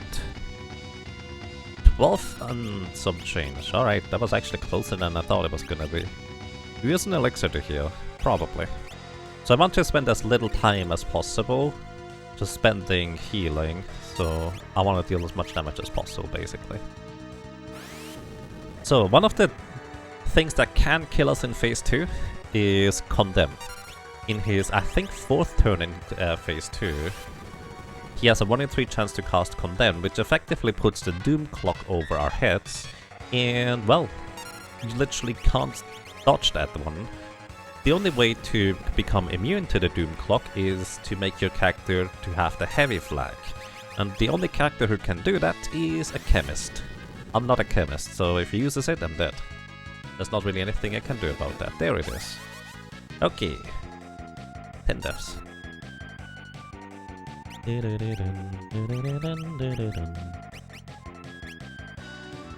Just kinda curious.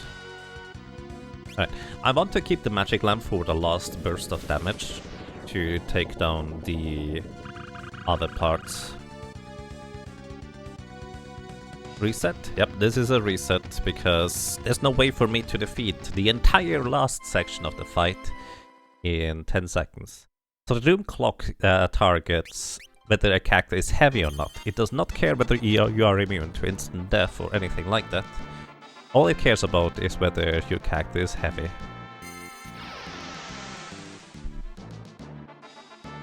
Commentary curse, you just finished describing it. No, this is just a perfect example. It's fine. This is precisely why I was describing it in this order, right? Well, maybe that was just coincidence that I got to this part. Either way, we will probably die a few times, honestly, in this fight here, just because that's gonna be the nature of the beast. We just don't have much damage as a Mime with our strategy here without leveling up much higher. So he will get probably 2, maybe even 3 chances to use Condemn. So effectively we need to dodge a 1 in 3 chance 2 or 3 times, I would think. Is there a mixed item that gives you the avian keyword? You mean flying? Or floating? Yes, there is a mix that makes you float.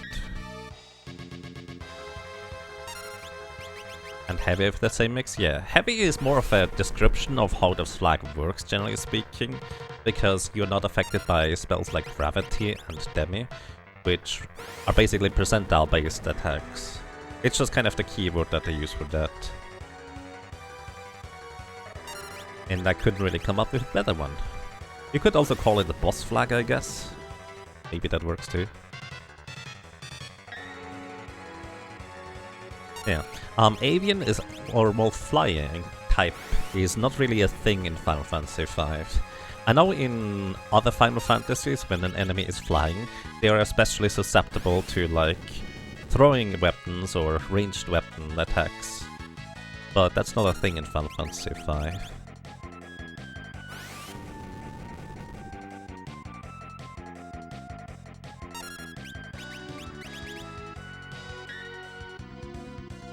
Isn't there a bow that kills birds in Final Fantasy V? There's a bow that deals extra damage or guaranteed critical hits against Avis type enemies. So kind of, yes. It's just a very specific type of bird. But there's no mix to become an Avis creature. The only time you can change an enemy's like type is with a chemist mix to make them a dragon. That's the only thing you can do. Bows and whips also can't miss them. Ah, I forgot about that part.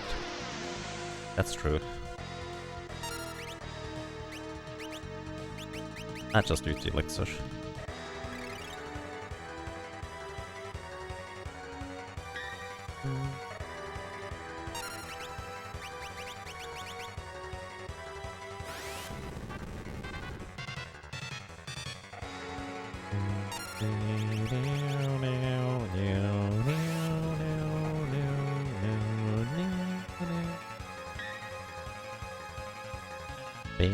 In case you're wondering, yes, Chicken Knife would deal more damage, but we would also spend a lot more turns healing, and we would need to be in the front row, which means his physical attacks would two-shot us easily.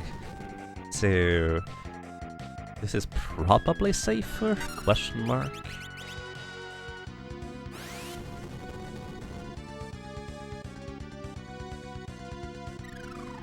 Alright, we have survived one cycle of Phase 2.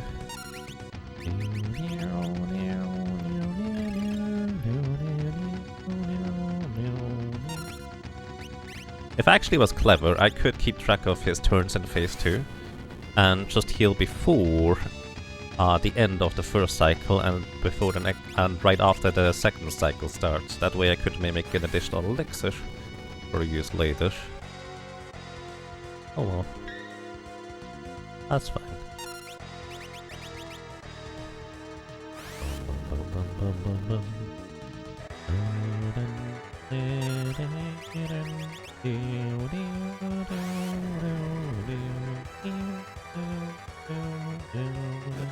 Oh, got hit by the second time.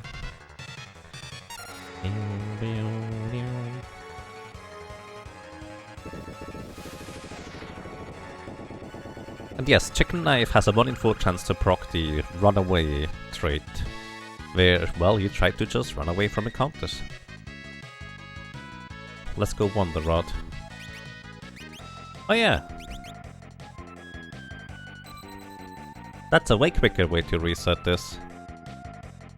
I forgot about that entirely. Wait, this is not a death then? 1 second. Lord Maxos, you just saved us a death!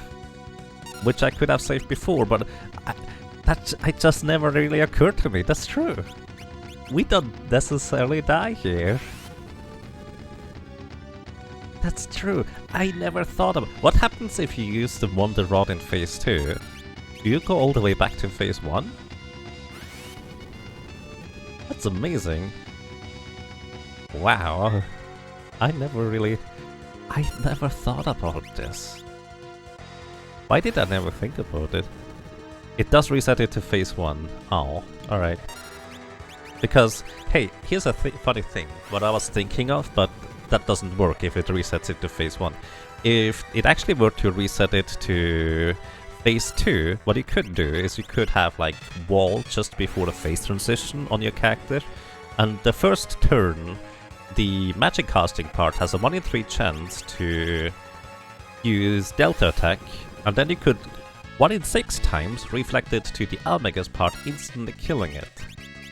So in theory, you could just reset it over and over again, if you reset it to the beginning of Phase 2, which fortunately you don't. Recodactylus, thank you! Thank you for the gifts up to Lord Maxos. That's really nice of you. You love those rabbits, nice.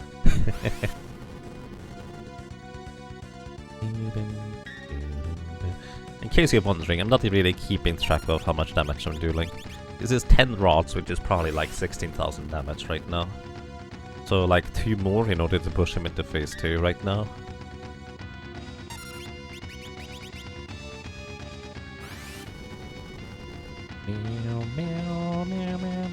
What's my average damage? Like 1,700 or so? Maybe. Let's say 49,000 divided by 1,700. You know, a high potion is sufficient.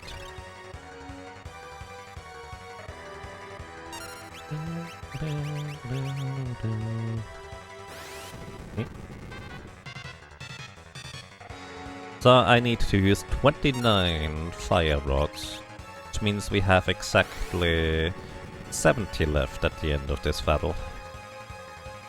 Well, that's the theory. This way! Welcome to you, Pressure. Hope you're doing well. Yes, reset literally resets you to the beginning of the battle. The exact state, how it was. Except for back attack and not back attack. It just kind of recalculates that. Could you please not do that? Alright. Another condemn reset.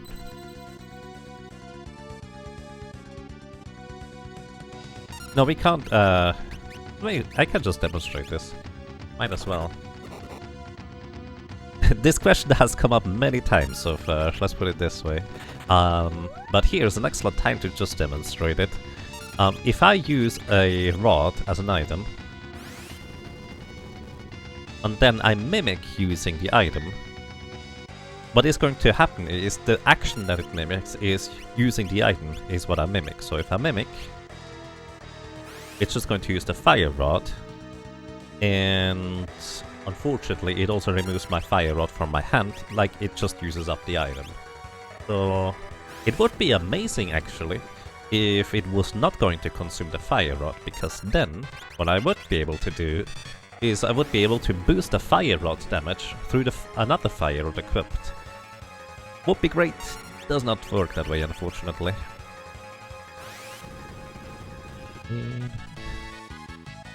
It also doesn't reset the music. Rod is literally worthless. Wow. That's a good point. We just keep having the same music.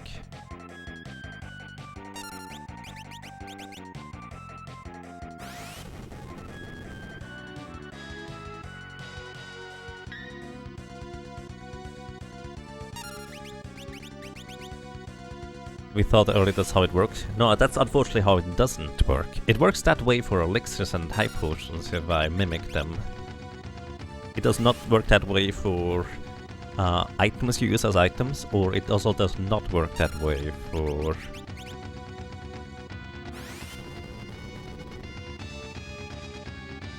the magic lamp.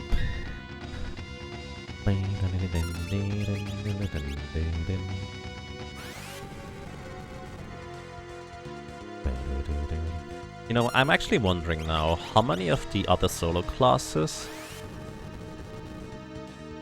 could have saved deaths by just me recognizing that I could use the Wonder Rod to reset. Because for some reason that's not something that usually occurs to me. Even though I love utility and weird uses of items, that's just something I didn't really consider much.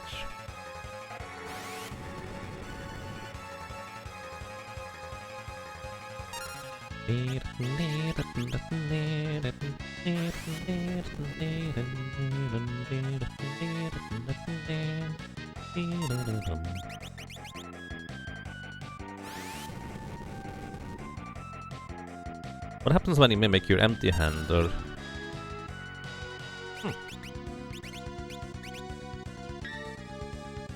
I think it's gonna use the Genji shield. Ah, or not. That was weird.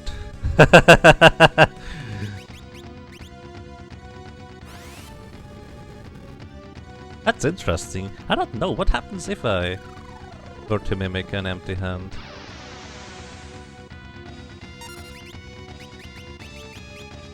I like that question, Neft. That's great. The Genji shield chatted. That would be mean. No, it's still there. But I think I'm literally just mimicking using the Genji shield, but you can't use the Genji shield. It doesn't let you normally. But I did use anyways with the mimic thing. That's interesting. I wonder if there's like some items that have weird interactions when you just do that with them.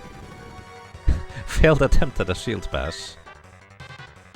I like to think of it, you just failed to break the Genji shield in order to cast the spell that is hidden inside the Genji shield.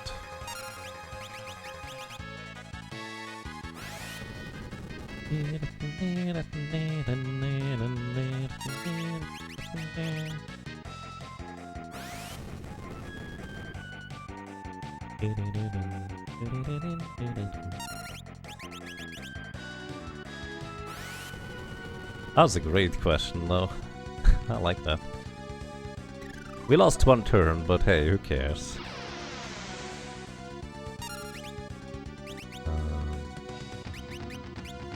Yeah, I wanna heal the full here.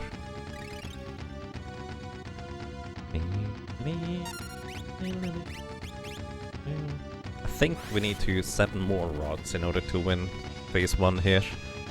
Then it's gonna be a really long journey for phase 2, and every time Grand Cross hits, it's a 1 in 18 chance to lose.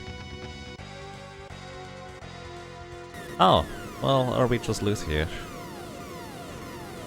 Maybe? Wow, we survived the meteor? Holy cow! That's unusual.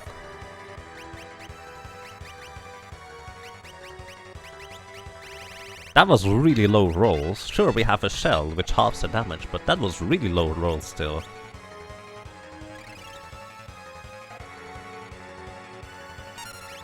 I wonder whether it would have been better for me to just keep using the fire rods in order to push through the final phase here, rather than... He skipped his turn, rather than going for the heal right now. I feel like the heal is less useful than just trying to push through as quick as possible.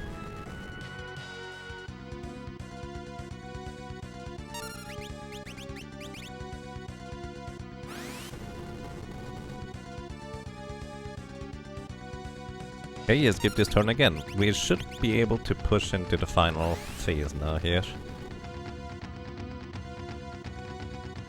Maybe, if this is the last one. I didn't keep track of the damage exactly.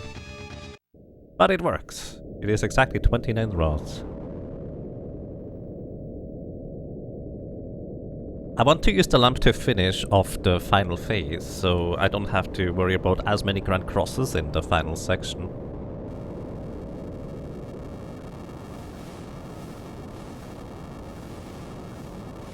Yeah.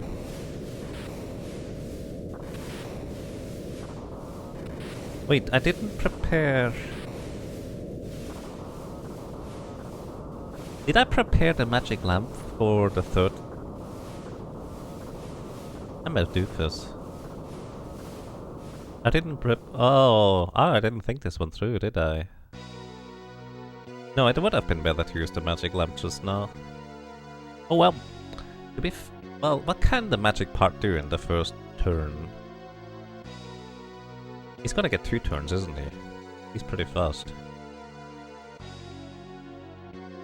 Yeah, I'm immune to petrification, so Delta attack is just a bit of damage.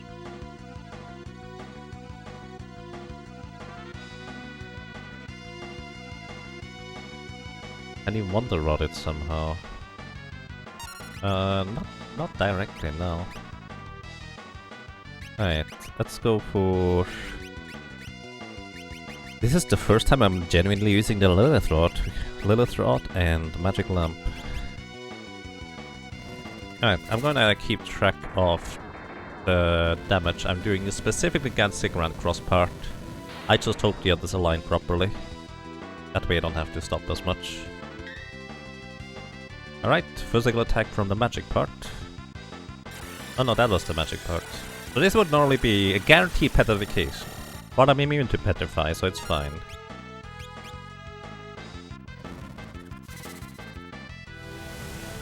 Stone Death Wonder Rod. You know, that actually would be an interesting way to take care of the Almagest part, huh?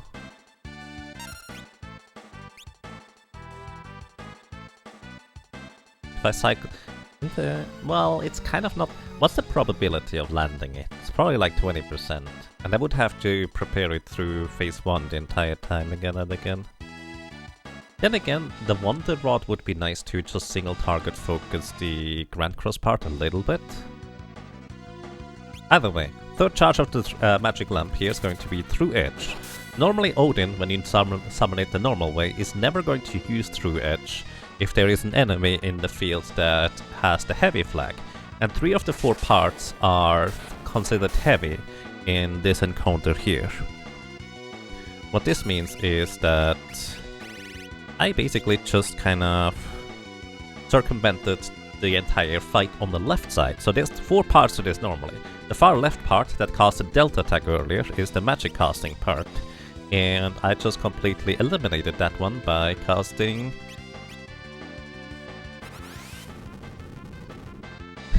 so little damage. By casting...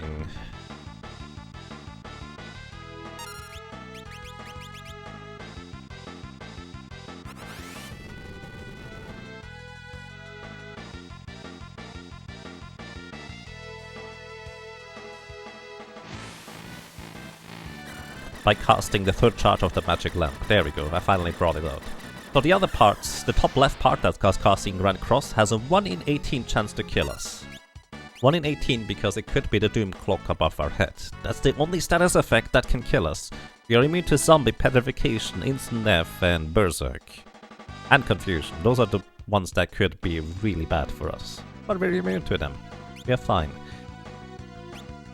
The bottom right one is the one that casts Almagest. Almagest is going to hit every few turns for about 1,600 and some change damage. The top right one is the one that hits with physical attacks and can cast this spell as well. We're immune to that one for the most part unless we get really unlucky. Again, I still have never seen a physical attack actually hit through Genji Shield Mini, but... well. The problem is actually the physical part dispelling my shell just before like an Almagest hits or so. Like this. So now I really want to heal up to full. Because Almagest would kill me with this amount of HP remaining.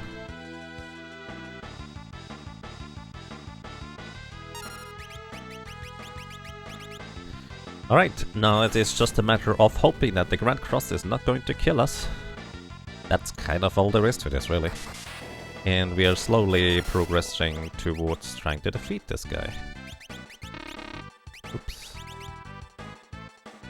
Also, Almagest introduces the HP leak status. So there's that too. Yeah, I'm pretty sure actually we did not have enough maximum HP to survive an Almagest before, so we needed some more levels, I guess. At least not without the shell status.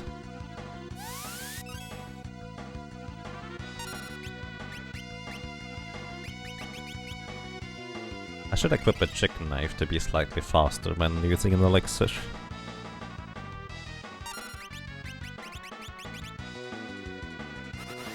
Okay, we have done just about 11,000 damage to the Grand Cross part, which means it is still 45,000 damage away. Gonna be a long fight, and every time Grand Cross hits, chance that we die.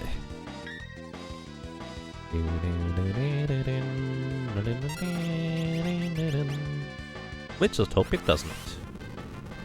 Initially, Grand Cross is kind of really slow to recharge, but the longer the fight, well, the more damage we do, the quicker it is going to recharge, and in some cases it even has a chance to cast Meteor in a few turns. We just hope that doesn't happen. I don't know the exact condition for it to cast Meteor, to be fair.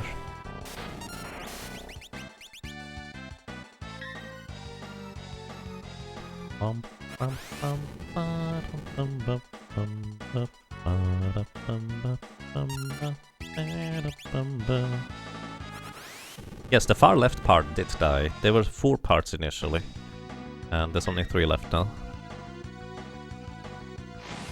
Alright, Grand Cross number 2.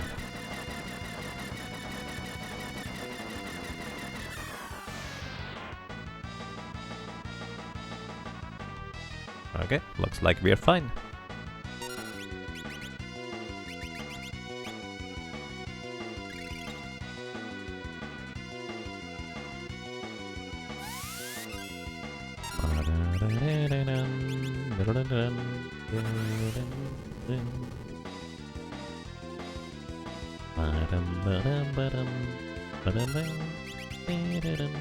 It has 40,000 HP remaining, slightly less than that.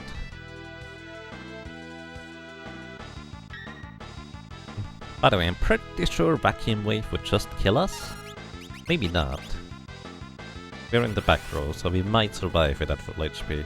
But we just hope it doesn't hit.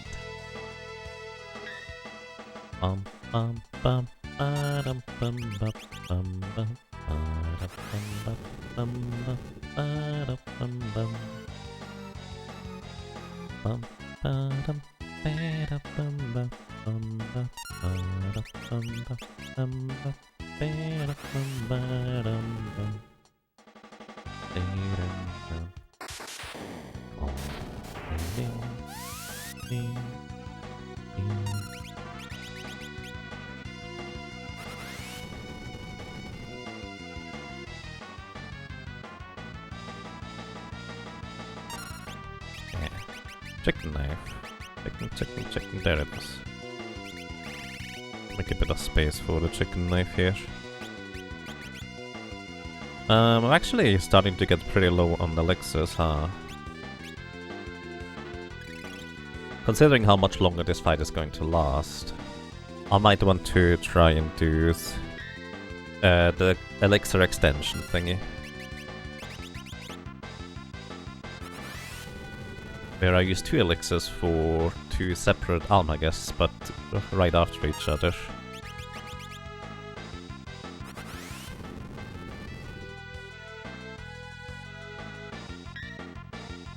And Hat's Face, thank you. Thank you so much for the Prime sub. Welcome back for 13 months, more than a year. And well, I'm glad you enjoy your stay. I hope you're doing well.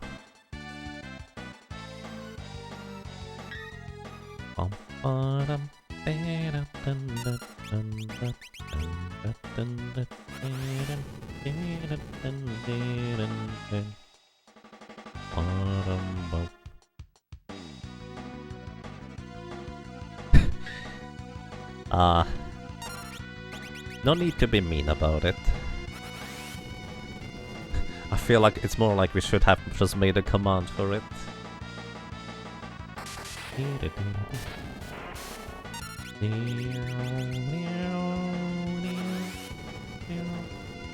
Alright. So, I think we might be Grand Cross number 3. 520. Alright. The Grand Cross part is actually to be about below 30,000 HP, which... Aww. Really? 1 in 18 chance. We have the Doom Clock. Man. Rude. Oh. Goodbye.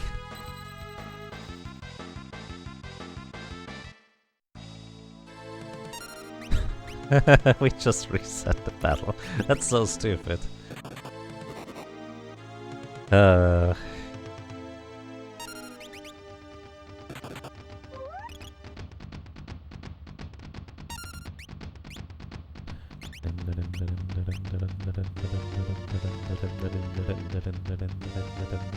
You know, what's my best way of dealing with the Grand Cross part directly first? Because honestly, if I can knock out the Grand Cross part, I would be fine with everything else. Can't you cycle the Wonder Rod now? That's something I'm thinking about.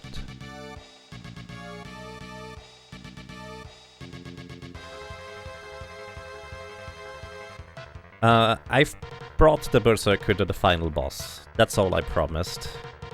I haven't beaten the thing yet, but we've gotten all the way to here. Too bad this build doesn't remove Doom Counter, right? And Ezunu also doesn't... Ezuna does not remove the Doom Counter, does it?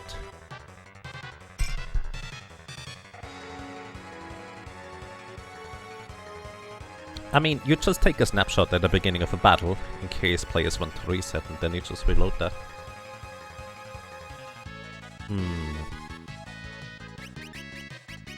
Let me think about this real quick.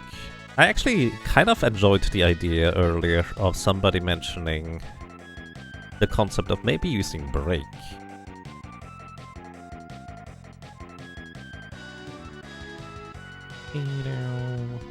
Let's see, where's the Wonder Rod? I should probably put that tab way further to the left now. Wonder Rod, Wonder Rod, Wonder Rod, Wonder Rod, Wonder Rod, Wonder Rod.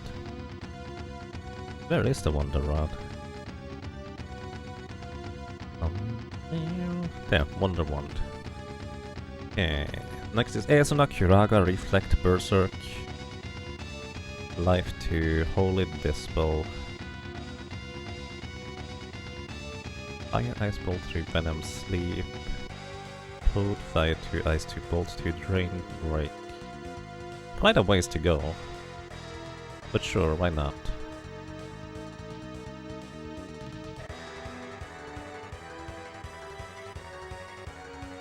It would save us a lot of turns if I could just break the second part quicker, huh? But there's not really anything clever I can do to the Grand Cross part, is there? I can't paralyze it in any capacity.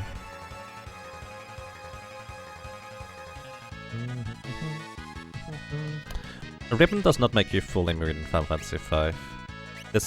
It gives you a lot of immunities, but like Confusion still goes through, Zombie still goes through, and I don't know what else.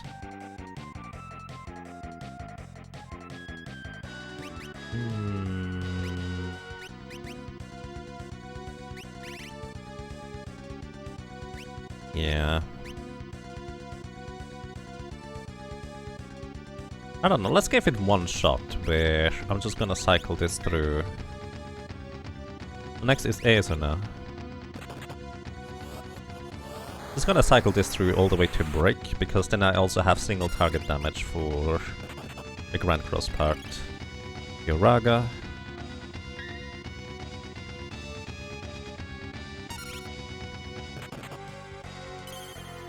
Wall.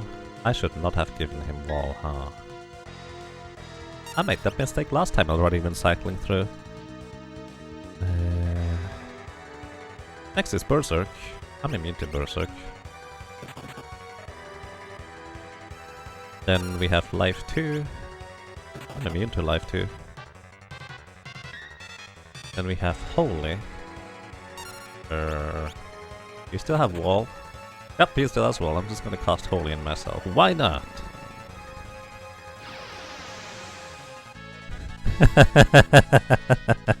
So stupid.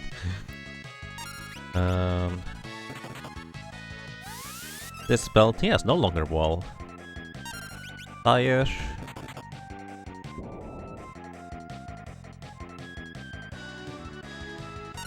Ice. Bolt.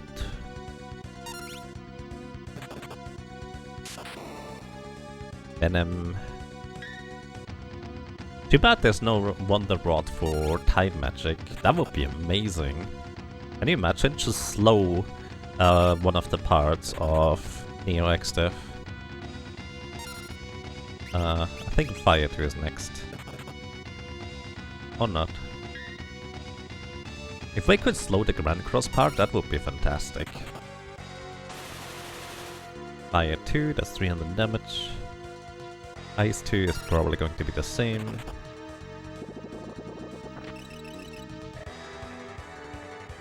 Bolt 2.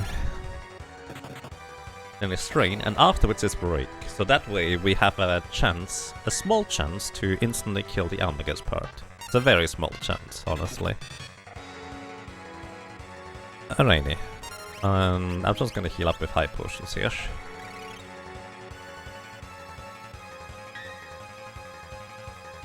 The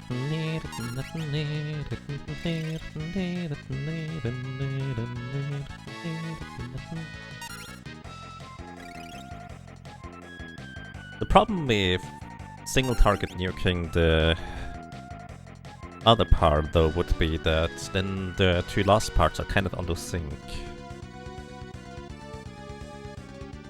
Well, I suppose I could just give an elixir to the physical part after dealing 5000 damage. That's a weird solution, but it would work.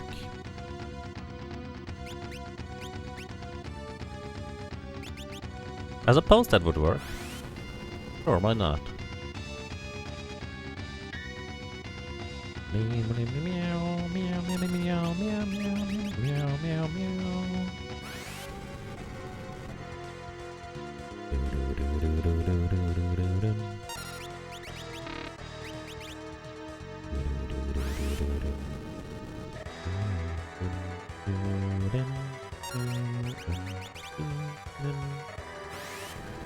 I wonder if the Samurai Guru is still around, because I would have a question.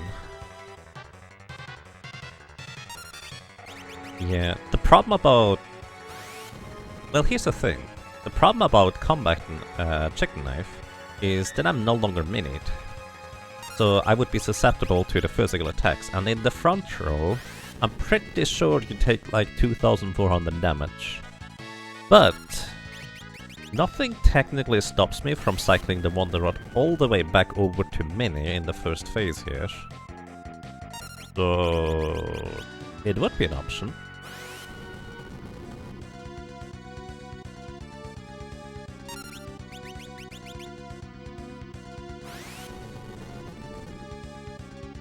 But I feel like I would want to use the Mirage Vest for that kind of shenanigan stuff. Like, it was kind of an idea I had too. Technically, Chicken Knife does more damage, but I would need to be in the front row. And for that I would really want to have the Mirage Vest active. But the thing is, I've used that kind of strategy in a bunch of runs already, so I kind of wanted to do a little bit of something different for once. I suppose it can be interesting to people who might not have seen it. That's fair. But the thing with Mirage Vest front row, just keep resetting it, is something we have done with a number of characters that just, well, are largely physical attackers. I just figured as a Mime we have some other options too. Are these all on YouTube? No, unfortunately not. Technically, most of them are highlighted and on YouTube, but I haven't actually made them public yet, because I would need to schedule them to be public. so I don't flood anybody's inbox who is subscribed. It's the main concern, actually.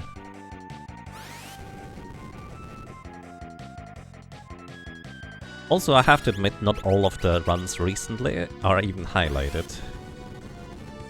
On that note, if anybody wants to help me out with that, feel free to let me know, but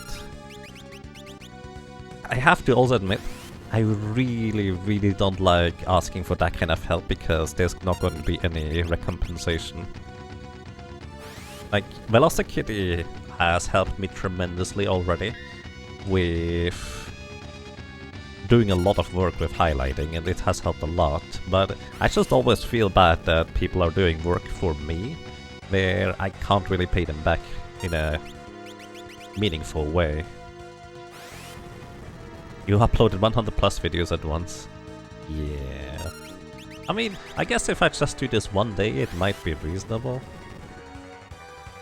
I don't have that many subscribers either, but last time Chaz just went, you just flooded my inbox. Yeah. Oh hi, there's a meteor. Holy cow, what are these low numbers?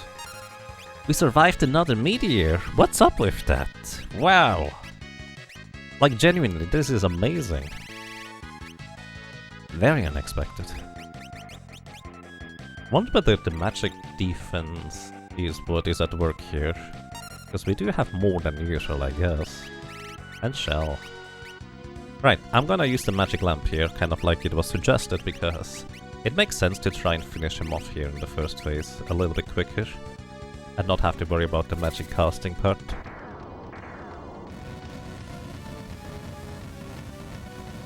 You'll do it for exchange for a blindfolded 2-player 1 controller secret mana run? Where do I get the second player from though?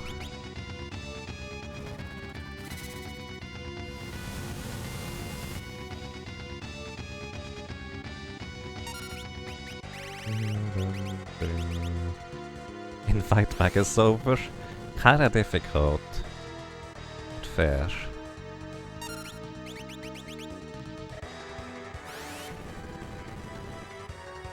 Wasn't there a limit on how many messages YouTube subscribers can get from a single YouTube channel? I have no idea. But either way, the ones that are highlighted, you can watch them on Twitch. I put them all into a playlist, which on Twitch is for some reason called a collection. So I collected them all in the things that are highlighted.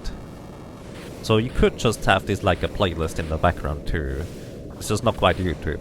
It does technically give me ad revenue if you watch ads there. But it's kind of negligible, honestly. Not even worth mentioning.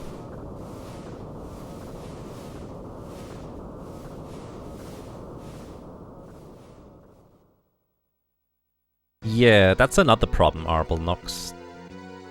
I feel like Twitch has gotten better with the VOD/highlights recently, so they don't do that as much, but that was definitely a thing.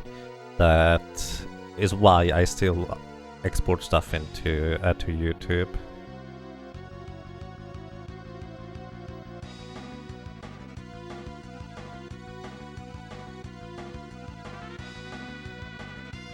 Snapshots, right? I remember. That's a good point.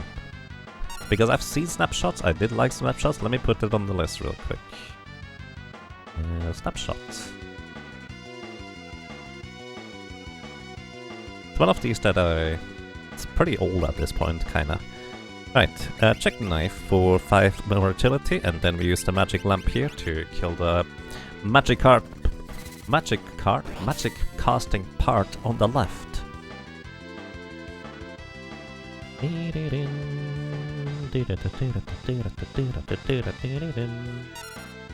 And then, well,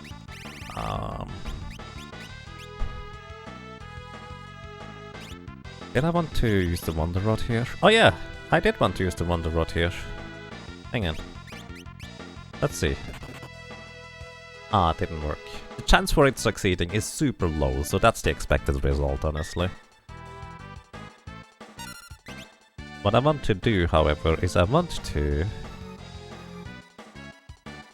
attack the Grand Cross part is gonna be Bio. Pretty decent damage, actually.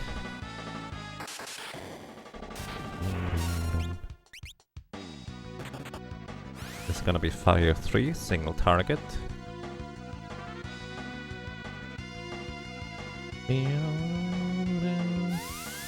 Oh, there goes my shield thingy.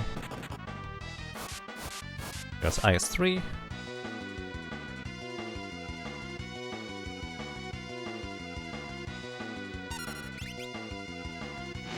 And there's the first Grand Cross. I would prefer them to be 2D quad light. I'm not excluding the 3D ones, but I would prefer them to be 2D. Just if you are asking for a preference.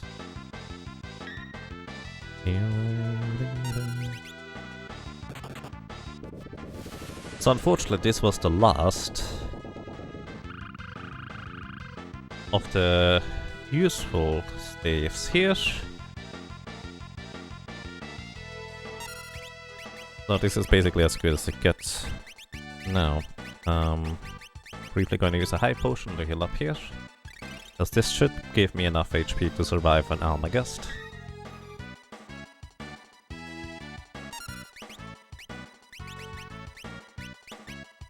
Alright, and with this I guess we're just gonna continue now, huh? So that was not quite... it was about 9,000 damage, slightly less to the Grand Cross part with this combination of attacks. Which still isn't that great, really, all things considered. Okay, 790, 780.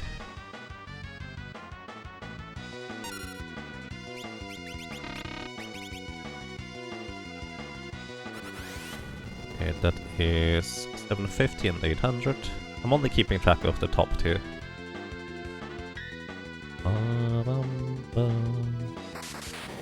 I guess right there.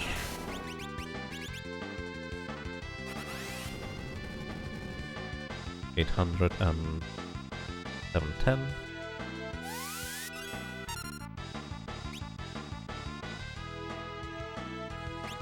Pick a knife for speed, heal up with an elixir.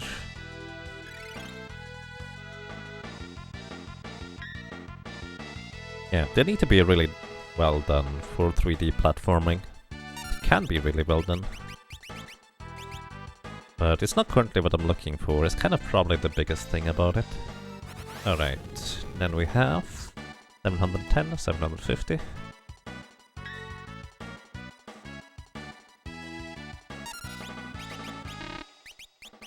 Meow, meow, meow.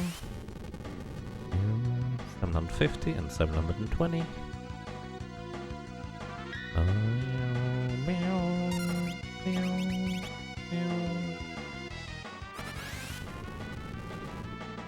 750, and I didn't check the other number, so let's just say 720. Doesn't really matter for the precision that much, probably. Maybe. 740, 820. Does the Grand Cross part somehow have less magic defense than the others?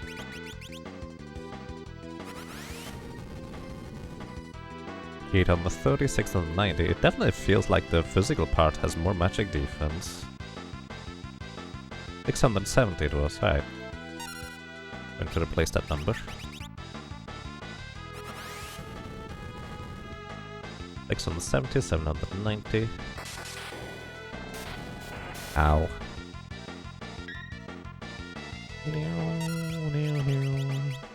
Bum, bum, bum, bum, bum, bum, bum, 830 and some other number. Grand Cross number 2.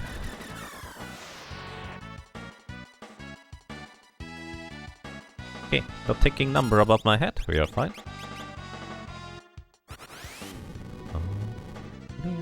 780, 770.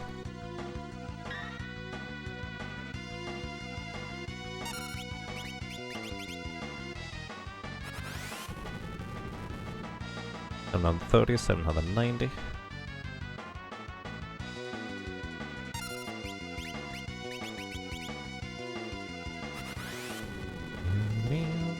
760 and 770.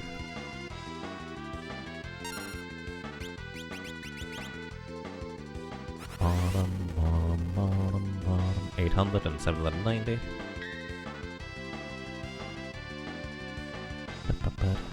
Yeah, I can do one more break and then I have to heal. Probably. 800 and 760. I had that the wrong way around. Yeah, 760 is here. Alright. Big knife. And elixir. I was so scared that it's gonna unleash the Omegas right there. I was kind of close, to be fair. I was a bit closer than I should have been. But this way I can mimic the elixir. And it's not gonna cost me another elixir. That was the entire point of doing this. It was kind of scary though. I'm not sure I'm comfortable doing that again. Alright, let's see. 740, both of them. What's a collectathon? Kind of like Banjo-Kazooie. There is kind of a number of things to collect. Banjo-Kazooie for the Nintendo 64, basically. 820? 690 on the other one.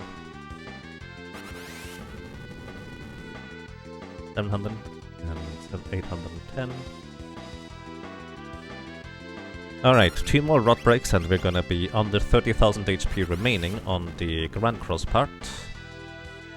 770.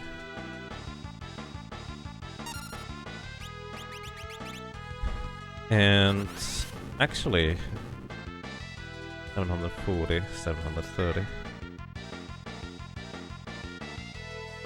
Laws of the physics are broken. So, if I break one more rod, it's gonna tell me laws of the physics are broken, basically because I reset ACI cycle. But it's also gonna be a lot faster to get to the next laws of physics are broken text box again. Because that's just how it is once it dips below certain HP thresholds. I'm just gonna heal here.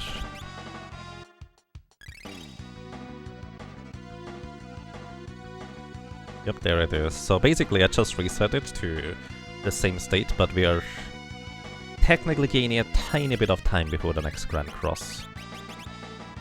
But yeah, just continuing here. 720, 820. This is actually kind of stressful trying to keep track of these things real time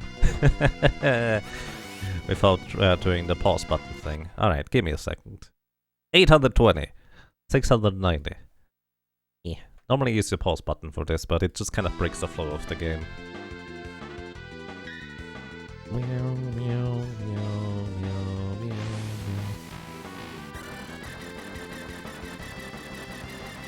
I actually don't have enough space to write down the numbers in my thing. Alright, Grand Cross number 3 didn't do anything. Good, that's exactly what I want. 780, 720.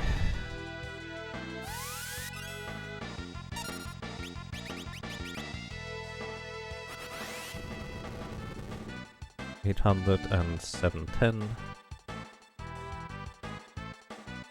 Keep writing the numbers in the wrong slots. Tiny and Big was a weird 3D platformer? Yes. That was a weird one. 750 and 710.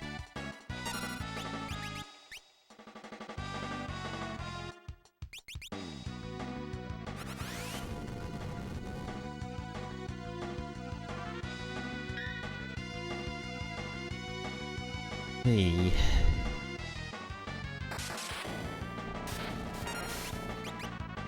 Check knife, elixir.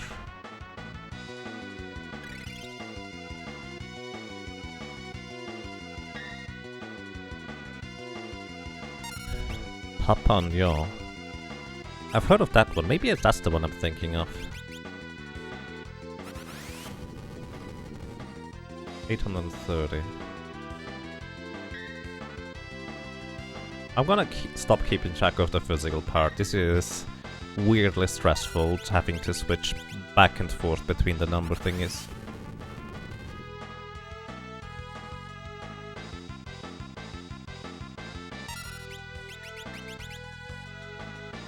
Trine is amazing. Unfortunately, we never continued that with High Spirits and Sugi when we played Trine 4, I think it was.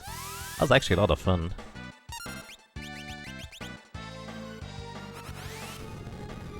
Trine is a really good set of games, honestly. I think the third one is a bit hit and miss, but the other three are really crazy good. Yeah, I think it's 4, I don't remember.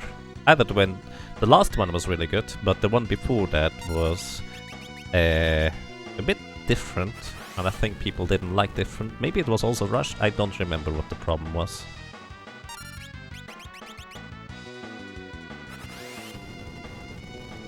Alright, 750. Ow.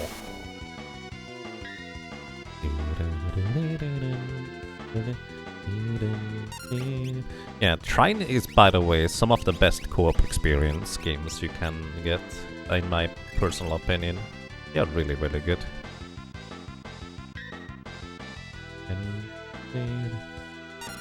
Alright, 160. Laws of the physics are broken. We're gonna probably get 2 Grand Crosses in a row here, because we're not gonna be in time to push it below 15,000 HP remaining. Unfortunately.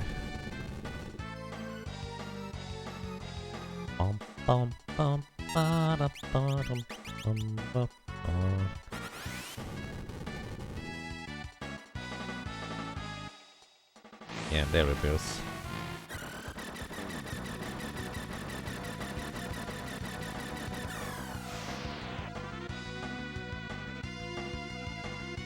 Okay, no Doom Clock, we're good.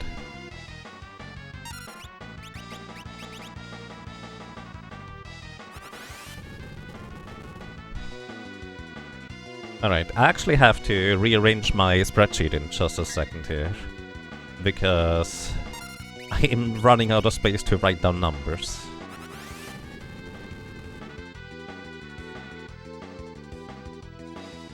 We are just above 15,000 HP remaining, by the way. So give me just a moment, everybody. I need to sum up the numbers and just kind of consolidate into a single chunk. So that is copy, paste, valley only. There we go. Okay. Consolidate the numbers. Now comes the scary part, where Grand Cross is gonna be very frequent, and I think chances for some Rock Rain, aka Meteor. I hope he doesn't do it. I don't know what the conditions are that he can do it, but I just know he can do it. I probably should have waited for that Alma guest, huh? Because now I have to heal.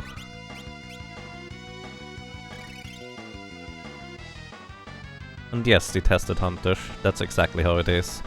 The only way you can be immune to the countdown timer is through a chemist mic that makes you basically heavy, aka the boss flag.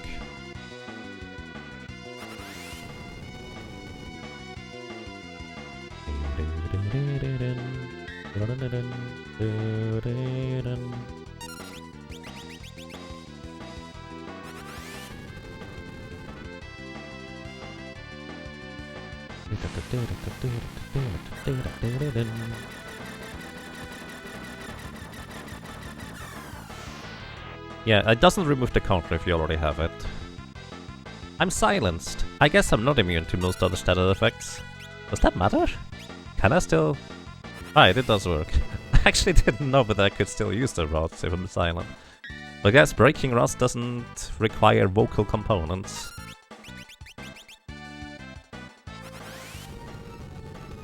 Yes, Blue Mage can kill the magic casting part with Condemn relatively easily, just kind of slowly.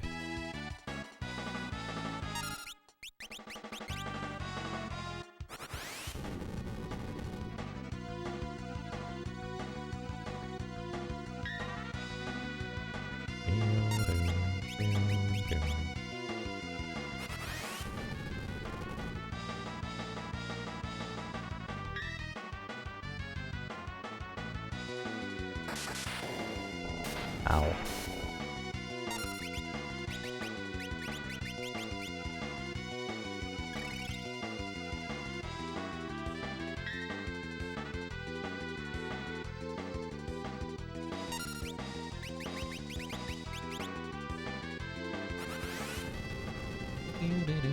Except I'm at 80.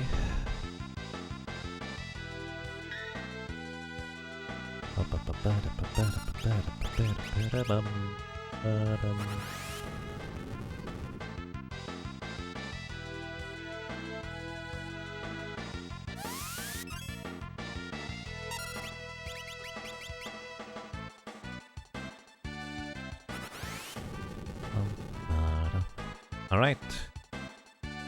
10 more good fire rod breaks and the Grand Cross part is dead. Now the main problem I will have is I actually have no idea what the HP of the other two parts are. That's like... how do I finish this off in the end? I have no idea. I'll actually need to figure out what their approximate HP is gonna be, I suppose.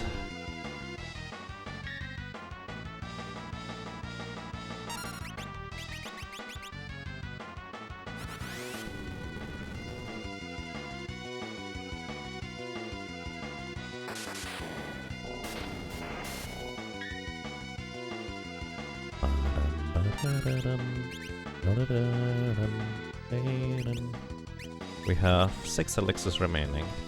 Should be enough. Hopefully.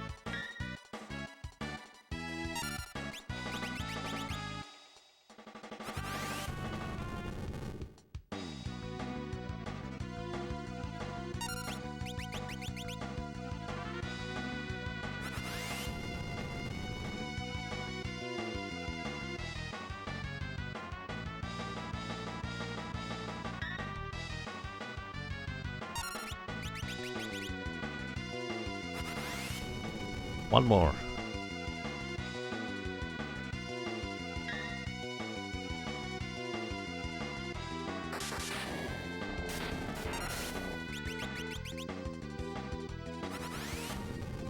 Alright, Grand Cross should be dead.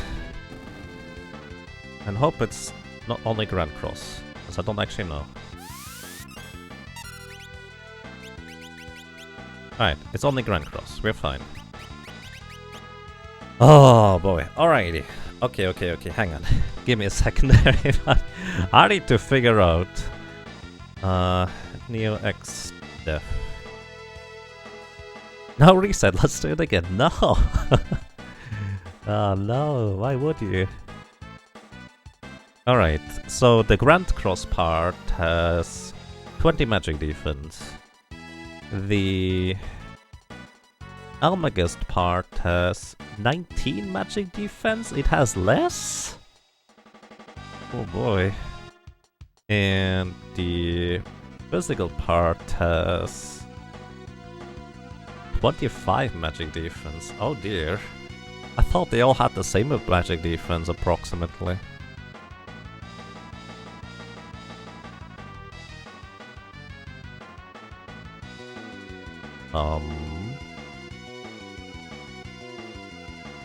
This is where I would be happy if I kept exact track of the damage numbers.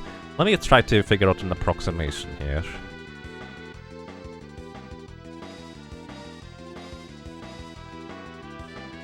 I stopped keeping track here, so that is 10, 11, 12, 13, 14, 15, 16, 17, 18, 19, 20, 21, 22, 23, 24, 25, 26, 27, 28, 29, 20, 2010, 2011, 2012, that's really confusing. 33, 34, 35, 36, 37, 38, 39.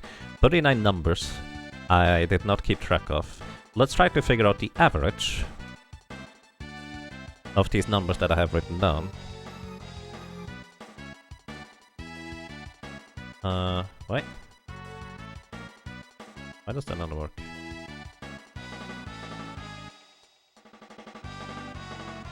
Okay, 724.8 is the average. And if I multiply this with 39, we get another 28,000 damage. So actually the physical part should be super close to being dead too. Now the question is, what's my average damage against the Almagest part? How many rods did I break in phase 2 anyways? So we started with what? 72? We have 14 remaining.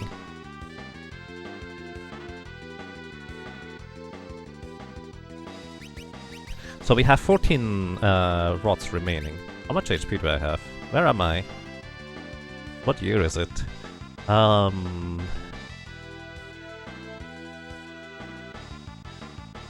Let's see. Almagest has the least amount of magic defense, so there's 19. To my calculator. Would have been so much easier if I just kept track of everything. 19 defense. With my damage, this is on average 706.5 damage. Is that right? Because theoretically that would be... No, that's not right. Because theoretically that would be more damage than the other part. Huh. What do we do, everybody? Do we just pray? Let's see, what's that? This plus these. Wait, that doesn't make any sense. That doesn't make any sense. Oh no.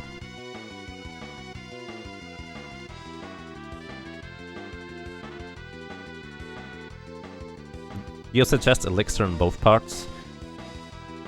So, I guess I could technically do that. We can survive via high potions. We do have enough. So, this would be the slow way of doing it, but the safe way. We can elixir both parts, and then we know exactly how much HP they have remaining. But we're so close to winning, do we really want to do this? Unminion chicken knife? No, the physical part is still alive. Don't forget to heal. Do I need to still heal? Yeah, I need to still heal. Thank you.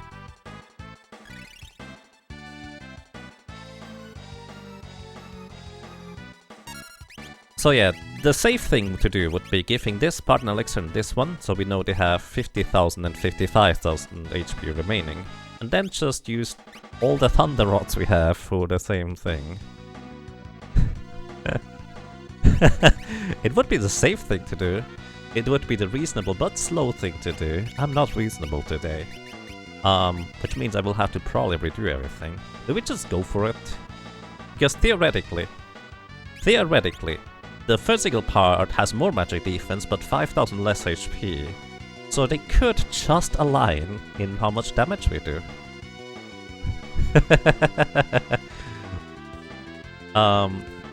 Alright, I'm gonna do at least a half measure.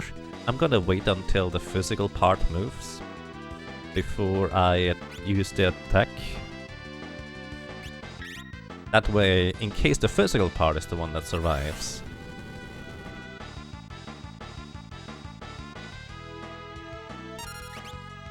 At least I have a better chance of surviving the remainder. Let's see.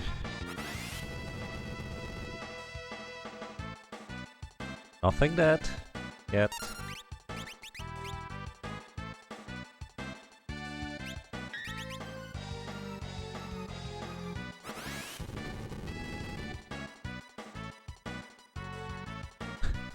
I'm so strongly contemplating just using Silder right now. I have no idea how close we are. Well, actually, it's not entirely true. I dealt about 9,000 and some change more damage to the Grand Cross part single target. So this was 3 rods so far, that's about 2,000 damage. So I probably need to deal another 5,000 first. No, I'm not tracking the front anymore, I stopped doing that because it was really stressful switching in my spreadsheets back and forth. I wish I did, I didn't.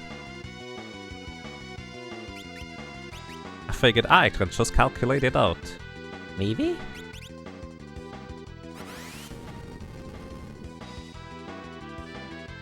Okay, still both alive. Yeah. Consequences of my actions, I suppose. Waiting for the Almagest here.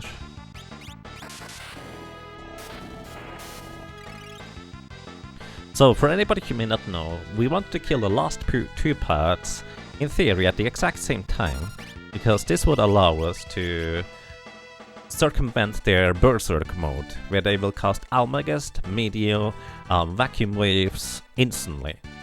So we survive Almagest, we survive Vacuum Waves, we don't survive a Meteor. So... yeah.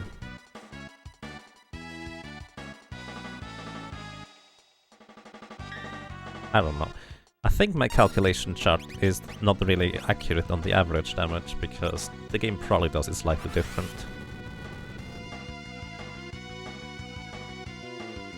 Should I have asked chat for help for tracking the other parts? Probably.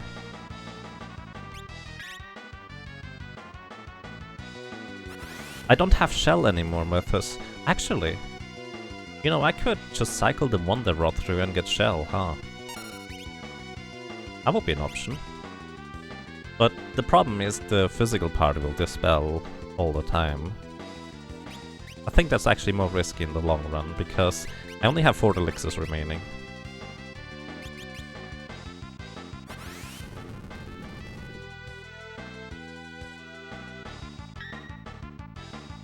So we started with 14 fire rods, so we have 6 remaining. Oh boy. I don't know when they're gonna die. Uh-oh. No! No! Instant response with Meteor.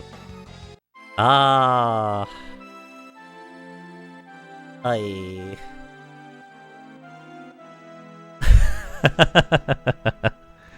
Rip. Number 11. Ah, okay. Let's do this again.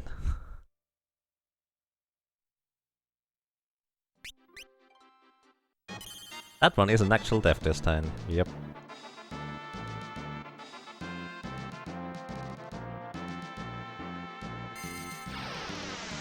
That's such a long fight too, though. Oh boy.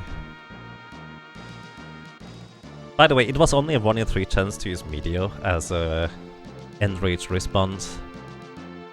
I didn't forget the magic lamp, I just didn't know how close they were.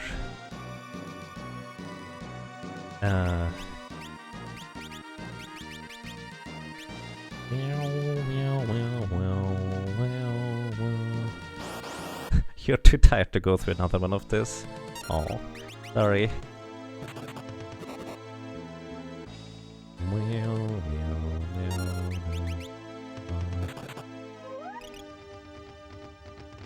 Oh yeah, that's fair, thank you, Regadactylus. Alright. Honestly, I feel like just nuking the Grand Cross part with single target Wonder attacks was kinda decent, so I think I'm gonna repeat that too here. Which means I'm gonna go back and figure out where I'm in the Wonder Round cycle here.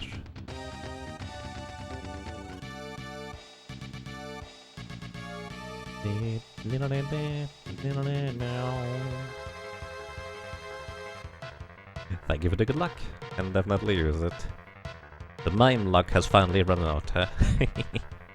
Okay, where are we in the Wonder Rod's rotation? Just used Blink and Shell. Next is Ezuna. Then Kiraga.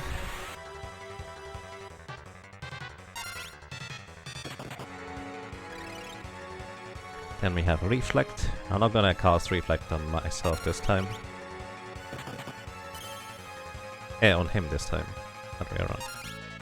Then we have Berserk, doesn't do anything. Life 2 doesn't do anything. Oh, take care and have a nice day. Thank you for dropping by. I hope you're doing well. And enjoy the rest of your day. Good night. Holy! Next is Dispel.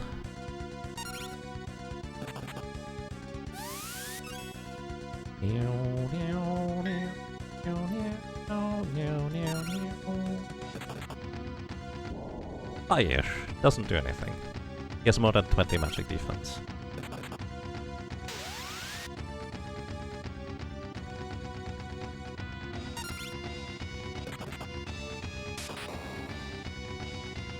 Alright. Venom, Sleep, Toad, Fire 2, Ice 2. Basically I need to stop after one more of the Bolt 2. But I don't even need to think about it.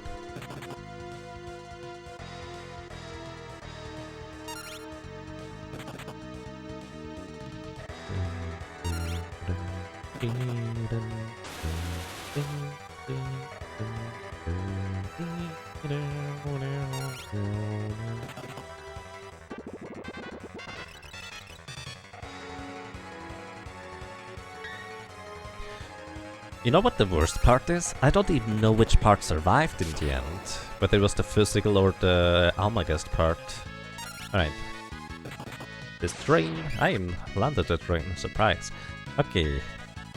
Next is gonna be Break. And I'm gonna try to take out the Almagest part right away. And unlike before. It's not a good chance of happening, but it's a chance of happening. Alright.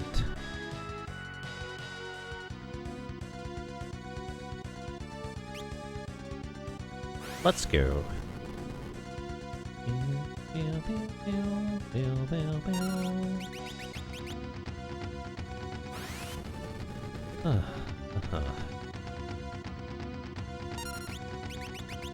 You really think it was the Almagest part with the extra 5,000 to start? Probably, yeah. It's just, the Almagest part also had 6 less magic defense, so it was taking a lot more damage on average. Actually, it was taking 60 more damage on average, I think. What about cycling the lamp? I'm gonna do this in the last phase in order to get through the meteors more quickly.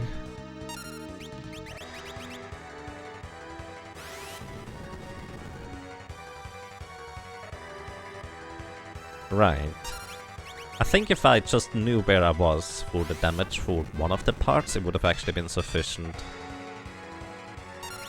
in order to just kind of go for a better approach, I guess. Because that way I could have specifically waited for that one part to go before I take my action. And that way, even if I killed the other part, I would just be able to respond to that before it gets a turn.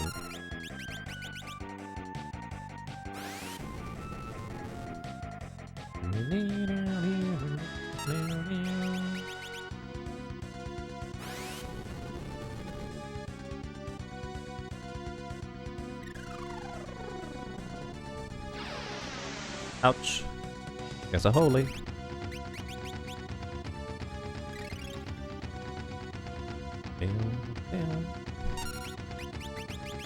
Yeah.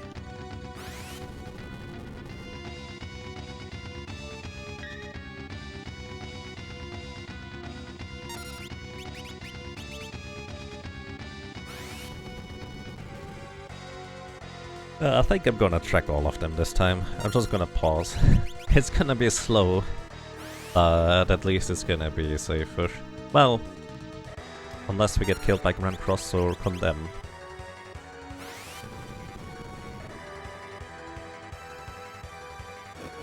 Like that. Oh, back to square one. Bye.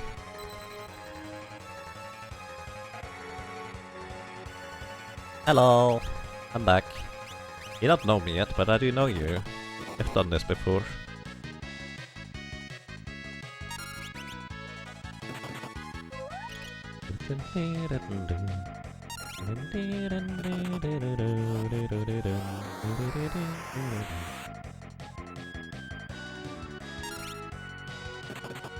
Alright.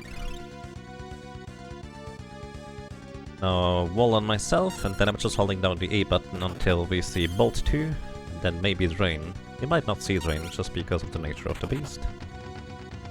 Groundhog Day was 2 days ago. No, it's always Groundhog Day. That's kind of the point of it, isn't it?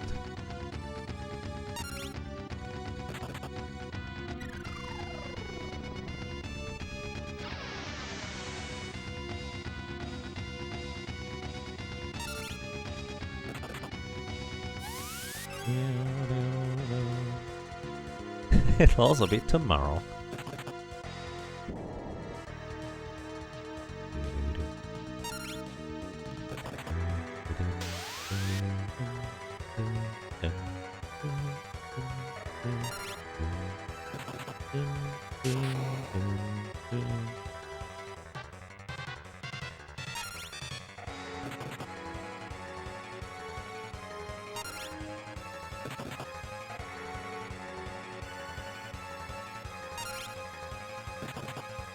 Technically, it would always be today. It was today and will be today. I mean, to be fair, that's generally true, even outside of Groundhog Day. It's never not going to be today. Actually, what kind of circumstance you would need to be finding yourself in if it wasn't today?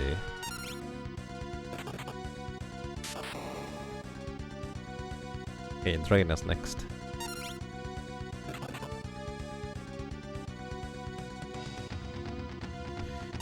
And back to breaking fire rods. Oops, not like this.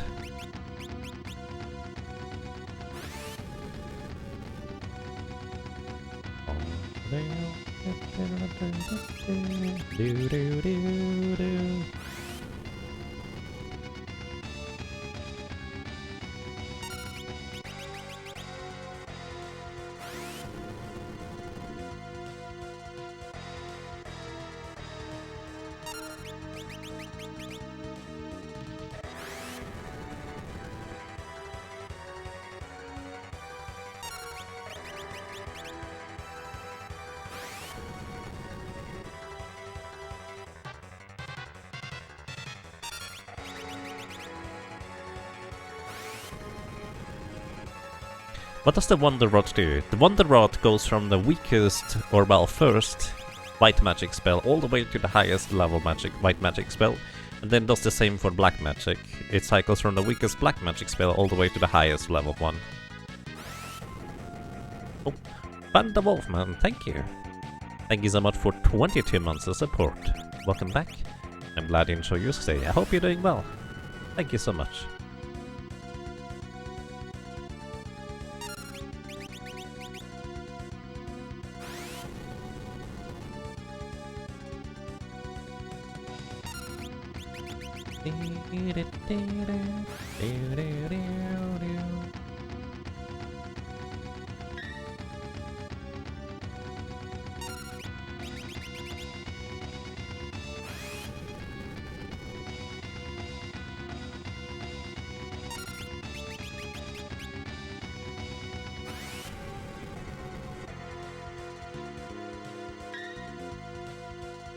This has to be one of the longest accept times we've had in the solo challenge.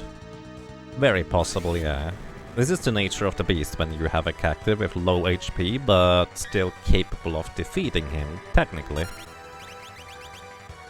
Hey Silesium, welcome! You made it for the finale, yes. You wouldn't have made it if the previous attempt was a success. But welcome, I hope you're doing well. What was the reason for going for Drain on the rod? Oh, I see. I don't actually want Drain, I want the spell that is next. The spell that is next is going to be Break, which is a chance to petrify. And I want to use this at the beginning of the next... Where's my chicken knife? I want to use this at the beginning of the next...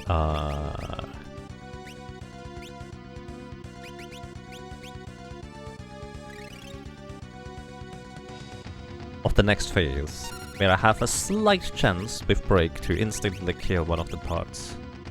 That's the idea.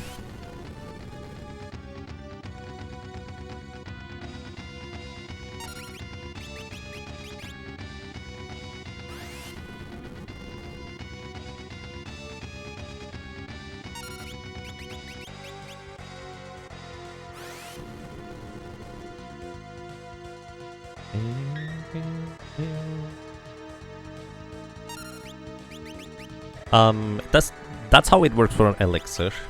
Using a rod basically is just using your item.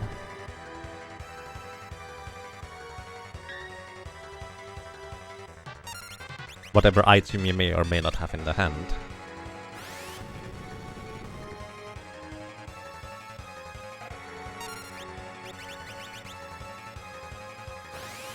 Alright, I'm switching over to the magic lamp now. And also Lilith Rod for slightly more damage.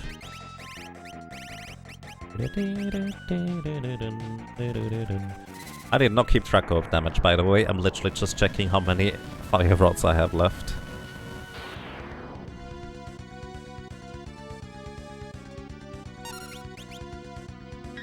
Okay, I think we're gonna be fine. Hopefully. Actually, I still have to heal in order to survive an Almagest. Unless I don't get this spell first, but that's kind of a risky proposition.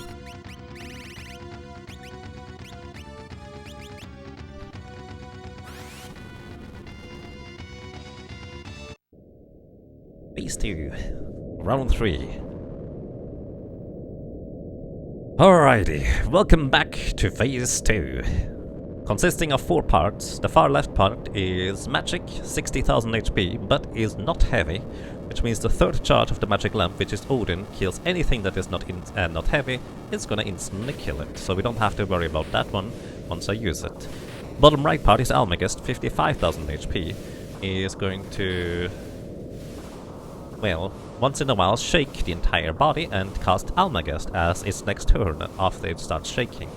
Top left is Grand Cross. When it says the laws of the physics are breaking, its next turn is going to be Grand Cross. We are immune against all except for one status effect that can instantly kill us. So it's a 1 in 18 chance to die to each Grand Cross. Then the top right is the entirely physical part, and we are minute plus a Genji shield, which means we have a 100% chance to block physical attacks. So it is basically not a concern. However, the physical part can also dispel us. But the Almagest in the bottom right will hit twice as hard, which is about 1,600 damage. We just hope it doesn't do that too early or something like that. Either way, welcome to Phase 2. So I'm gonna equip the chicken knife because that has 5 more utility, so I get my turn slightly quicker again. I don't know whether that makes a difference in the end, just what I do.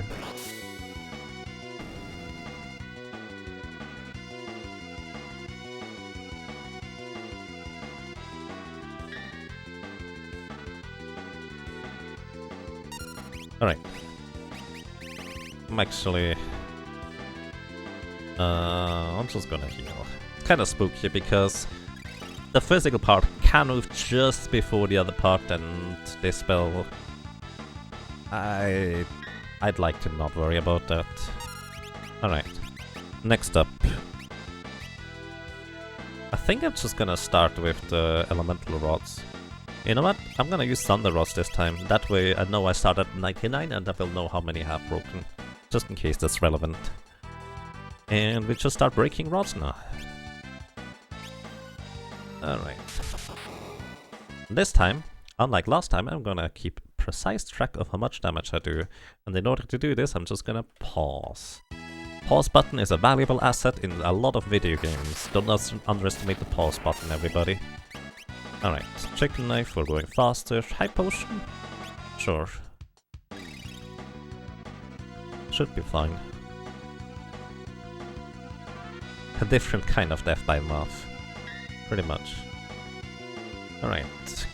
First Grand Cross is about to hit. 680, 850, 750.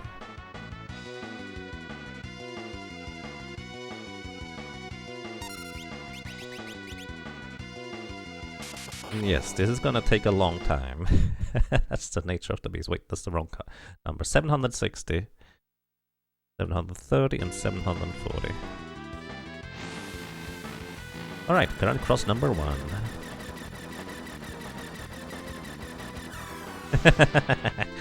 Exactly, BS Ben.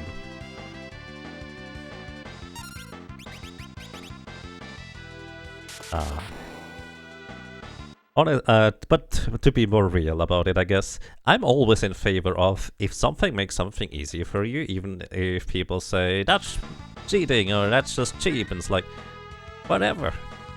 If that's how you want to finish the challenge, why not? If you want, like, one of the similar examples, I guess, might be using double team in Pokemon, like maybe challenge runs or just generally speaking. What? Oh.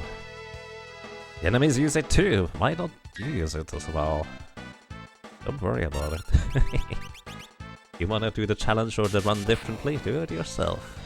That's my idea anyway. 680, 820, and 770. Dark Paladin, thank you. Thank you very, very much for 46 months of support. Welcome back. I'm glad you enjoy your stay. I hope you're doing well. Thank you so much. 740 in the Grand Cross part, but I kind of missed the other numbers. Let's say 680 and 820, or something like that. Gonna be close enough.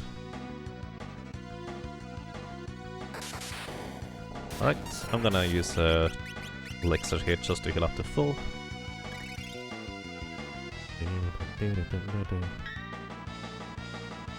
I was slightly distracted.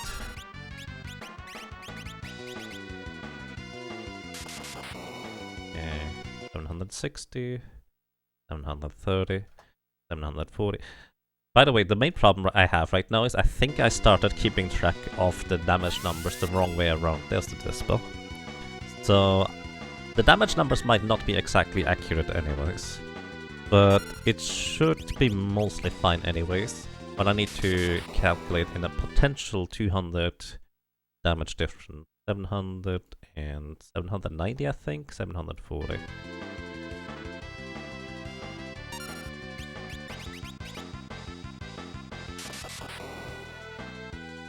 $720, 810, 820.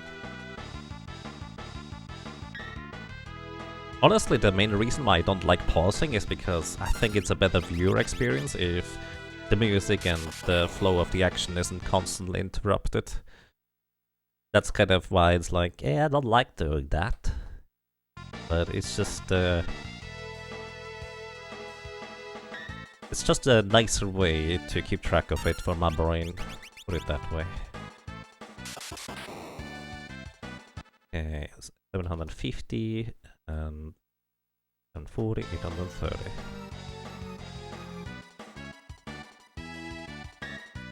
You almost never use status moves in Pokemon. I love status moves. But to be fair, in Pokemon it often feels more efficient to just go and use the strong move to one-shot the enemies instead. And Mishugatsu, thank you. Feel free to correct me if you'd like to how to pronounce your name. Thank you so much for 4 months of support. Welcome back, and I'm glad you enjoy your stay. I hope you're doing well. That's really nice of you.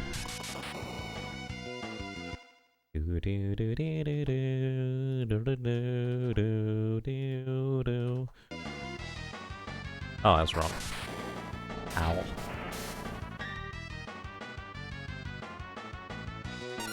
Okay, second knife. Let's bring Galaxus up here.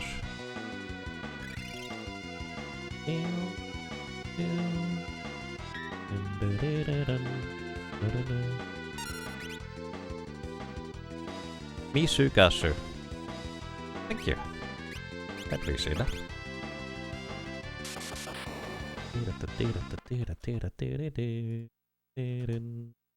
830. Oops, not 60. Grand Cross number 2.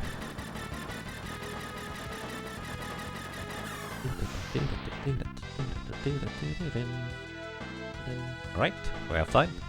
Very nice.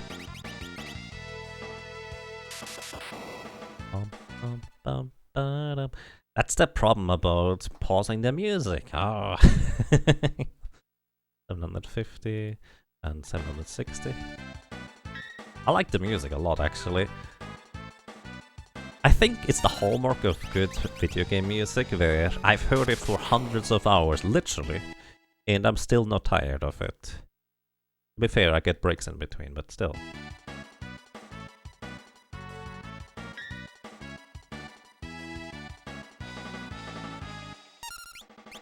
Bow, bow, bow. 700 in 760, 720.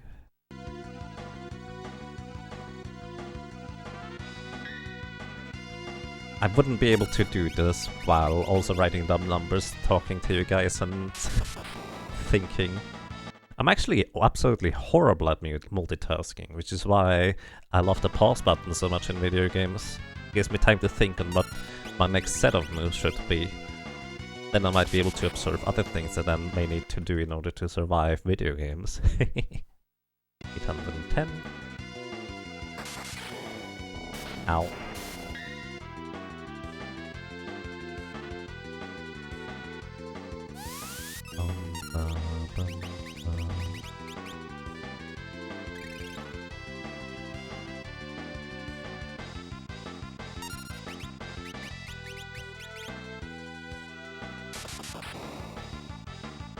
700. Wait, wrong one.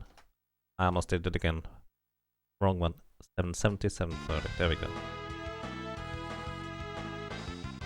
Basically, in my spreadsheet, I have from left to right the physical Almaguest to Grand Cross part, but on the screen here it is physical on the right, Almaguest and Grand Cross afterwards, so it's like... my brain just wants to keep writing the numbers the same way I see them on screen.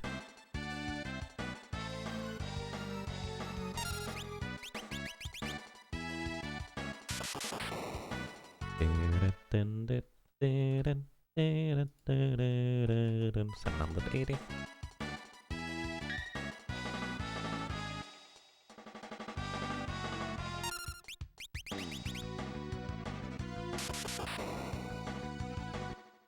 $720 and $780 and $750. We are just about 36,000 and some change HP remaining on the Grand Cross part. So we haven't entered the second phase yet there, for that matter. 750, 760.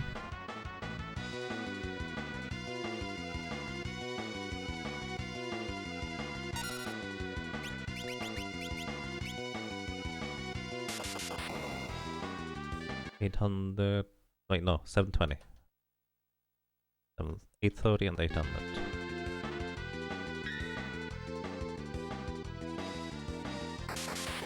Ouch.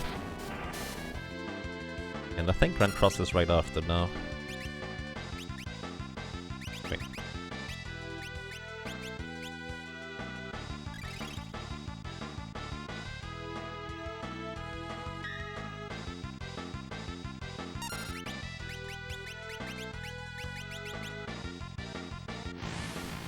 Grand Cross number 3, I think. How many is this?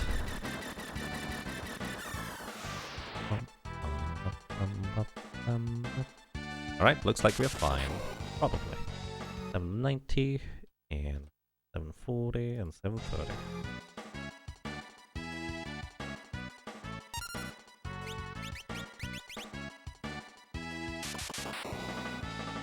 And 780, 840 and 770.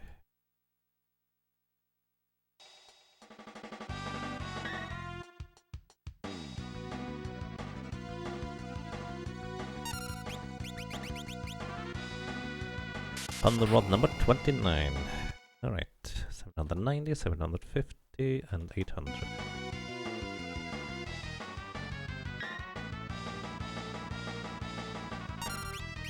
You're just on Mime to see it. Something like that.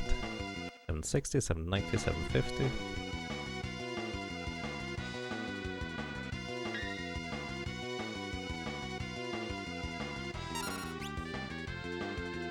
Alright, Grand Cross is 3 rods away from... Oops, excuse me, switching over to the next phase. It's the only relevant one. The others don't have actually a different AI based on HP thresholds, only the Grand Cross part has different AI.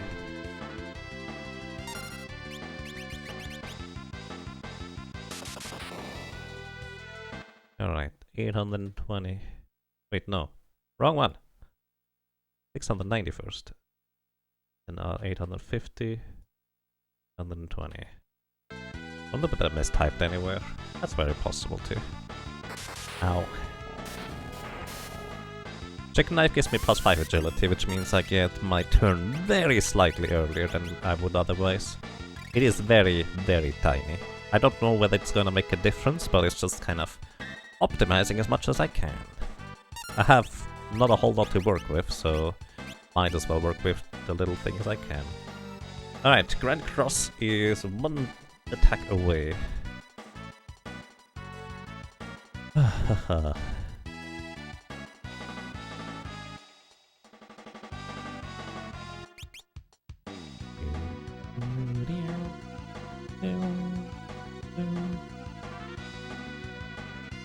Do I want to do something different here?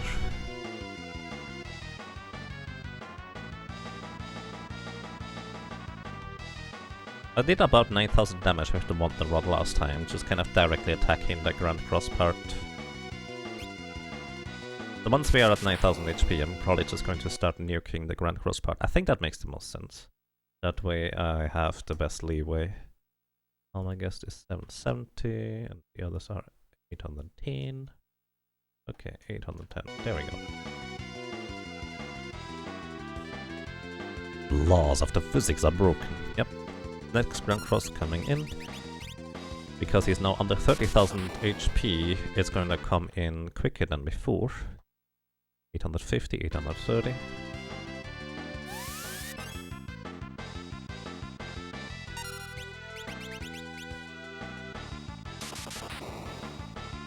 $690, 770, and 830.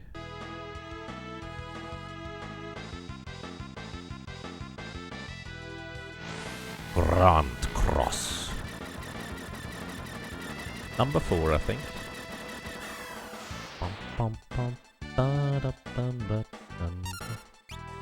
Ooh. I forgot this could happen. Right. That's another status effect that can affect us, the weak status effect. And technically, if I was affected by Almagest's HP leak, I might have died right there. I wasn't. I got lucky. Alright, we're fine. Kinda spooky though, honestly, if that happens. 680, 780, and 800.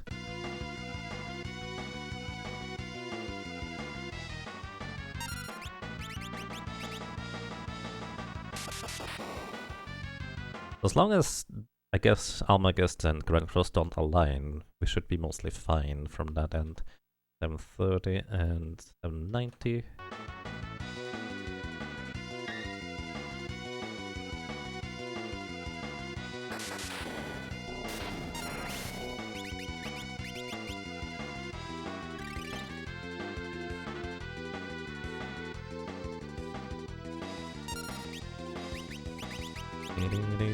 If you have emote ideas like that, feel free to let me know. I have to admit, by the way, I would like to not have any more Grimer or Rabbite emotes. Not because I don't like them, I love them, but because I'd like to stay on original characters at this point, because at some point maybe I'll have to remove all Grimer / Rabbite emotes because the big companies decides that's not okay anymore. So yeah, I think just sticking to the Fussel monster at this point would be better, or other characters actually. If you have other ideas, I guess.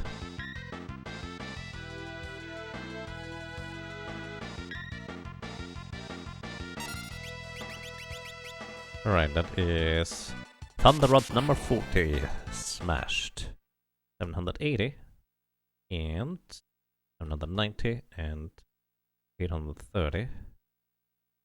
Alright, I need to very briefly go ahead and clean up my spreadsheet, because I literally don't have any more space to write the numbers down. So I have to actually briefly sum up the numbers that we currently have, and then write them in here. 29050 for the physical part, remove everything else. Then we have 31270 for the Almagest part, delete everything else.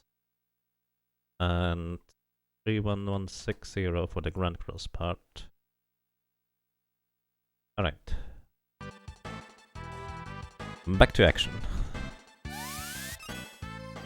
3 instances of calculator. So I've done that in the past for keeping track of numbers, but it's more awkward than it needs to be. So instead, I actually have all the things written in a spreadsheet that I put in small formulas that just keep track of it for me now.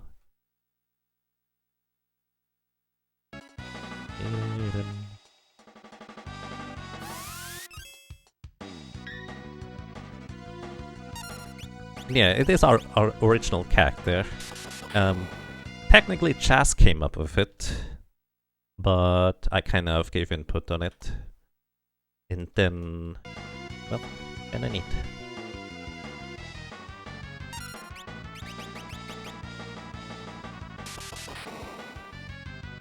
$880 and 740 and 730.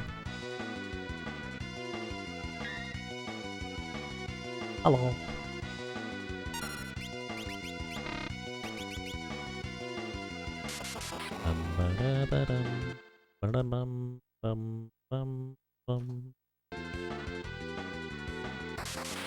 Ouch.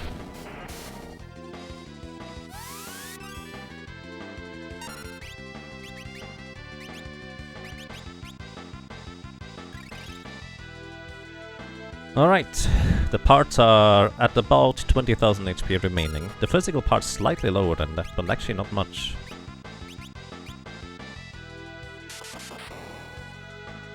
Okay, 720 for physical, 830 for Almagast, and 730 for Grand Cross.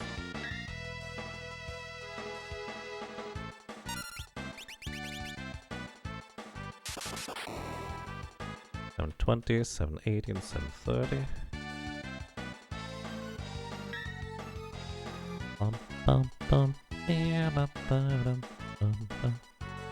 The laws of the physics are broken. So, here's the thing. I could push the... No, I don't think it matters. We're gonna get 2 more Grand Cross anyways. 750 and 730 and 740.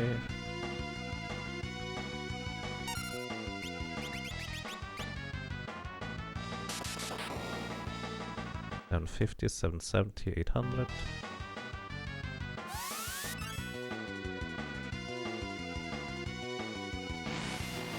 Grand Cross.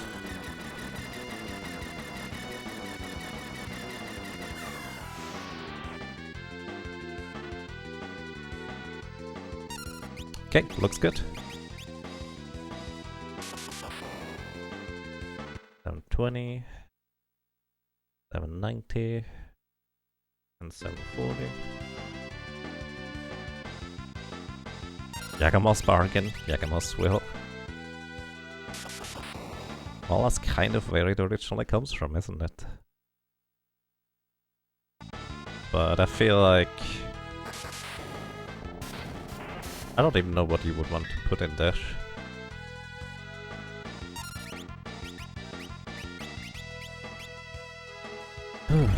Alrighty, we are approaching below 15,000 HP remaining for the Grand Cross part, which means it's gonna reset its AI cycle and throw another Grand Cross at us, possibly 2.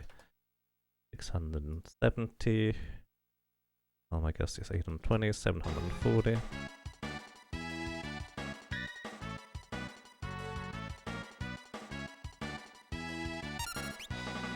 Alright, one more rod. And Grand Cross is under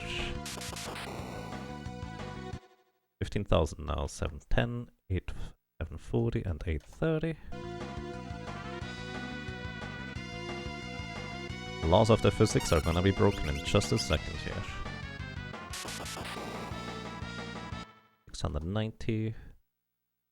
Yes, is 760, 730.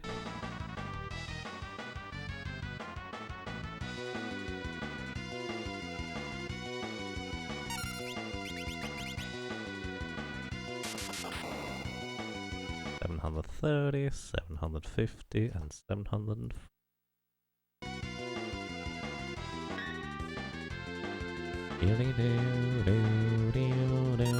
Ooh, that Grand Cross might align with...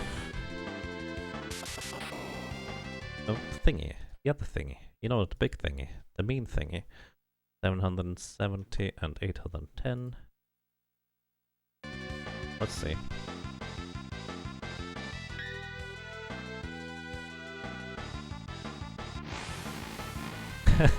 Ladies and gentlemen, if you would please see to your left, you can see the laws of physics broke. Not again. Alright, no doom clock. Alright, we might be able to push him all the way without another doom clock here. Maybe. That's if I kept proper track. We're still a little bit away before I'm starting to nuke with... Actually, you know what? No, I'm not. I'm gonna go and Wonder Rod this thing. Alright, heal up. Let's go.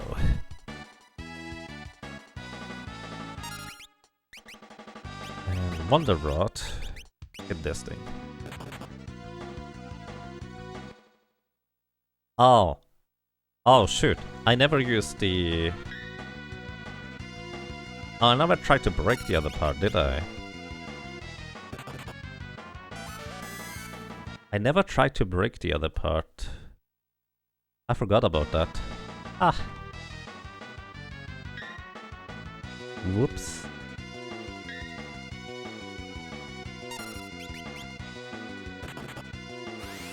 Fire 3 single target. 1790. 8960 HP left, minus whatever the HP leak damage did. I don't know how much that is. Like 100 or so, probably.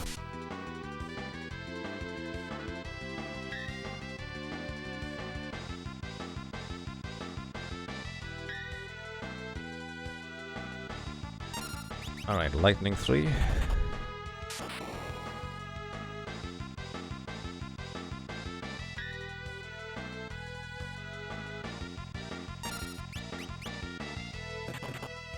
Flare. Alright, that's the last spell I can get out of Wonder One that is particularly strong. And we are at 2850 HP remaining, minus some change, I guess. Chicken Knife, Elixir.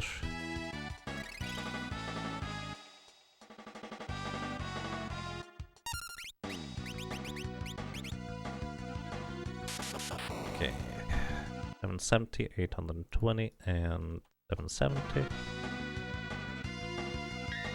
Gonna be 3 more rod breaks in order to kill the Grand Cross part.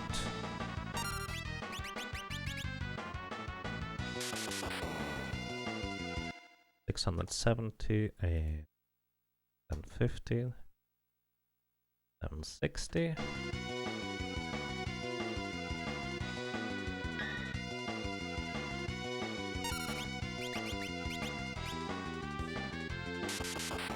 Whew. 780, 750, and 790. 530 HP remaining. Probably less because... Right, we should be through now in theory here. 700, 760... and 720. Boom. Alright, no more Grand Cross. And this time I have the exact numbers of HP remaining for the last part. Well, that's actually not necessarily true. I need to have like a error margin of 200 HP. Physical has about 6580 HP remaining. The Almagus part has about 8130 HP remaining. So Almagus was definitely the one that had more HP remaining. I think we're gonna compensate for that a little bit with using a Venom Rod, specifically on the Almagus part here. So that is 1080 minus 100. I'm just gonna add 100 as well. Which should actually align the two really well, all things considered. They are only about 200 HP apart now. So literally just using a Venom Rod on the Almagus part would have done the trick, I think. 720 and 820.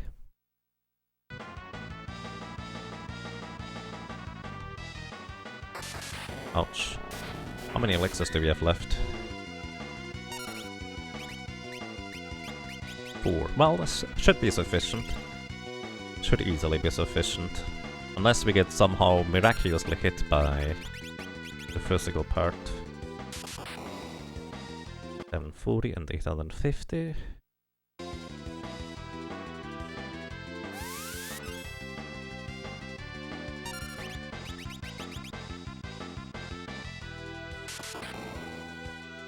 Then 40 and 800. I like how the two parts are basically creeping closer and closer together in HP, just because there's a 6 magic defense difference between the two. 790. And they're almost synchronous now. Synchronous? 670 and 740. I just hope I didn't typo anywhere. That would be awkward.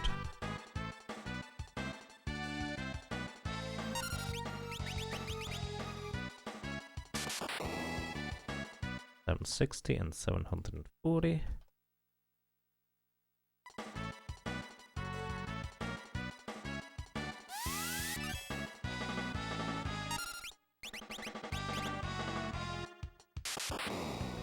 Alright, 720 and 780.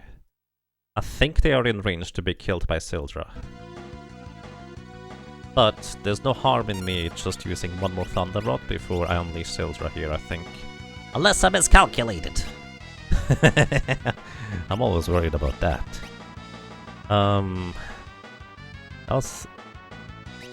Yeah, alright. I'm gonna wait here briefly to heal up.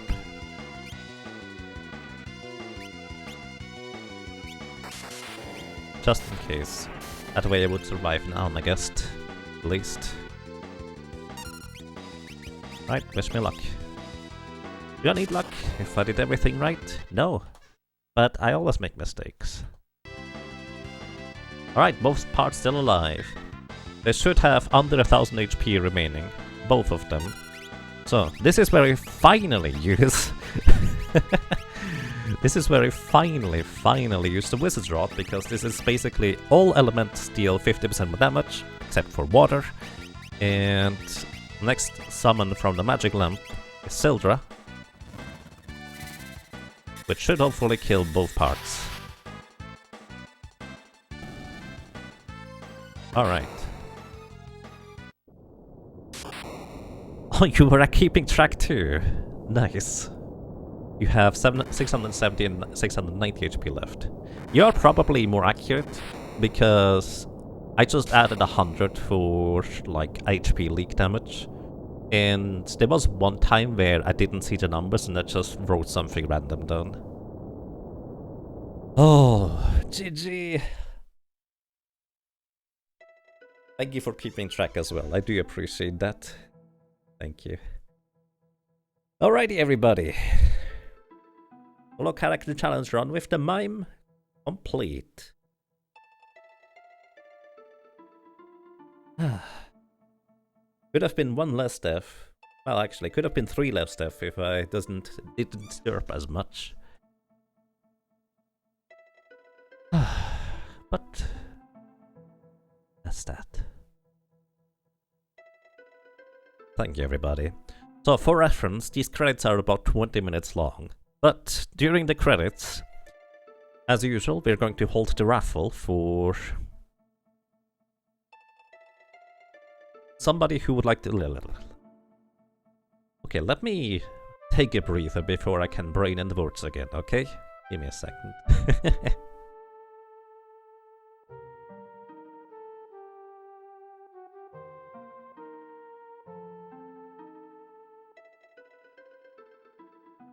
Alrighty. Let me actually just switch to the other scene here while we are in the credits. Oop.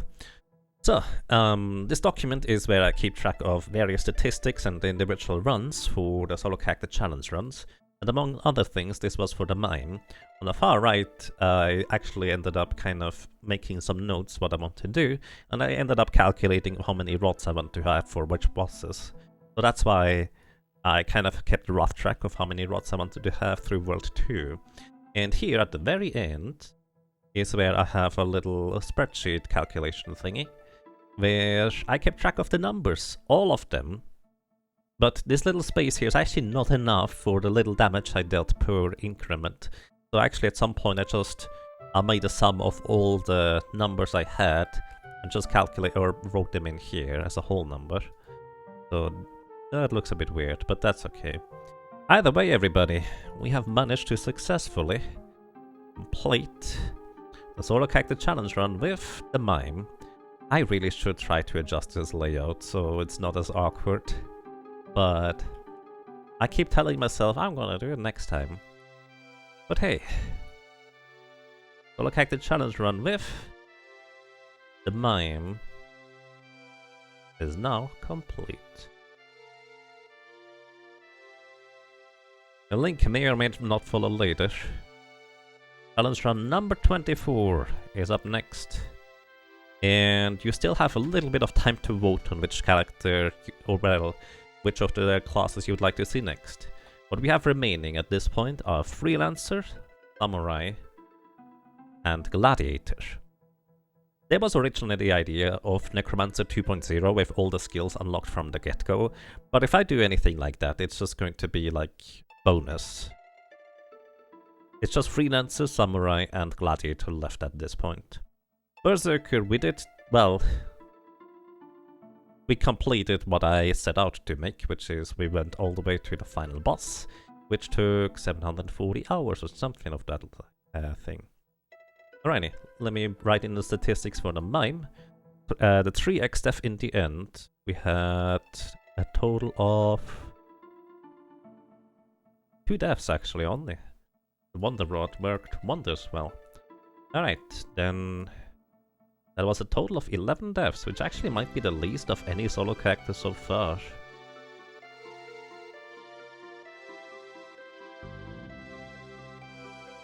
Yeah.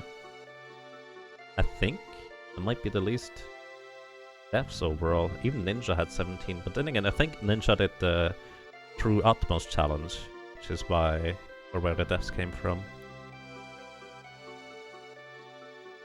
I'd have to say, Mime exceeded expectations. I didn't expect it to be terribly difficult in comparison to other runs, but well, it worked even better than anticipated.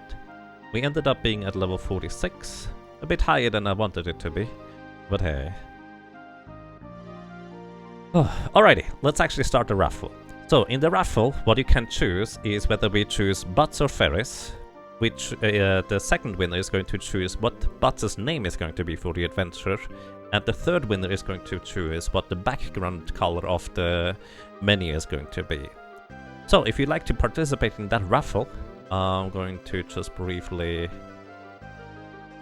reset this one here, and you can now write !join in order to join this raffle if you'd like to.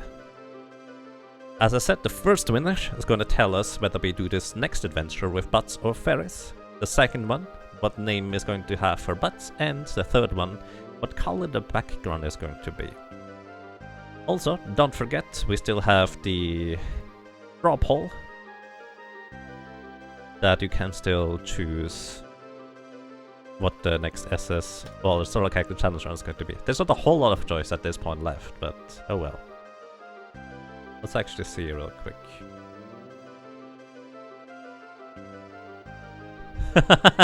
I didn't expect it to be this lopsided. Alright, interesting.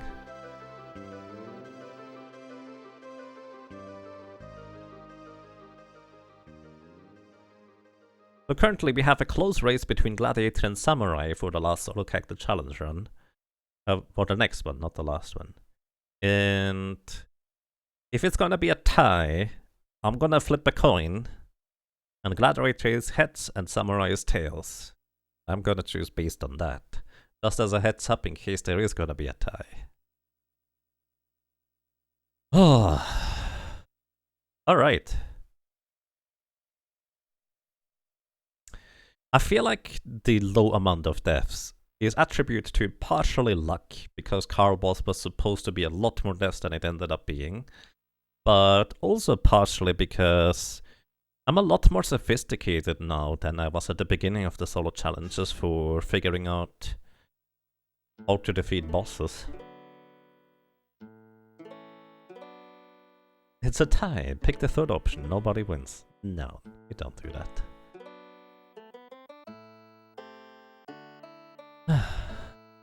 Alright. That was a lot more stressful than I hoped it would be, but honestly, it's also kind of exciting. The previous runs, I've kind of had characters that were basically in no danger. And so this way around was like every Grand Cross, 1 in 18 chance to die. It's not a big chance to die.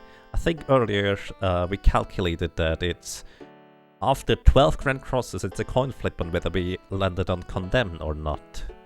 But that was only like 4 or 5 of them.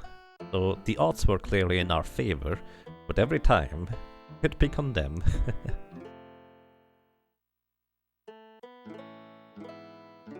And yes, having access to all armor types is definitely a huge boon. Like, one of the unexpected heroes of this solo challenge run in my book was the Angel Suit, which I didn't expect.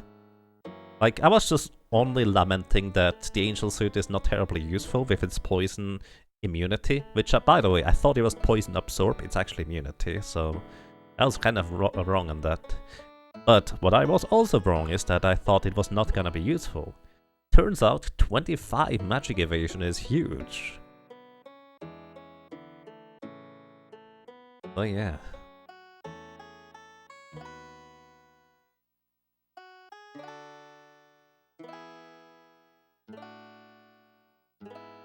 Also, a quick shout out to this Saturday, 1 PM European time, well, Switzerland time, I guess, GMT +1, question mark? I never know that time, so. Or 7 in the morning, East Coast, US time. I'm going to have the Yaga Monthly. So, here's the thing. Yaga Monthly is something I simultaneously love and hate. I love it because I love making themes and mini marathons and just kind of having fun. But I hate it because it is also a fundraiser type of thing for, well, me to pay the bills. That's kind of the short version. I really don't like making the streams about money, but I guess sometimes I have to. And the hope is in the future that maybe, just maybe, it will be just for fun instead, which is what I would like it to be. But I think we're kind of far away from that still. But that's that. However, even if you don't want to throw money at a random internet person, which I am, let's be honest, you are still welcome to stick around and vote for what you would like to see. So there's still the straw poll, which by the way ends after today's stream, so I can prepare for the next day. We're going to be playing whatever is chosen at the top for 12 to 16 hours, and depending on what may be chosen, there might just kind of be follow-up streams to, like, continue playing that game until we have reached a satisfying conclusion, one way or another. It could just be the beginning of the next casual playthrough, it could just be a one-time thing, depending on what gets chosen there. So, yeah. And Anonicus, thank you for the 100 bits, and for the 1-bit BSN. I do appreciate those. A bit of food for the rabbit. So yeah, as usual, everybody's welcome, and my goal of the stream is that nobody is supposed to be excluded, which is why I don't have, like, subscriber-exclusive things. Well, I guess aside from emotes, but it's just a Twitch thing, I guess. And yeah.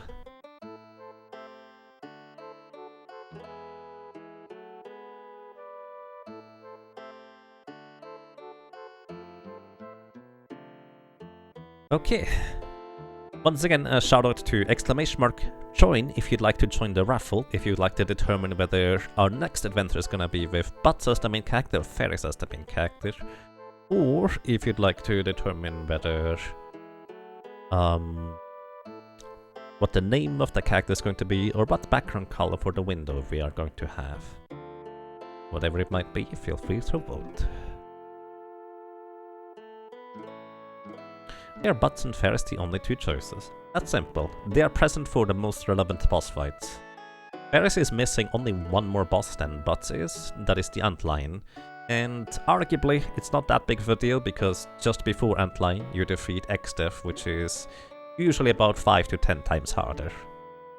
So missing out on Antlion I think is kind of a worthwhile exchange for having a bit of variety. Plus, I really like Varys as a character. Galuf is missing for the end of World 1, which is the mini-bosses for the meteors, which can be quite interesting. Although funny enough, we could probably do Solo Samurai at level 1 against these things? Maybe. Just thinking. Either way. And Lena is missing at the beginning of World 3, which is Antlion, Merugen, and the entirety of the pyramid.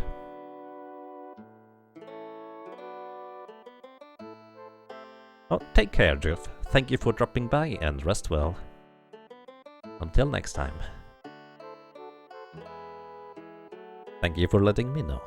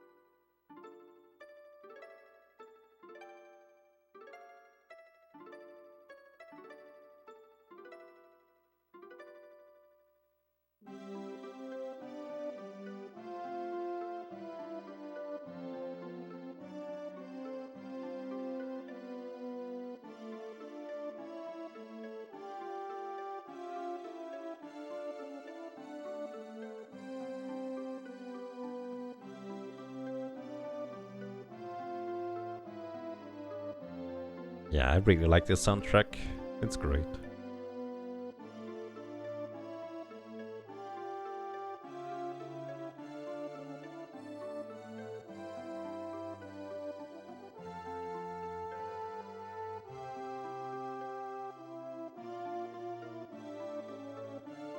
And yeah, I feel like the story is quite serviceable. I think it's pretty good at certain parts.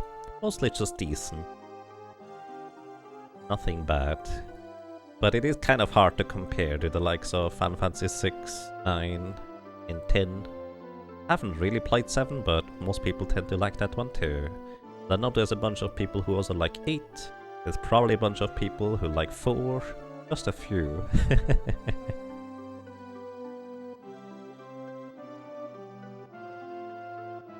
I think it's more of a case of being compared to giants rather than being bad, to say the least.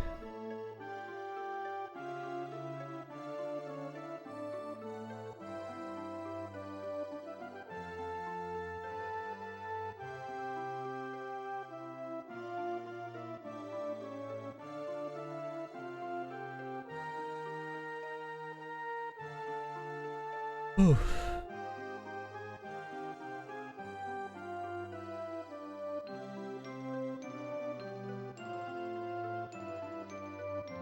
Final Fantasy 5 has my other favorite duo in a Final Fantasy game, which is Mid and Sid.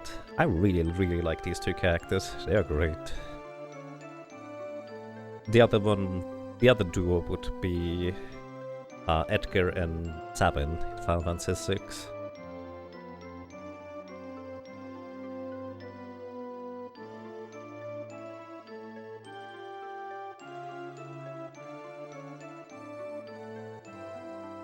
Biggs and Wedge, I have no idea about these two. The only time I know Biggs and Wedge are in Final Fantasy 6. You only see them very briefly. I've actually never beaten Final Fantasy 7. In fact, I haven't played past the beginning area, so to speak. Probably should do that sometime. There's an 8. Well, I've never played more than the demo of that game. I bet with you, I've kind of missed most of them in Final Fantasies that I just happens to not have played.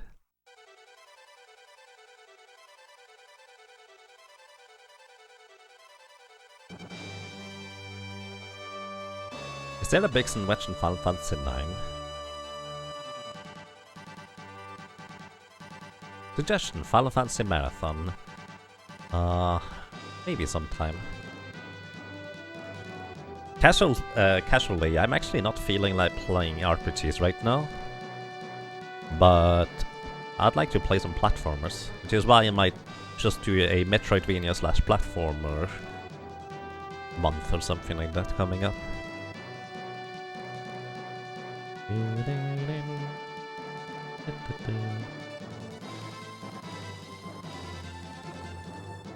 I mean, 9 has the other 2 clowns instead, doesn't it? Sword and Thorn or something like that?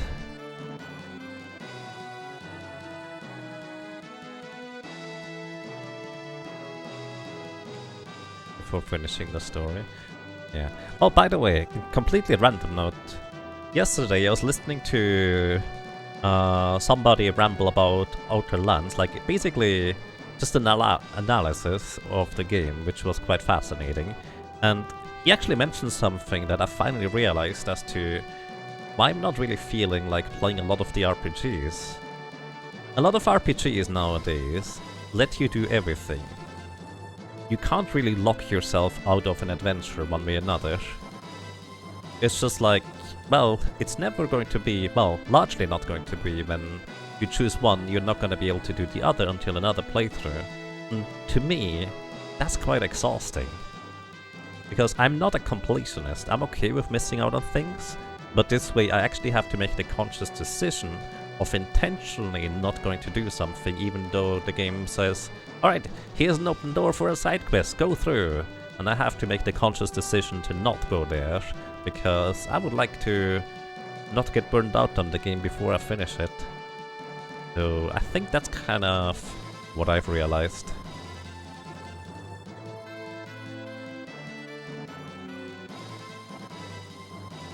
Hey.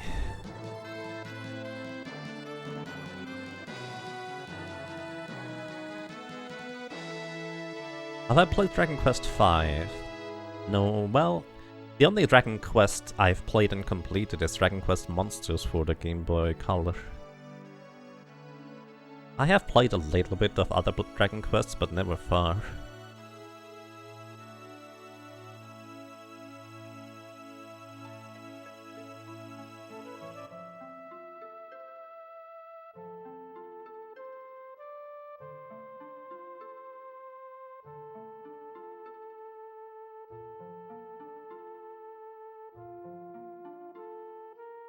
Dragon Quest V is great, you get to recruit enemy monsters into your party. That sounds neat.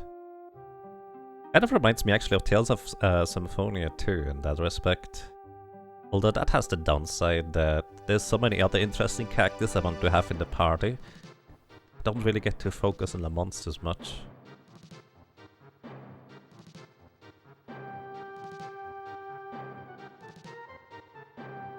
You also missed the times when you were just playing and didn't really mind missing stuff, because it was just stuff that maybe you get to do the next time you played the game. Yeah, exactly, that's kind of where I'm sitting as well, Murthas. I do play games quite differently on stream versus off stream. I do generally keep the same themes, but if there's like something interesting and people would like me to see it, then I'm more than happy to go out of my way to get to. But if I don't know whether it's gonna interest me, if I go out of my way to go to a place, then it's always kind of a coin flip whether I'm going to be even interested, or rather, whether I'm going to instead burn out on the game. Alrighty, last call for people to join the raffle if you'd like to determine whether we're going to choose Butts or Fairies as the main character. But the name of our main character is going to be, or actually, the main name of Butts is going to be, I suppose technically it isn't going to necessarily be the main character. And the background color of the thingy-magic. Exclamation mark join in chat in order to join that raffle. If you'd like to, don't have to. And also, last call for the straw poll if you'd like to vote on what the next solo challenge is going to be.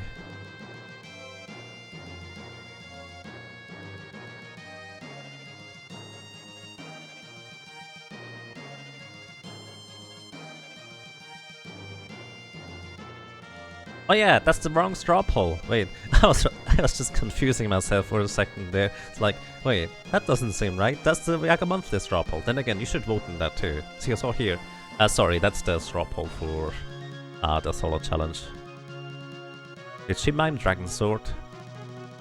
I didn't pay attention. Maybe.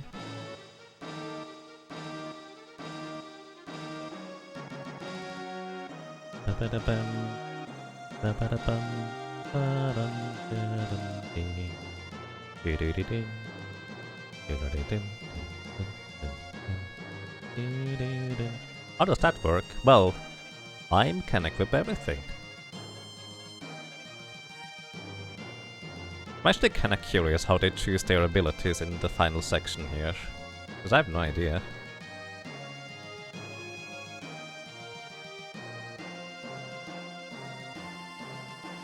Poor freelancer. Right. Which, to be fair, freelancer is gonna take a while for me to figure out. Then again, samurai too. Gladiator I might just be able to start playing and go with it without necessarily thinking much about it. But for both samurai and freelancer, I actually want to take my time and kind of plan out the route. Then again, I have no idea how Gladiator exactly works, so it's gonna be educational too. How did Dragon Sword get activated on the mine in the first place? Well, there was just an screen character who used Dragon Sword before. Oh. Grr, thank you. Thank you for the gift set, that's really kind of you. I really appreciate that.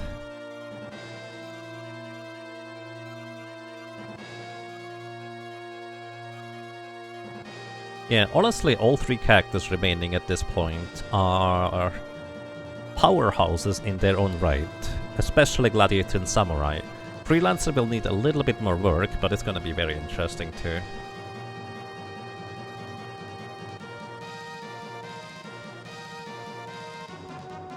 What's your plan regarding guild toss? Honestly, I'm not sure yet.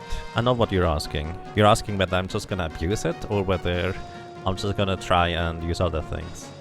I'm gonna guild toss Carlobos, no question. The other things, we'll see. We'll see.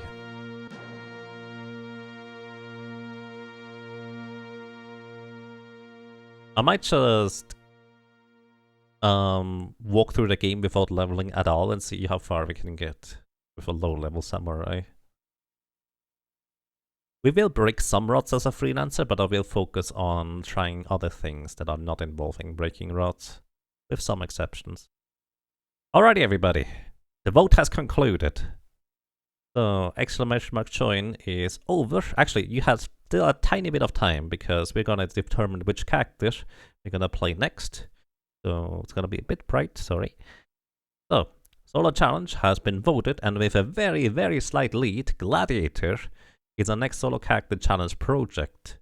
So this means our next challenge is gonna be Gladiator with a very, very slight lead. Which also means I will need to play the Game Boy Advance version in order to play this, which I have to figure out again how to even unlock the jobs on that thing. Alrighty, now there's gonna be the next character in progress. So, we're now going to determine in chat who is going to win the raffle. The first winner is going to tell us whether we're going to be choosing Butts or Fairies as the main character. So let's see. It's the happiest class because they are glad. Sure. Let's see. And Pressure. Pressure? Feel free to tell us whether we're gonna choose Butts or Fairies as the Gladiator. So if you'd like to do that, let us know. The second winner is going to be telling us what the name of Butts' character is going to be. I mean, Pressure, if you'd like to, you could just name the character instead of... Oh wait, you actually want Butts. Alright, sure. Sorry, I must kind of misunderstand. That's fine. Alrighty, we're gonna choose Butts as the main character. I was just thinking, oh, you're telling us the name. Nope, the next person is gonna tell us the name. I'm getting confused. Alrighty, tic-tac-throw. Tic-tac-throw, please let us know what the name of the main character is gonna be. And the last but not least winner is gonna tell us what background color for the window we're gonna have. As usual, I will try to approximate it to what you would like to have. Also, it's not gonna be too bright. Then again, on the Game Boy Advance version, it's gonna be a bit different anyways. And that one is gonna be with that said, however.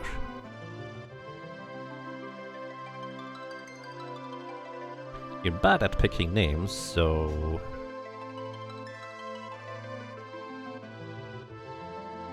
Well, I'm bad at picking names too, which is why I'm outsourcing it. Kinda.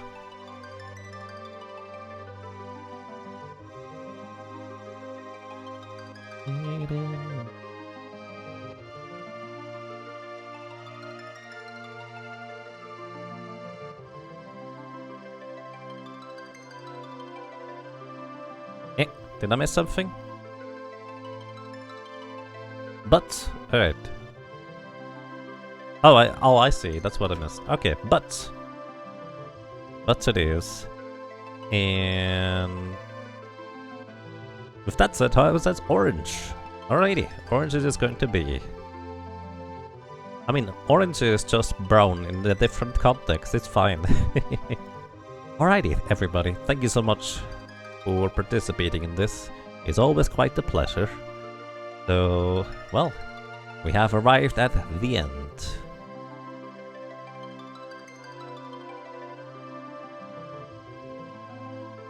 Yeah. Alrighty. So everybody, thank you so much for watching, for listening and for lurking, for being around, for being awesome as you are. I hope to see you on Saturday, because I'm going to take tomorrow in order to prepare for Saturday. I might be streaming tomorrow, but I'm not gonna get any guarantee. Make sure to vote on the Jaga Monthly straw poll. And, well, we're gonna start at 1 PM European time, as in Switzerland time, Germany time, whatever that line is. Or that is 7 AM in East Coast time. It's going to be a mini marathon, 12 to 16 hours, which means you have plenty of time to just kind of say hi or drop in if you'd like to. I would be happy. Oh, wave. And well, everybody, thank you so much. And until next time, good night.